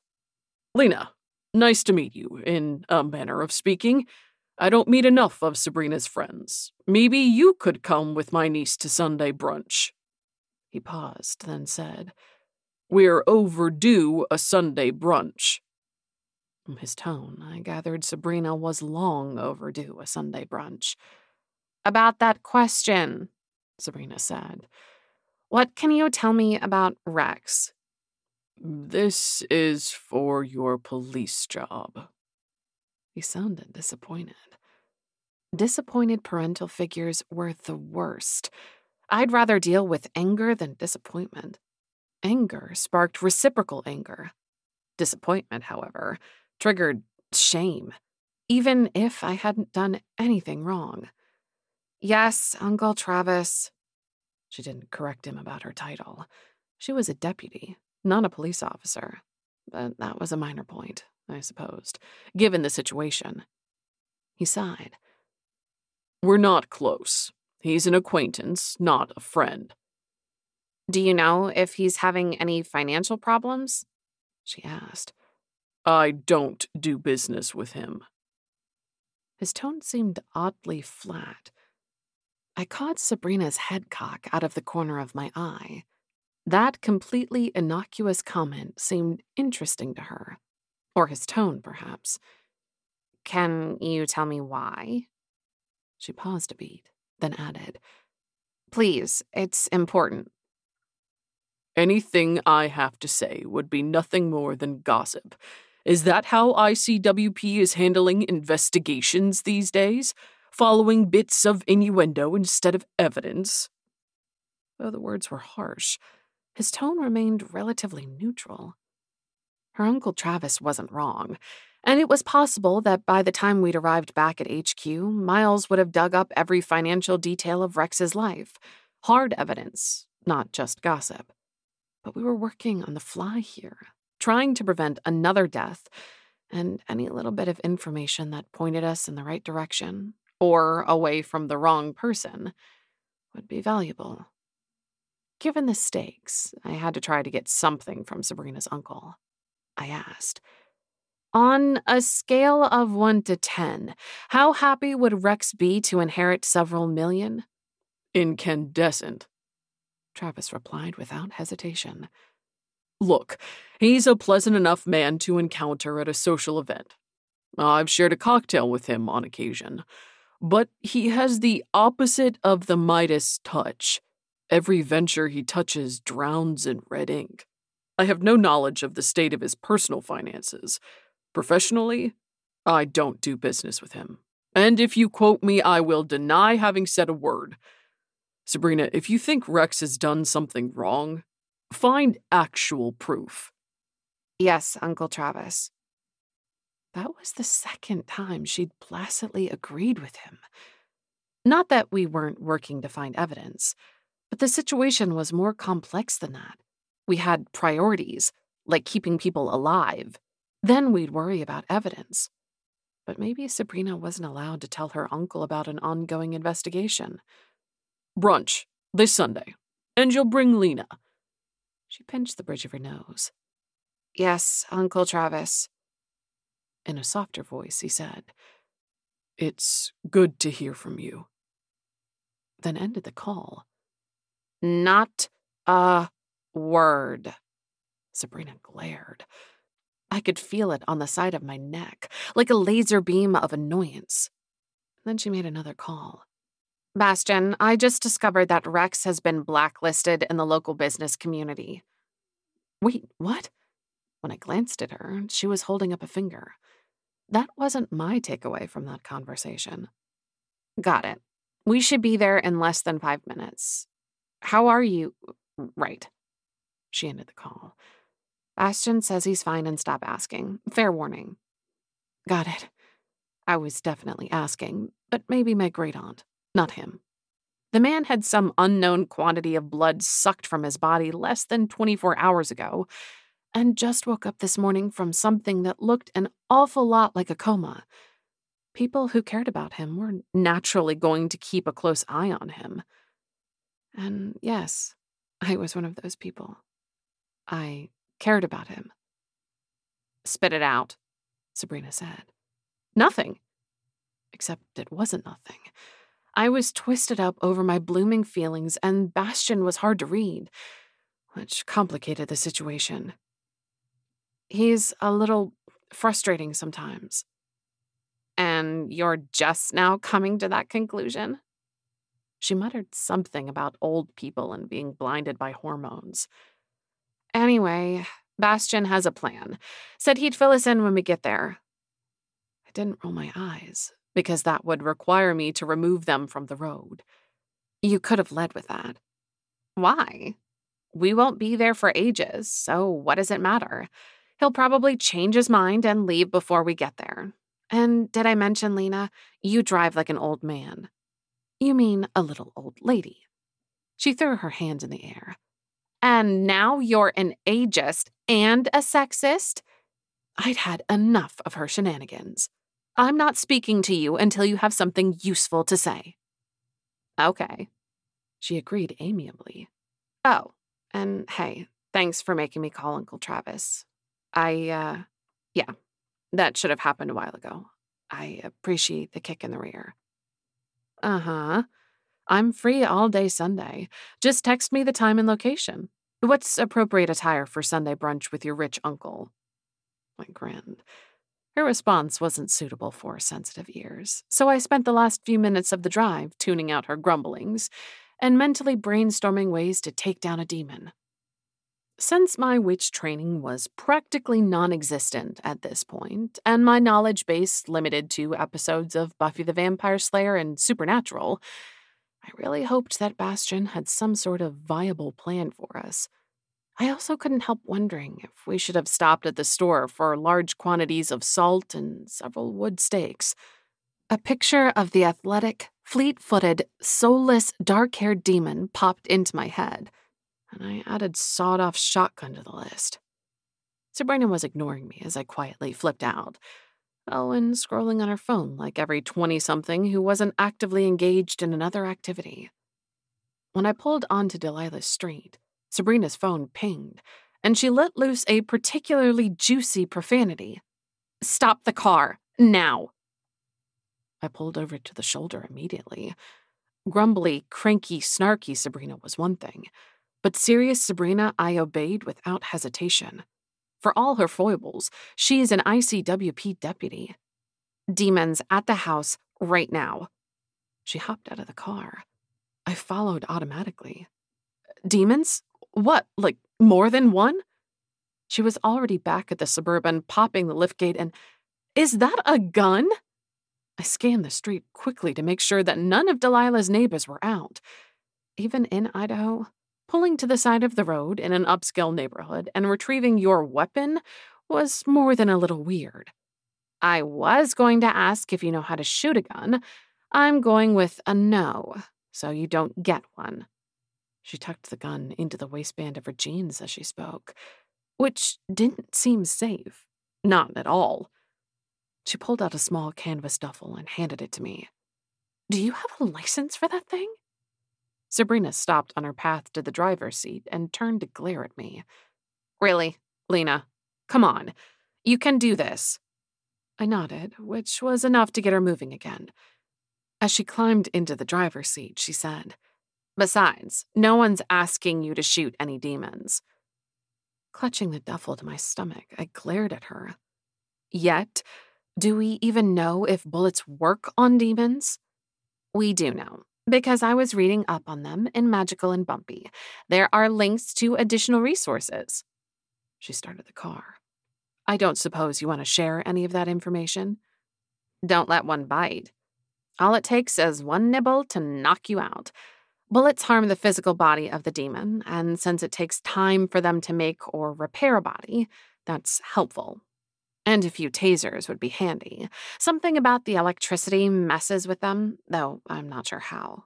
Cutting off their heads is the fastest way to incapacitate them. Too bad we don't have the right equipment for that. I was all for slowing down demons and sending them back home, but decapitation? My phone rang before I could voice any doubts, which was just as well. This was an us or them situation, and I really shouldn't be squeamish. It wasn't like we'd be killing them. Would we? Great Aunt Sophia, are you okay? I tapped the speaker button. Fine, dear. Just fine. Rex is definitely our warlock. He must have caught on that we were getting close, because he's here with his demon horde. I gasped. Horde? How many was a horde? I'm kidding, Lina, but there are 3 of them. We're on our way, Sabrina said, barely missing a mailbox as she sped down the road. Half a minute. Stop the car. Great Aunt Sophia usually came off a little kooky. Not now. She was all business when she was giving commands. She and Sabrina shared that skill. The Suburban screeched to a halt. Okay, what now? Sabrina asked. She has a gun. I couldn't help interjecting.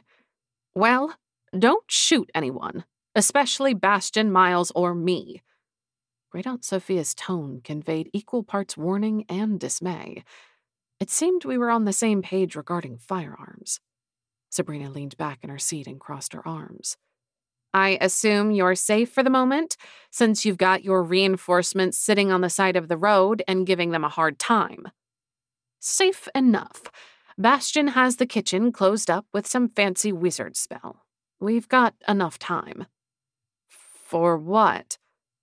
My intuition was telling me I wouldn't like whatever was coming. The dips and whirls my stomach was attempting were a good clue.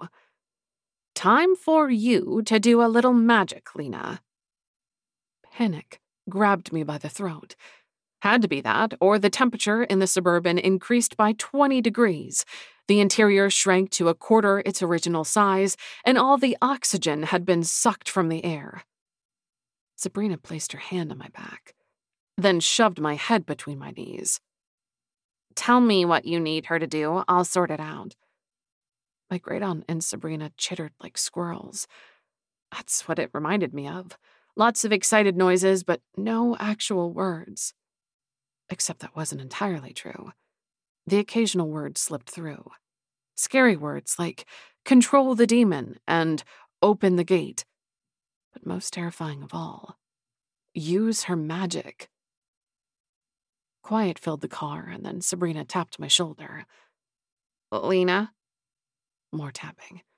But I was good with my head between my legs. Just for another few seconds. I knew I couldn't stay like this forever. There was a demon horde to deal with. I really wish my great-aunt hadn't used that word. Horde. How was that supposed to make me feel? Part of the reason I wasn't rushing was because I had faith in Bastion and his spells. If he said they were safe, then they were. For now. The other reason? Pure, unadulterated selfishness. I wasn't ready. Magic was scary. Or at least was when I did it. Oh, and I was paralyzed, literally, with fear. I couldn't leave this car if there was a gun to my head. Sabrina sighed. Talk. No, tell me the plan. Speaking to the floor was cool. No problem over here. The one that Sophia and I discussed on speakerphone, with you sitting a foot away. Yep. because mostly I just heard the rush of my own blood in my head. You need to take control of the demons. You can send them back. It's the perfect opportunity. We didn't know that there were 3. It does explain a lot, though. The frequency of the attacks, the way Bastion's tracker seemed to malfunction with multiple hits. Hallelujah. A few brain cells were firing. Yes, Sabrina agreed. Looks like they're not so shy when they're in a group, given that they're attacking HQ now, and only attacked isolated victims previously. Makes me wonder why they didn't attack in a group before. Has to be difficult to control all 3 at once, right? Seemed logical to me. I couldn't even have music playing when I was doing my books.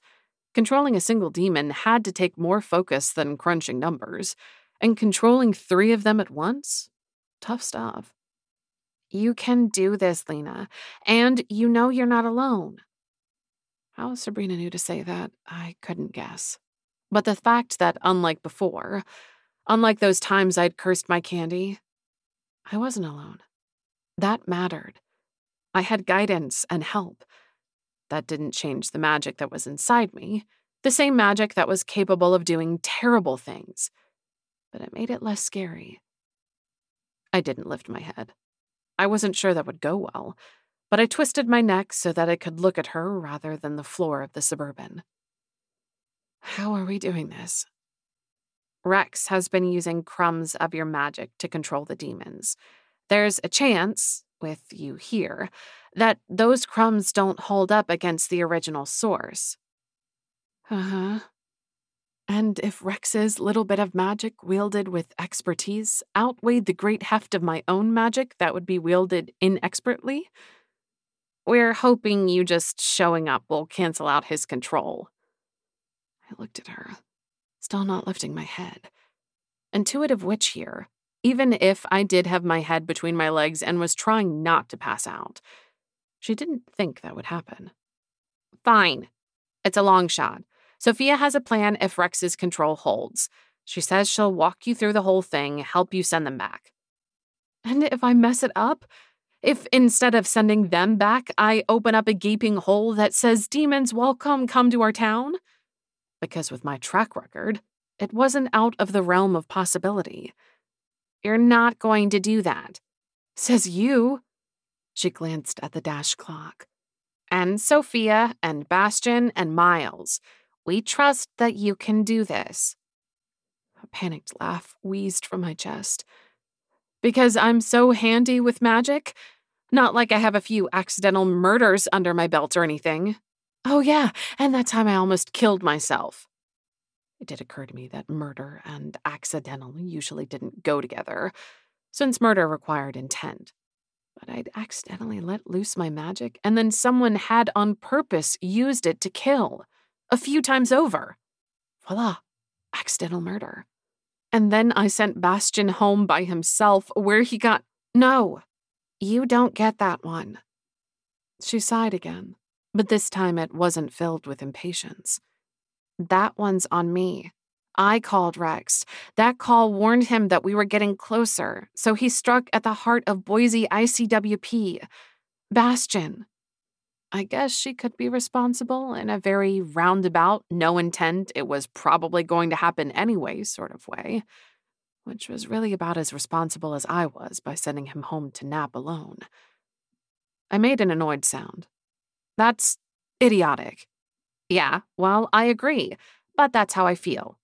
Just like it's completely ridiculous for you to be held responsible for magic you didn't know existed and accidentally let loose into the world. And yet, there are those feelings. She glanced at the clock again. We're running out of time. I wasn't asking. It was pretty clear from her behavior that we were. Yeah. You ready to send some demons back beyond the veil? I lifted my head from my knees very slowly. I really didn't want to pass out just as I was about to crush my fear. Okay, maybe not crush it. Tuck it away in a cupboard for later. Either way, no passing out. Sitting up straight, definitely not passing out, I said. Yeah, let's go kick some demon butt. Chapter 14. Pull out the bundles of herbs tied with the black string. When I didn't hop to it, Sabrina pointed at the bag. Herbs, the bag. I blinked. We're kicking demon butt with herbs? She sighed, and the frustration was back again. We're sending demons back beyond the veil with magic. The herbs are more sort of protection. Right. I was already digging out the bundle she described, because the clock was ticking. I didn't know what the expiration on Bastion's spell was, but there clearly was one, and Sabrina knew what it was. Big hint, her clock watching. There wasn't just lots and lots of time left, because I'd had to go and have a meltdown in the middle of our epic showdown. I really hoped it wouldn't be epic. With a little luck, I'd play some insignificant part, and it would all be over before I knew it. Sage, oregano, rosemary, and thyme. I lifted the bundle tied with the black string. Got it. There's more than garden herbs in there, but close enough. There should be a lighter tucked in the pocket. Yep. She put the Suburban in gear and drove forward. We're parking in the neighbor's driveway. They know we're parking here, but still. Try to look like you're not crazy just in case they're looking out the window. I'm not crazy. And what the heck had the neighbors been told? She glanced at me out of the corner of her eye. Right. Try to look like you're not flipping out. Fair point. Maybe you could try to look like you're not carrying a gun tucked under your shirt? She rolled her eyes. It's just a gun. We're in Idaho. People are cool with guns here. Not stuffed into the back of their jeans, convenience store robbery style, you weirdo. And then she was parking. Someone was really good at distracting me. Light the smudge stick, grab the bag, and try to be quiet. I've got Rex. Your job is to answer your phone when Sophia calls. She'll walk you through her plan. And then she paused awkwardly. You know, just in case you showing up isn't enough on its own. Right. Like either of us believed that was going to work. Practicing magic. A scary thought, even if Great Aunt Sophia was metaphorically holding my hand, wasn't a thought I wanted to dwell on. Thankfully, there was another pressing concern besides my looming use of magic. You've got Rex? I repeated her words from earlier. Like, with a bullet? That's not exactly the plan, Lina, but if he tries to kill one of us, sure. It took a second for this new, as yet undiscovered Sabrina to register with my brain. But once she did, I decided that gun-toting Sabrina probably wasn't a bad person to have on hand when confronting 3 demons and their puppet master. I put my hand on her arm. If we're trying to surprise them, won't the smoke be a problem? Hope not. She flashed me her scary smile. Also, I have a gun. Like I'd forgotten in the last 2 seconds. I lit the smudge stick. We tromped through the neighbor's well-tended lawn to the edge of Delilah's perfectly landscaped yard. This neighborhood liked its privacy, but apparently found fences gauche. So seclusion from the Joneses was attained through a combination of distance and vegetation. Thank goodness. I didn't think I could carry a bag, a lit smudge stick, and the weight of my escalating nerves all while scaling a fence. We circled around the back of the house, hiding behind various bushes and landscaping features, presumably because the back of the house was where the kitchen was located. I suddenly remembered that I was both expecting a call and also trying to be quiet, so I stopped and switched my phone to silent. Sabrina turned to find me not where I was supposed to be and shot me a mama bear glance. I hurried to catch up, and when I joined her behind a particularly large shrub, she pointed at Rex. He was here with 3 demons at his beck and call to... what? Kill us all so he could keep the money? Yeah, it kind of seemed that way. He was sitting in a wrought iron chair on Delilah's back patio, looking dapper in a tailored suit, and calm. The man had his expensive loafers propped up on an ottoman and was smoking, for goodness sake. chilling, planning death and destruction, living his best life. Good thing I wasn't the one with a gun. In that moment, I might have done something morally reprehensible, like kill a man in cold blood. My conscience couldn't take that hit. It took a few seconds for my pulse to even out, the blood to stop rushing in my ears, and my brain to connect fully with my eyes. Once that happened, I could see and properly process the picture in front of me. Rex didn't look calm. On closer inspection, I could see the look of concentration on his face. And he wasn't smoking. He was sucking on a candy stick. My pulse pounded in my neck and my chest felt tight. He was sucking on one of my candy sticks. Once my initial, ragey reaction had passed, I felt skeeved out. There was something deeply disturbing about Rex eating that candy. He was consuming my magic. As that thought entered my head, I felt a crawling sensation, like bugs on my skin. Sabrina snatched my hand and yanked hard, pulling me down to my knees. I'd stood up, though I didn't remember doing it. She put a finger to her lips, reminding me of the need to be silent, then pointed to a demon standing guard at the back door. A different one than I'd seen before. Blonde hair, not black, but I recognized the sense of otherness about him, even at this distance. With the demon on Martha's doorstep, it had been all about the eyes. Without a view of Blondie's soulless orbs to distract me, I recognized other signs. The shadow on the ground that wasn't a shadow, for instance. It was late October. We didn't have enough bright sunshine for him to be casting one. Also, it felt, well, alive, for lack of another word. I focused in on the shadow only for it to disappear as it was absorbed back to the demon's body. As I watched, the shadow pulled away again. It crawled on the ground for a second, maybe two, then was snapped back to the demon's body and reabsorbed. That was weird. Super weird. The shadow looked like it was trying to escape its body. Sabrina thumped my arm, and then pointed at the ground. The thump I got. I'd been consumed by my observation of the blonde demon. But the pointing? When I didn't comply with her unspoken and unclear command, she pushed me from my crouch until my rear hit the damp grass.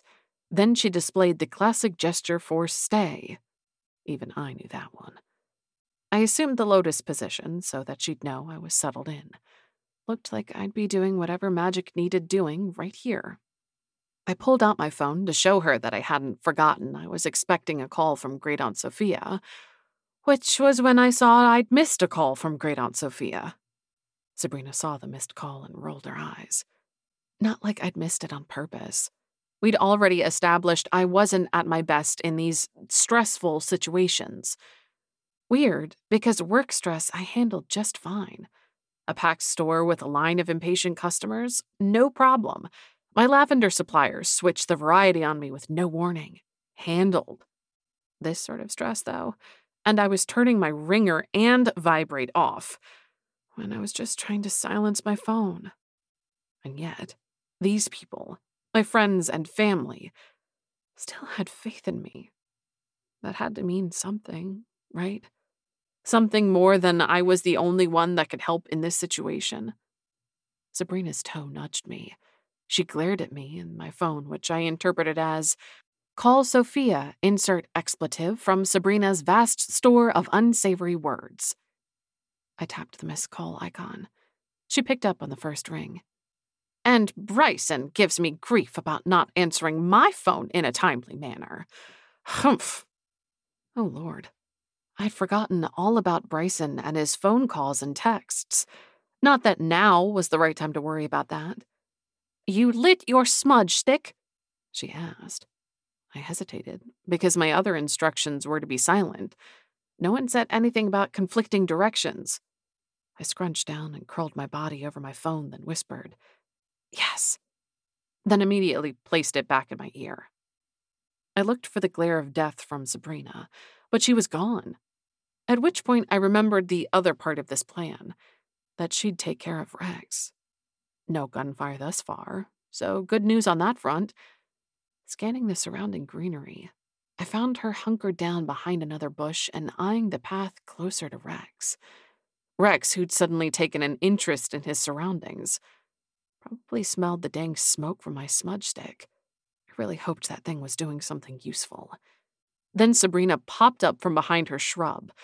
She was only about 15 feet away from Rex and held her trusty gun out and pointed at Rex. "Lina!" Great Aunt Sophia yelled in my ear. "Sorry," I whispered. "It's just that Sabrina's pulled a gun on Rex and—" "Yes, well, that's not your concern. Listen to me. You remember going to the cemetery that night with Bastian, Sabrina, and Miles?" "Yes." Not the direction I'd expected this to go, though it was better than stripped to your skivvies. Though fewer clothes might yet be around the corner. At least I was wearing cute underwear. Thank you, Delilah. "What was the weather like?" "What?" "The weather, honey. Was it hot, cold, damp, dry?" I cast my mind back. I'd been hot, but I didn't think that was the weather, more my nerves. I was warm, because I was nervous, but I think it was cool. Yes, it was cool that night. Was there a breeze?" I glanced around the edge of my bush to find Rex and Sabrina having what appeared to be a nice chat, minus Sabrina's gun trained on Rex's midsection. Oh, and he hadn't relinquished the candy stick, but it was still in his mouth. A shiver crawled up my spine. Interesting that Rex snacking on my magic creeped me out more than the shadowy demon guy. "A breeze, Lina? Was there a breeze?" my great aunt asked again. What did it matter? But it did, or she wouldn't be asking. Again, I thought back to that night. No breeze. The sun hadn't set yet. We were trying to get there before. "I know that part. Tell me about the smell." "The smell? Grass?" We'd walked along a concrete path, but there was grass everywhere else, and it hadn't turned brown yet. Green grass, fresh cut. I was terribly hot, but the air had a sharp sting to it. It was cool and getting cooler. Good. Anything else you remember? The candles. There were candles, and they were scented like vanilla. And then they went out. Then there was a faint trace of smoke. What else? Great Aunt Sophia's voice was soft, coaxing. Herbs. From the protective circle. I frowned, closing my eyes as I tried to untangle the scents. It was hard because the smudge stick in my hand was still burning, and I wasn't sure if I was confusing it with the scents from my memory. Not sure what kind. They're all mixed together. It doesn't matter. And then? I squeezed my eyes closed tighter. Electricity in the air. Magic. I clenched my hands as I remembered burning the tips of my fingers. I hurt my hand, and the terrible sounds, the spirit crying. I could feel my tension wash away as I remembered what came next. Bastian singing. I smiled. A lullaby. One part of my mind disagreed. The rational part knew that Bastian had been casting a spell, but to my ears, it felt like singing. Very quietly, Great Aunt Sophia whispered, "And next?" I shivered. I wasn't cold. I dressed warmly this evening, layering yesterday's top over the cuter one Delilah had provided and adding my bulky winter coat on top. I wasn't cold, but reason aside, I suddenly felt chilled. And then the words tumbled from my lips as my memory of that night overtook me. I'm so cold. So very cold. I don't like it. I know, hon, but I need you to stay there. Stay in the cold. I need you to remember that cold. Hold on to it. Don't let the magic go. Be in that moment. Magic. This was magic. She was asking me to do magic without her. No, I was doing magic. Alone. Unsupervised by the mentor who was supposed to ensure that I didn't do something truly terrible. She wasn't here next to me. She wasn't close enough to make sure I didn't let loose some cursed nastiness into the world. I'd done it before, and it had been so easy, without any conscious thought at all. So very, very easy. Me and magic? It was a bad idea. Was Sabrina running around with a gun, an actual weapon that could kill someone, a good idea? Was allowing Rex to use those creatures to kill a good idea? Was leaving the entire ICWP team and my family in the lurch a good idea? I didn't trust magic. Not mine, anyway. But I trusted Great Aunt Sophia. She might not be holding my hand, literally, but she was still with me. So I let myself fall. Into my memory. Into my magic. Into the cold. Chapter 15.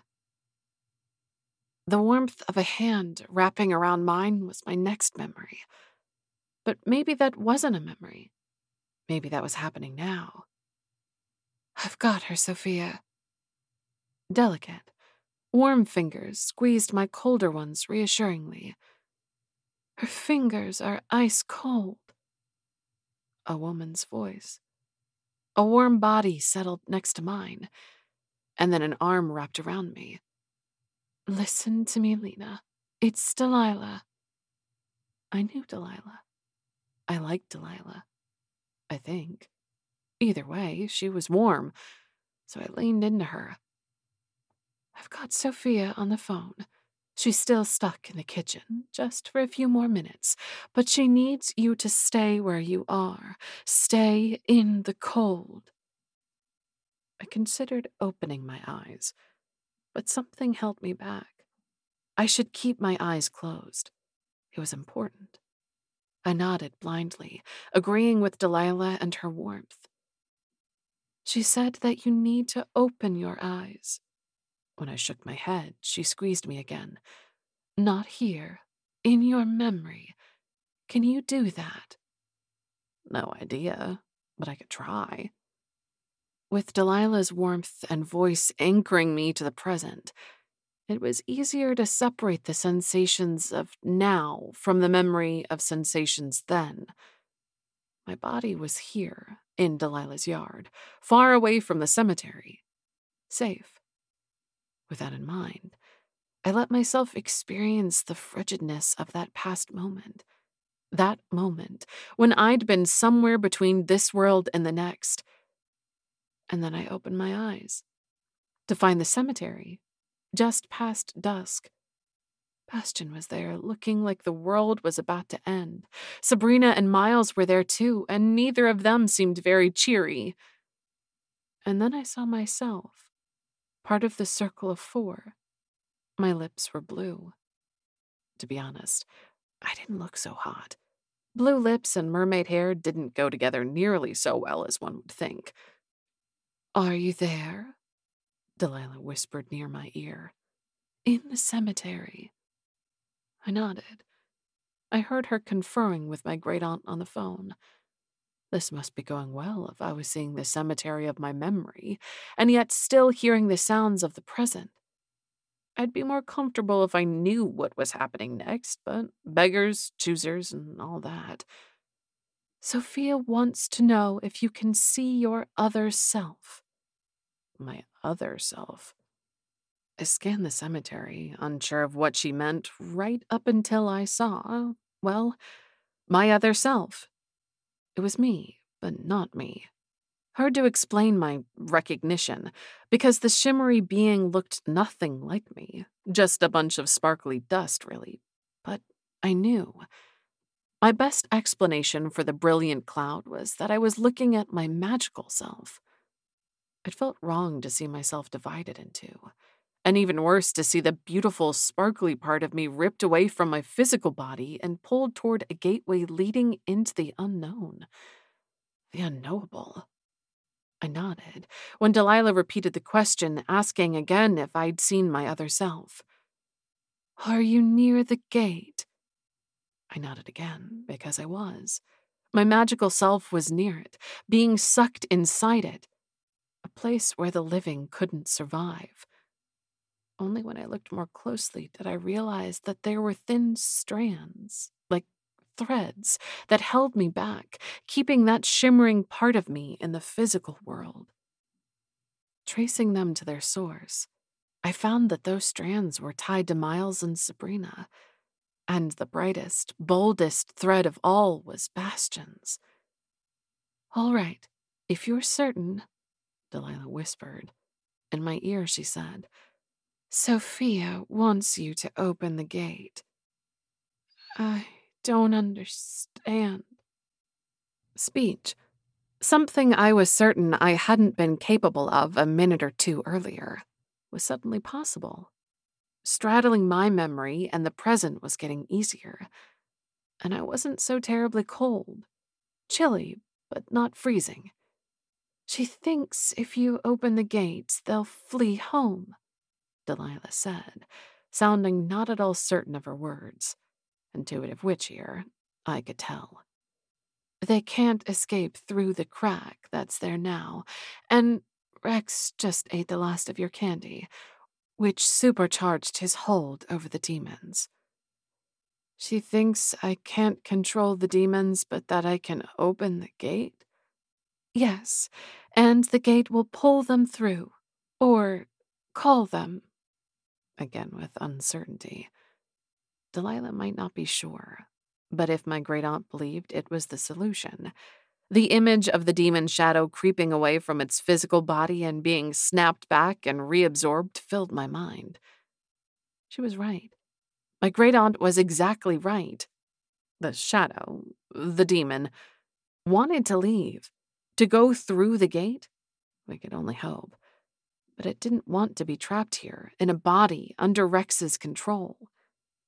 And I just bet that those little slips away were escape attempts made possible because Rex was trying to control all three at once. Filled with a renewed belief in my great-aunt's plan, I let myself fall deeper into my memory. The bite of cold on my skin and the pull of the gate told me I was here, deep in my memory once again.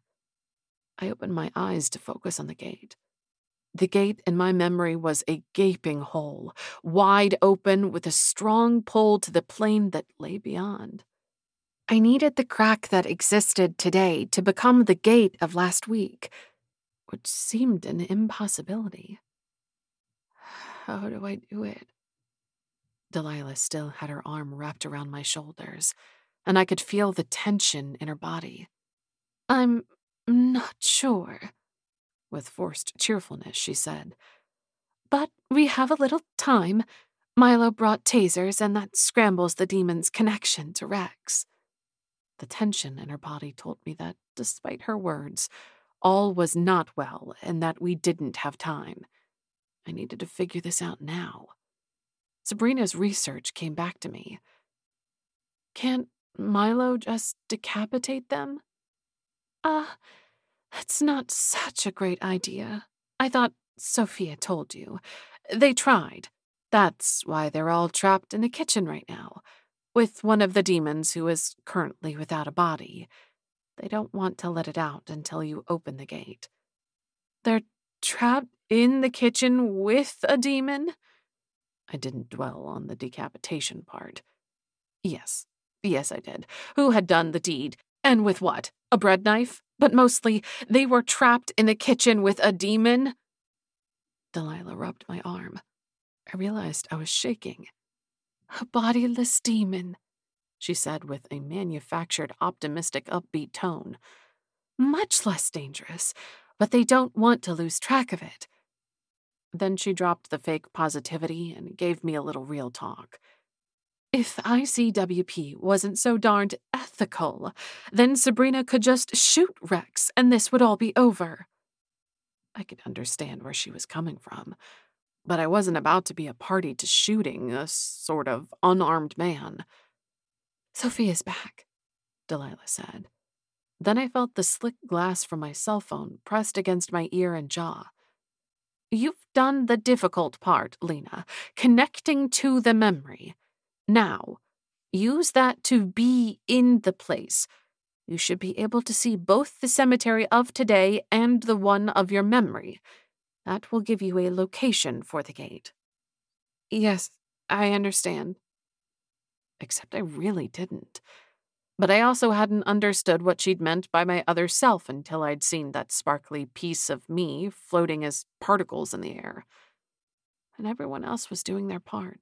Sabrina wrangling Rex, Great Aunt Sophia wrangling me, Miles and Bastion wrangling a bodiless demon, Milo tasing the demons with bodies, and Delilah keeping a watchful eye over me. This was my part. I could do this.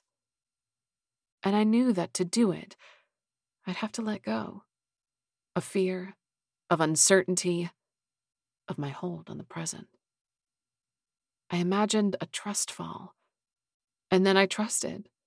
I fell back into the memory of that night, and this time, I fell all the way. I embraced the magic and the memory. When I opened my eyes, I was no longer a visitor watching from the outside. I was here. I was standing in the cemetery. And now that I was here, what had Great Aunt Sophia said? Connect the memory and then use it to be in that place? I searched for a sense of my physical presence, not the person I was the night over a week ago, torn in two and racked with a frigid cold of a place no living flesh should experience, but rather me today, now. I moved my fingers and my toes, lifted my hand so I could be reassured visually of its existence. Then I took my first step, and another, ever closer to the gate. I moved forward within my dream. When I started to feel its sucking pull, I grounded my body in the earth, focusing on feeling my feet in my shoes, and my shoes touching the earth beneath them. I leaned down and touched the grass. I ran my fingers across the blunt tips of the blades, letting the green tickle my fingers. I made this place real to me. And that was when I saw the doubling of the world around me. It was dizzying. Like two film negatives, one laid atop the other. Similar pictures, but not the same, with one just a hair off center from the other. I continued to move forward toward the gate. With one eye closed, I could make out a speck of the center of the gate. The crack that I needed to widen into a passageway large enough to fit 3 demons. Large enough to call those demons. Large enough to pull them into its open mouth and swallow them. And before I thought of the consequences, I was reaching inside, hunting for the speck with my bare hands, catching it, stretching it. As it slipped and slid in my fingers, I remembered that I'd cut through the magic holding Miles in an unnatural slumber, and I'd swept away the bad energy of a murderer's protective circle. Magic was all one big metaphor. So, of course, I could stretch a tiny crack between 2 worlds into a larger hole that would in turn become a gateway to the home of 3 demons. Of course, I could. And it seemed that believing was more than half the battle. In no time at all, I'd stretched the crack that existed today into the shape of a gateway that existed in my memory. Only when I smoothed the lines seamlessly in place did I realize my mistake. With the 2 gateways perfectly lined up, the grounding I'd done to keep the memory gateway from pulling me inside was completely useless. A terrible sense of déjà vu hit me, followed by a biting cold that turned quickly to a burn. I knew what came next. The numbness, the slide into unconsciousness as my 2 halves split apart. But this time, there was no research whiz, no snarky candy-loving barista, no giant German import with a huge heart. My friends weren't here to hold on to me with magic and sheer will. and falling fully into my memory. I'd cut my connection to Great Aunt Sophia and Delilah. I'd made assumptions and choices with no guidance. I was a complete and utter idiot. An idiot who was going to die in a dreamlike memory.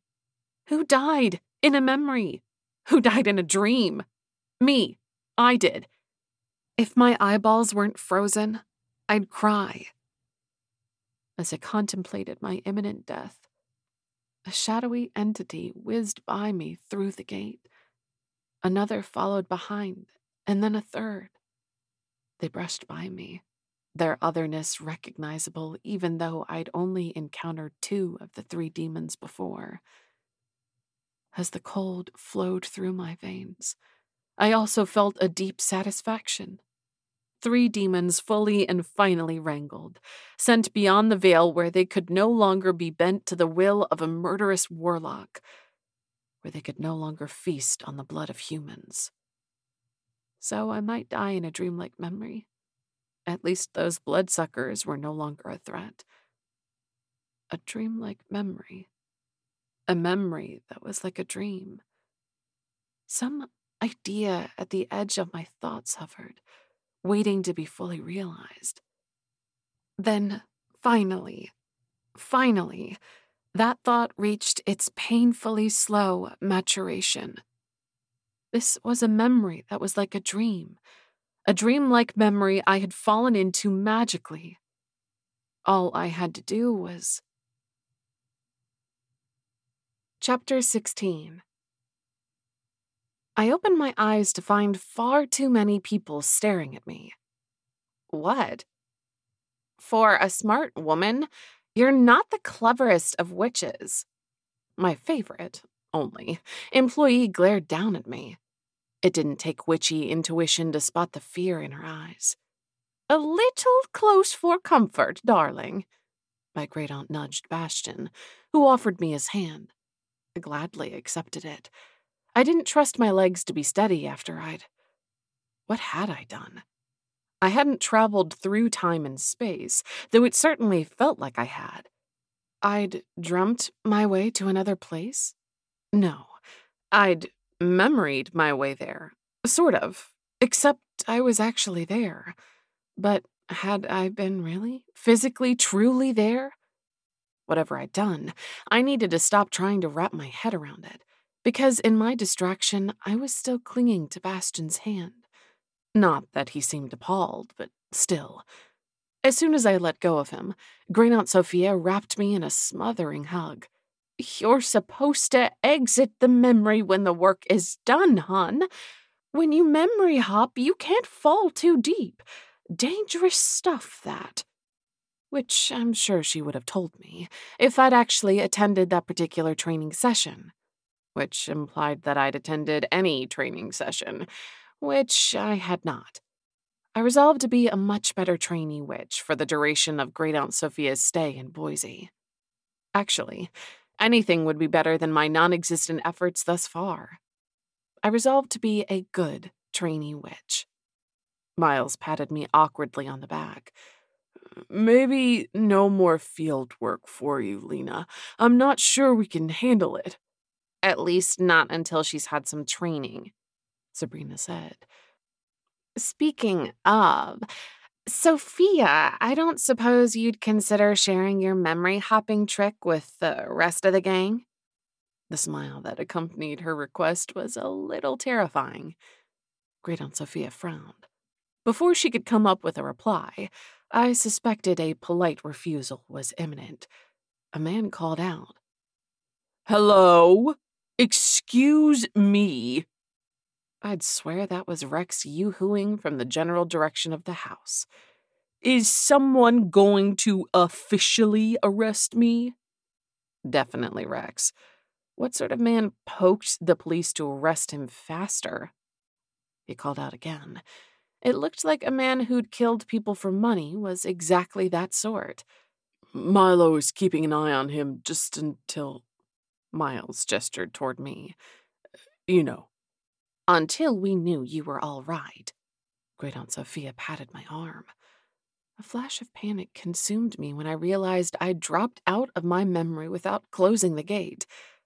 I didn't close the gate. Great Aunt Sophia, I left it open. She rubbed my arm. You didn't.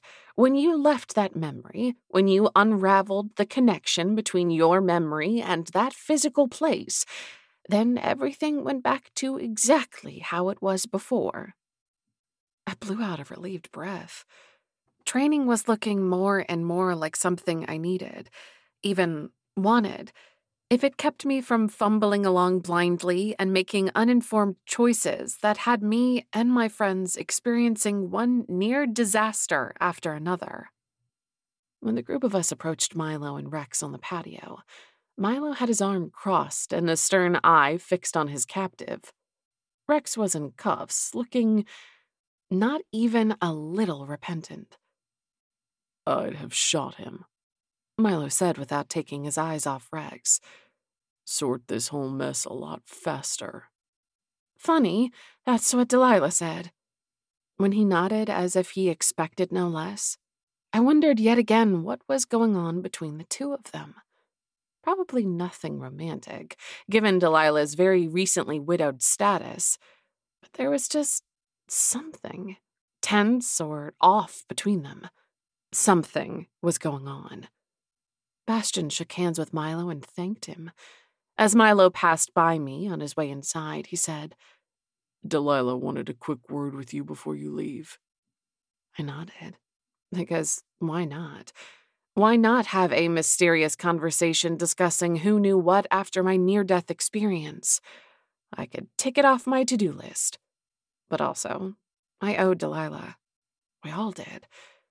She'd gone so far beyond what anyone could have expected with her small kindnesses, toiletries and clothes, and the larger ones, opening her home, holding my hand through a terrifying ordeal. And if she wanted 5 minutes of my time, she could have it several times over. Bastian read aloud from a small notebook that he pulled from one of his many cargo pants pockets. It seemed the charges against Rex went beyond murder. Gosh, I'd missed those tragic pants and Bastian's ability to pull almost any needed item from them. As he read through his list of charges, I realized that I'd missed Bastian. Silly, really, for so many reasons. To start, I'd seen him as recently as this morning. Gosh, I'd woken up next to him. And I'd only known him a short time. I shouldn't miss people who haven't been in my life long. Should I? Regardless of the length of our acquaintanceship, I enjoyed his company. And when I thought he might not be around to keep the magical peace in Boise and pull unlikely items from his ridiculous pants, it crushed me. And not just because I'd felt guilty. This was the 21st century. I, woman, could ask a man out, even if she was a witch and he was a wizard. I'd get right on that. But not today. Today I was tired. As exhibited by my zone out, I was pulled back to the present, away from any thoughts of dating by the sound of my name. Who is this Lina Dorchester? Rex asked. His tone was curious, without rancor. Who are her people? She's supposed to be an untrained witch. How does an untrained witch jump into a memory and use that memory to open a gate that's miles away? Excellent question, sir. I'm not entirely sure and doubt I could do it again without my great-aunt holding my hand. Naturally, I didn't say that. He didn't deserve an answer, most especially a truthful one. He lifted a finger, as if making a point in a lecture. That I couldn't have anticipated. After discovering the tainted candy lying there for any fool to purchase, how could I possibly predict that she was capable of sophisticated craft, or that she has ties to ICWP? You thought you'd sail under our radar when you killed multiple people who had a close personal connection to each other, using magic? Sabrina asked. He frowned as if those particular facts were also not ones he could have anticipated. I was starting to see why Sabrina's Uncle Travis refused to do business with him, and had, intentionally or otherwise, blacklisted him from the local witch business scene. This guy was an idiot. A greedy, self-absorbed idiot. But he really had been charming on first impression, and Uncle Travis said he was an okay drinking buddy. Maybe he was so shallow that none of his nastiness was actually there to see when I met him. Maybe he was affable and charming, until he was thwarted. Still looking confused, even after hearing Sabrina's ridiculous list of criminal mastermind blunders, Rex replied, But the first victim was a dud. I thought I'd have more time to cover things up, stretch out the deaths, make them look accidental. But then I had to move up my timeline. He turned a critical eye on me. ICWP shouldn't have landed on murder so quickly. Ignoring his implication that I was to blame for his troubles, classic blame-shifting behavior that I associated with the least emotionally mature of people, I mouthed to great Aunt Sophia. A dud? She leaned in and whispered in my ear. A person without magic, and not a term I'd expect you to hear with any frequency, given the company you keep. What company is that? Not complete idiots? She pointed at me and touched her nose. Except, he wasn't a complete idiot. The man had managed to murder a second person before being caught. Yes, we'd caught him in under 24 hours, but he'd still done it. The absolute waste. 2 lives gone, all for this petty, small-minded man's greed. And he'd planned to kill Martha as well, based on the presence of a demon at her home. After killing all of his co-beneficiaries, he would have been left with a much larger inheritance. But how did you know Lindy wouldn't change her will? After you killed off all of her beneficiaries, even such a sweet lady would have been a little suspicious. He looked at me like I was the idiot. I gasped. Call me naive, but it hadn't even crossed my mind that he'd do away with Lindy. He shook his head. She's not one of us. Why do you care? How is it possible that you don't? I asked, with a terrible sadness filling my heart. But I was asking a murderer why he didn't feel remorse. Rex clearly lacked some vital piece of humanity. Empathy. Bastian had stood quietly by, watching, but when my question dwindled to silence, he said, Why didn't you buy all of the candy? I did, but there were only 2 of the souped-up variety stocked. He smiled weakly. I bought 'em on a whim. I didn't have a clue that 3 demons would pop into town, all with that whiff of familiar magic. Magic that was stored in 2 candy sticks stashed away in my cupboard. It was too tempting to resist. He tipped his head. Well, the opportunity and the millions combined were too tempting. His account regarding my candy sticks didn't exactly align with the facts as I knew them, but he probably wasn't a reliable witness. Sabrina eyed him with distaste. Murder was too tempting to resist? My uncle plays golf with you. I was fairly certain there were a lot of golf-playing criminals out there, but I understood the underlying point. This man was in her circle of acquaintances, or her uncle's, and that made his actions that much more personal. And for the first time, Rex's features hardened. He'll play golf with me, but he won't do business with me. You know what that means. He blacklisted me. I couldn't get in on a deal to save my life or my finances. Your uncle is a cruel man. Sabrina rolled her eyes. My uncle is an incredibly kind man. He just doesn't do business with people who don't make him money. And it's certainly not his fault if the witchy business crowd follows his lead. Did you even consider asking him for a loan? Rex frowned as if the idea never occurred to him. And why would it? It wasn't like the guy was starving or going to lose his home. Or was he? Nope, I didn't care. Even if he was about to lose his house, which I still very much doubted, murder was never one of the answers. Did you really think you'd walk away from this? Miles, thus far silent, indicated Delilah's house, Milo, the ICWP crew with the circling finger. Rick shrugged. Probably not. But after the whole plan blew up, what did I have to lose? One last hurrah. And with a little luck, I figured I'd take out a few meddling, dud-loving do-gooders along the way. So that was a bonus. But for your newbie witch and bad luck, this would have worked out just fine. But for me and bad luck, his plan to kill 4 people would have worked out just fine? Classic blame shifting. But also, he was so unconcerned about it all. Unconcerned that he'd killed a man whose son adored him and who had more friends than we could track. Unconcerned that he'd killed another witch who hadn't done anything to harm him except stand in the way of inheriting a larger piece of the pie he so desperately wanted. Unconcerned that he'd injured a man adored by his ICWP team and who wanted nothing more than justice for the wronged. He felt no remorse. Poor critical thinking combined with a lack of empathy. Yes, I could see how his business failed so spectacularly and with regularity. No, I said.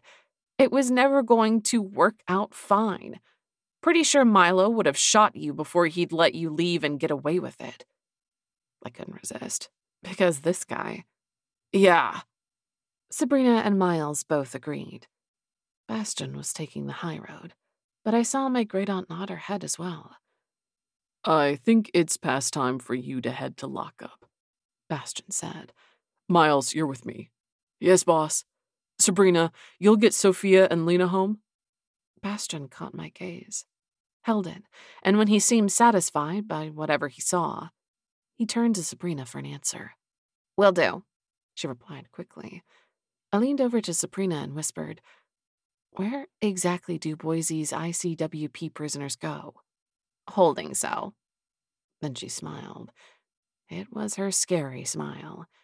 It's an extremely unpleasant place. He'll stay there until Seattle can pick him up. That's very nice to hear, Great Aunt Sophia said with a nod.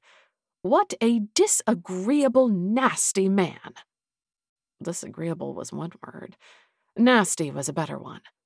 But I think I'd need to plunder Sabrina's vocabulary to do justice to my feelings for him right now. Thankfully, I had a task to keep me from falling down the disturbing mental path of what exactly would I do to Rex if I happened to be locked in a room with him for more than 5 minutes without supervision. Can you guys give me a minute?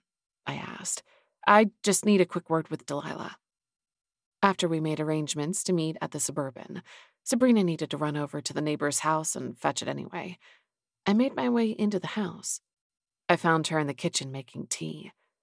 I know now isn't the best time. Delilah flashed a self-deprecating smile. But I'd like to have that conversation I mentioned earlier. Oh, that's all right. The reply was automatic, even though I hadn't a clue what she wanted to talk about. But after what she'd done for us... Delilah, thank you so much for everything. She lifted a hand and shook her head, as if her hospitality and generosity were nothing. I know now isn't ideal, but it's best we talk in person and privately, and both of those requirements are currently being met. She glanced at the door. Sabrina and Great Aunt Sophia are meeting me at the car. She nodded, then blurted, A friend of mine bought your fudge. That wasn't the direction I'd expected this conversation to go. I hadn't a clue what she'd wanted to chat about, but this would have been my last guess. I made a batch of fudge at the beginning of each month, as a sort of monthly special. I only made one variety and changed it up each month. Sometimes, when I was feeling the fudge love, I did a mid-month batch, but I didn't keep it stocked. When it was gone, it was gone. And she wasn't happy with it? I asked with what I hoped was a pleasantly curious expression. If she wasn't, I was guessing it had been October's batch. Or she loved it and wants to order some for her next social event. This was a really odd time to be having a conversation about special order fudge. Delilah looked conflicted. I don't actually know if she liked it or not. She was, saving it. She gave me a knowing look. For a special occasion. Except I didn't know. I hadn't a clue. You're going to have to be clearer, Delilah. What's going on with your friend and my fudge? Delilah nibbled her lower lip. Look, I'd make her give it back, but like I said, she was saving it and... She winced. Someone stole it from her freezer. Your friend bought a piece of fudge from my shop. All of it. The whole batch. My fingers snapped. September's mid-month batch. I got creative with the shape, thought I'd try fudge rounds. Pumpkin spice with a little design stamped on them. A woman my mom's age came in and said they were adorable, and that she had to have them all. Delilah blinked. Then, with a small, worried smile, she said, Are you really this clueless? She wasn't being mean. She seemed really concerned. I wavered between offended and worried. Worried one, because intention counted for a lot, and Delilah's was obviously good. Clearly, I was missing a piece of vital information. Information that would make everything clearer. I groaned. One deeply unpleasant piece of information, I realized, now that I'd given myself a second to contemplate options. I cursed the fudge. No. Delilah shook her head, grimacing. Oh, honey, you really don't have a clue, do you? You didn't curse it, but you certainly gave it a wallop. So no one's likely to commit murder with my pumpkin-spiced fudge rounds. Because so far as I was concerned, that was the pressing question. With my history, I had to keep an eye on the prize. No more murders with my cursed candy. Well, she bit her lip. If it makes you feel any better, my friend wasn't going to do anything terrible with them. Her big green eyes stared into mine. Then she blinked. I'm pretty sure. Delilah, what exactly did I do to the fudge? I tried to remember what I'd been feeling when I'd made that batch. Not angry, obviously, because I hadn't cursed the fudge, per se. You don't remember anything in particular about that batch? She tipped her head curiously. I was trying a new recipe, something to cheer me up. Why'd I been down? Oh, my neighbor had just lost her dog. She's elderly, my neighbor, I mean, and her dog was her best friend. Her husband died a few years ago. I was sad for her, and I just felt so powerless. I wanted to do something. Yes, well, that feeling of being powerless might explain it. I shook my head. I don't understand. Your fudge makes people who eat it suggestible. And I stared because, what? She added. Very suggestible. I rubbed my temples. I made mind-controlling fudge? Delilah winced. Afraid so. Chapter 17. I needed to tell Bastian about the mind-controlling fudge. I really, really needed to tell him. And I would. Soon-ish. But how completely sucky was it that I'd decided to ask him out when, bam, I discovered another mess I'd made. One that he would almost certainly be involved in cleaning up. This witch business was turning my life upside down. I blamed the emergence of the mind-controlling fudge, and my recent adventures in demon hunting. But I might also be a terrible cousin. Because another thing I needed to do but hadn't, I hadn't called Bryson. I meant to. I really had. But then life and murderers and mind-controlling fudge intervened. Initially, I figured, no problem. I'd call him back after more to the point, ICWP, had solved the murders. But the murders were solved. Rex was in custody. He'd even been picked up by Seattle already. And I still hadn't called my cousin. I'd assumed all the calls and texts were Bryson checking up on me, to see how great Aunt Sophia and I were getting along, to see how my training was going. How embarrassing would that conversation be? Remember all that candy I cursed? Yeah, that led to some demon murders. I did not want to have that conversation. I'd already spilled my guts about the first murder investigation I was involved in. I wasn't ready to talk about the most recent murders or about the mind-controlling fudge, because it all boiled down to my complete and utter incompetence as a witch. What I had never imagined was that the world wasn't currently revolving around me, that my favorite cousin might have been calling not to check up on me, but because he needed me.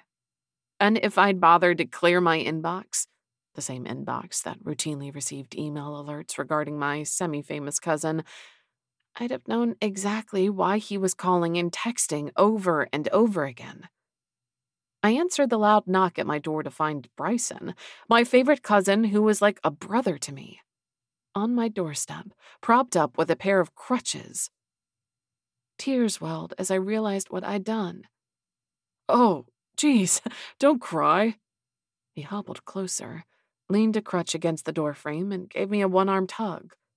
Of course I was crying.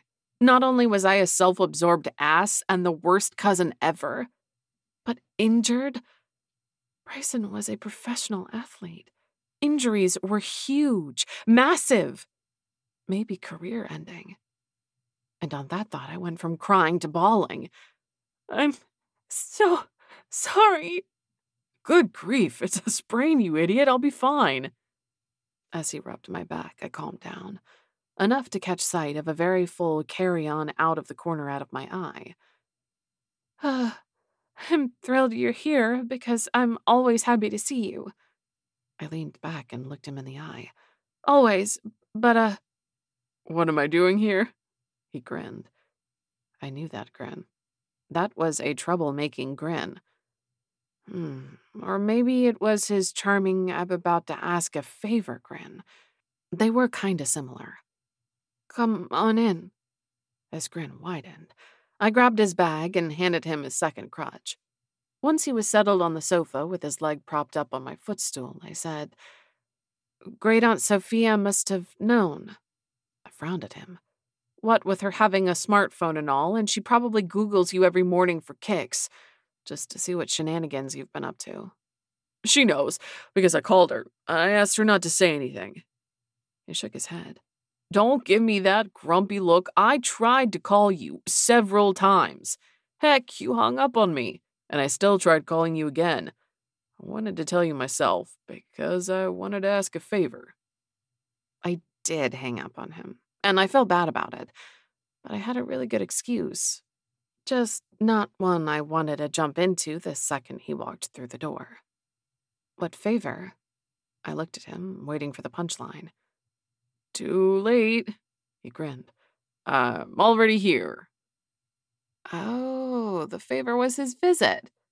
Small problem there.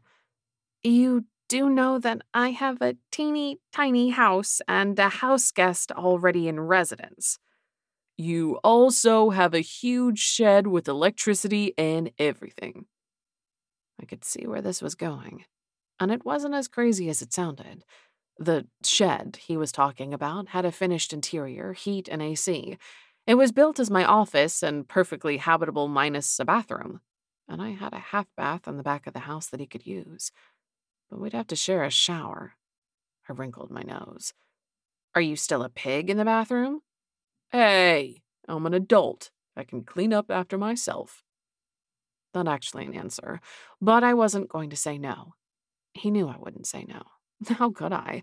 The turkey showed up on my doorstep. And also, he was my favorite cousin and I adored him. About your knee. I wasn't sure how to ask this because I still hadn't gotten around to reading that code of conduct book that everyone kept talking about. You don't use magic at work, do you? No. He gave me a sad puppy dog face. Great. Now I hurt his feelings. Okay. I glanced at his knee. I'm just thinking that some witches and warlocks are good with healing, right? So, That's totally unethical, cuz. That would give me an unfair advantage. I don't cheat, Lina. I've got PT set up locally so I can be healing just like anyone else who plays, without magic. I nodded. Okay, then.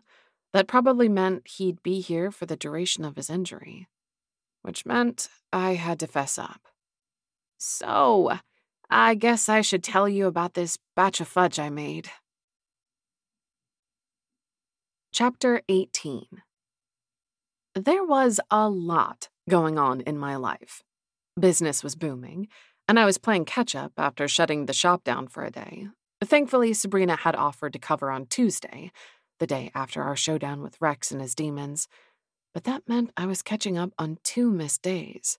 Then Bryson had showed up on my doorstep Tuesday afternoon, and Tuesday evening I'd had a heart-to-heart with Great Aunt Sophia, one in which I'd openly admitted to my, mostly, former fears about using magic. She'd been sympathetic, and it hadn't been a surprise to her. She'd known all along how scared I was. We'd also discussed the fact that I would not be doing any training in the buff, or joining her in her naked yoga routine. Monday, I helped close a murder investigation. Tuesday afternoon, I welcomed an injured cousin into my tiny home and settled him into his backyard room. Tuesday evening, I had a difficult discussion with my mentor about my training. Wednesday through Saturday were consumed by an absolute whirlwind of candy sales and candy making. Was it a great shock that I hadn't made the time to tell the man I was crushing on, in a very adult and mature way, that I'd created even more problems? How was I even supposed to say the words mind control fudge without becoming hysterical? So when Bastian texted on Saturday to say he'd like to grab a coffee the following day, there were many thoughts running through my head. None of them prepared me for the words coming out of his mouth as I sat down across from him in the quietest corner of Magic Beans. Go out with me. Sorry? What? Not the greatest response when the man you're attracted to asks you out on a date. Did you know that a demon bite puts a person somewhere between sleep and a coma? No. It was a disturbing reminder of his ordeal. But what did his sleep coma have to do with asking me out on a date? At least, I thought that just happened. I was told that the 4 of you carried me through my house and loaded me in the Suburban like a piece of luggage. I rode all the way out to Delilah's, laid out in the back like a rolled-up rug. Not entirely true.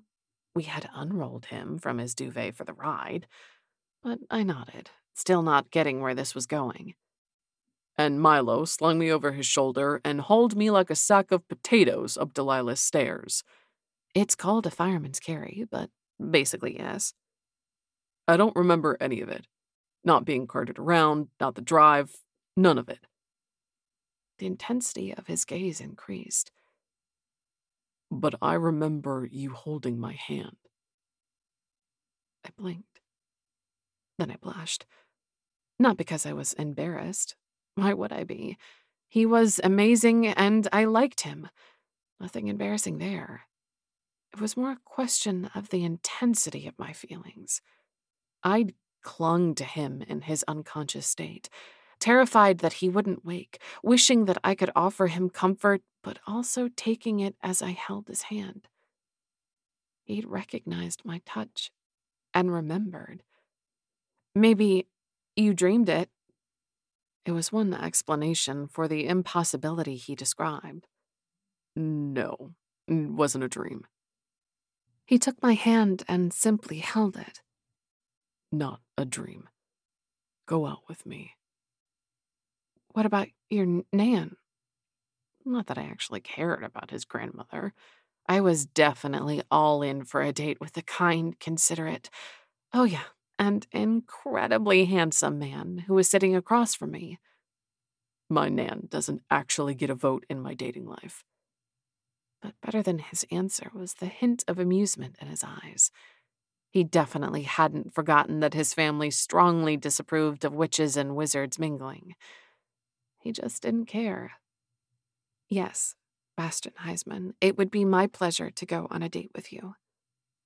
And I had about 3 seconds to bask in the glow of our future plans before I remembered there was a little something I needed to tell him.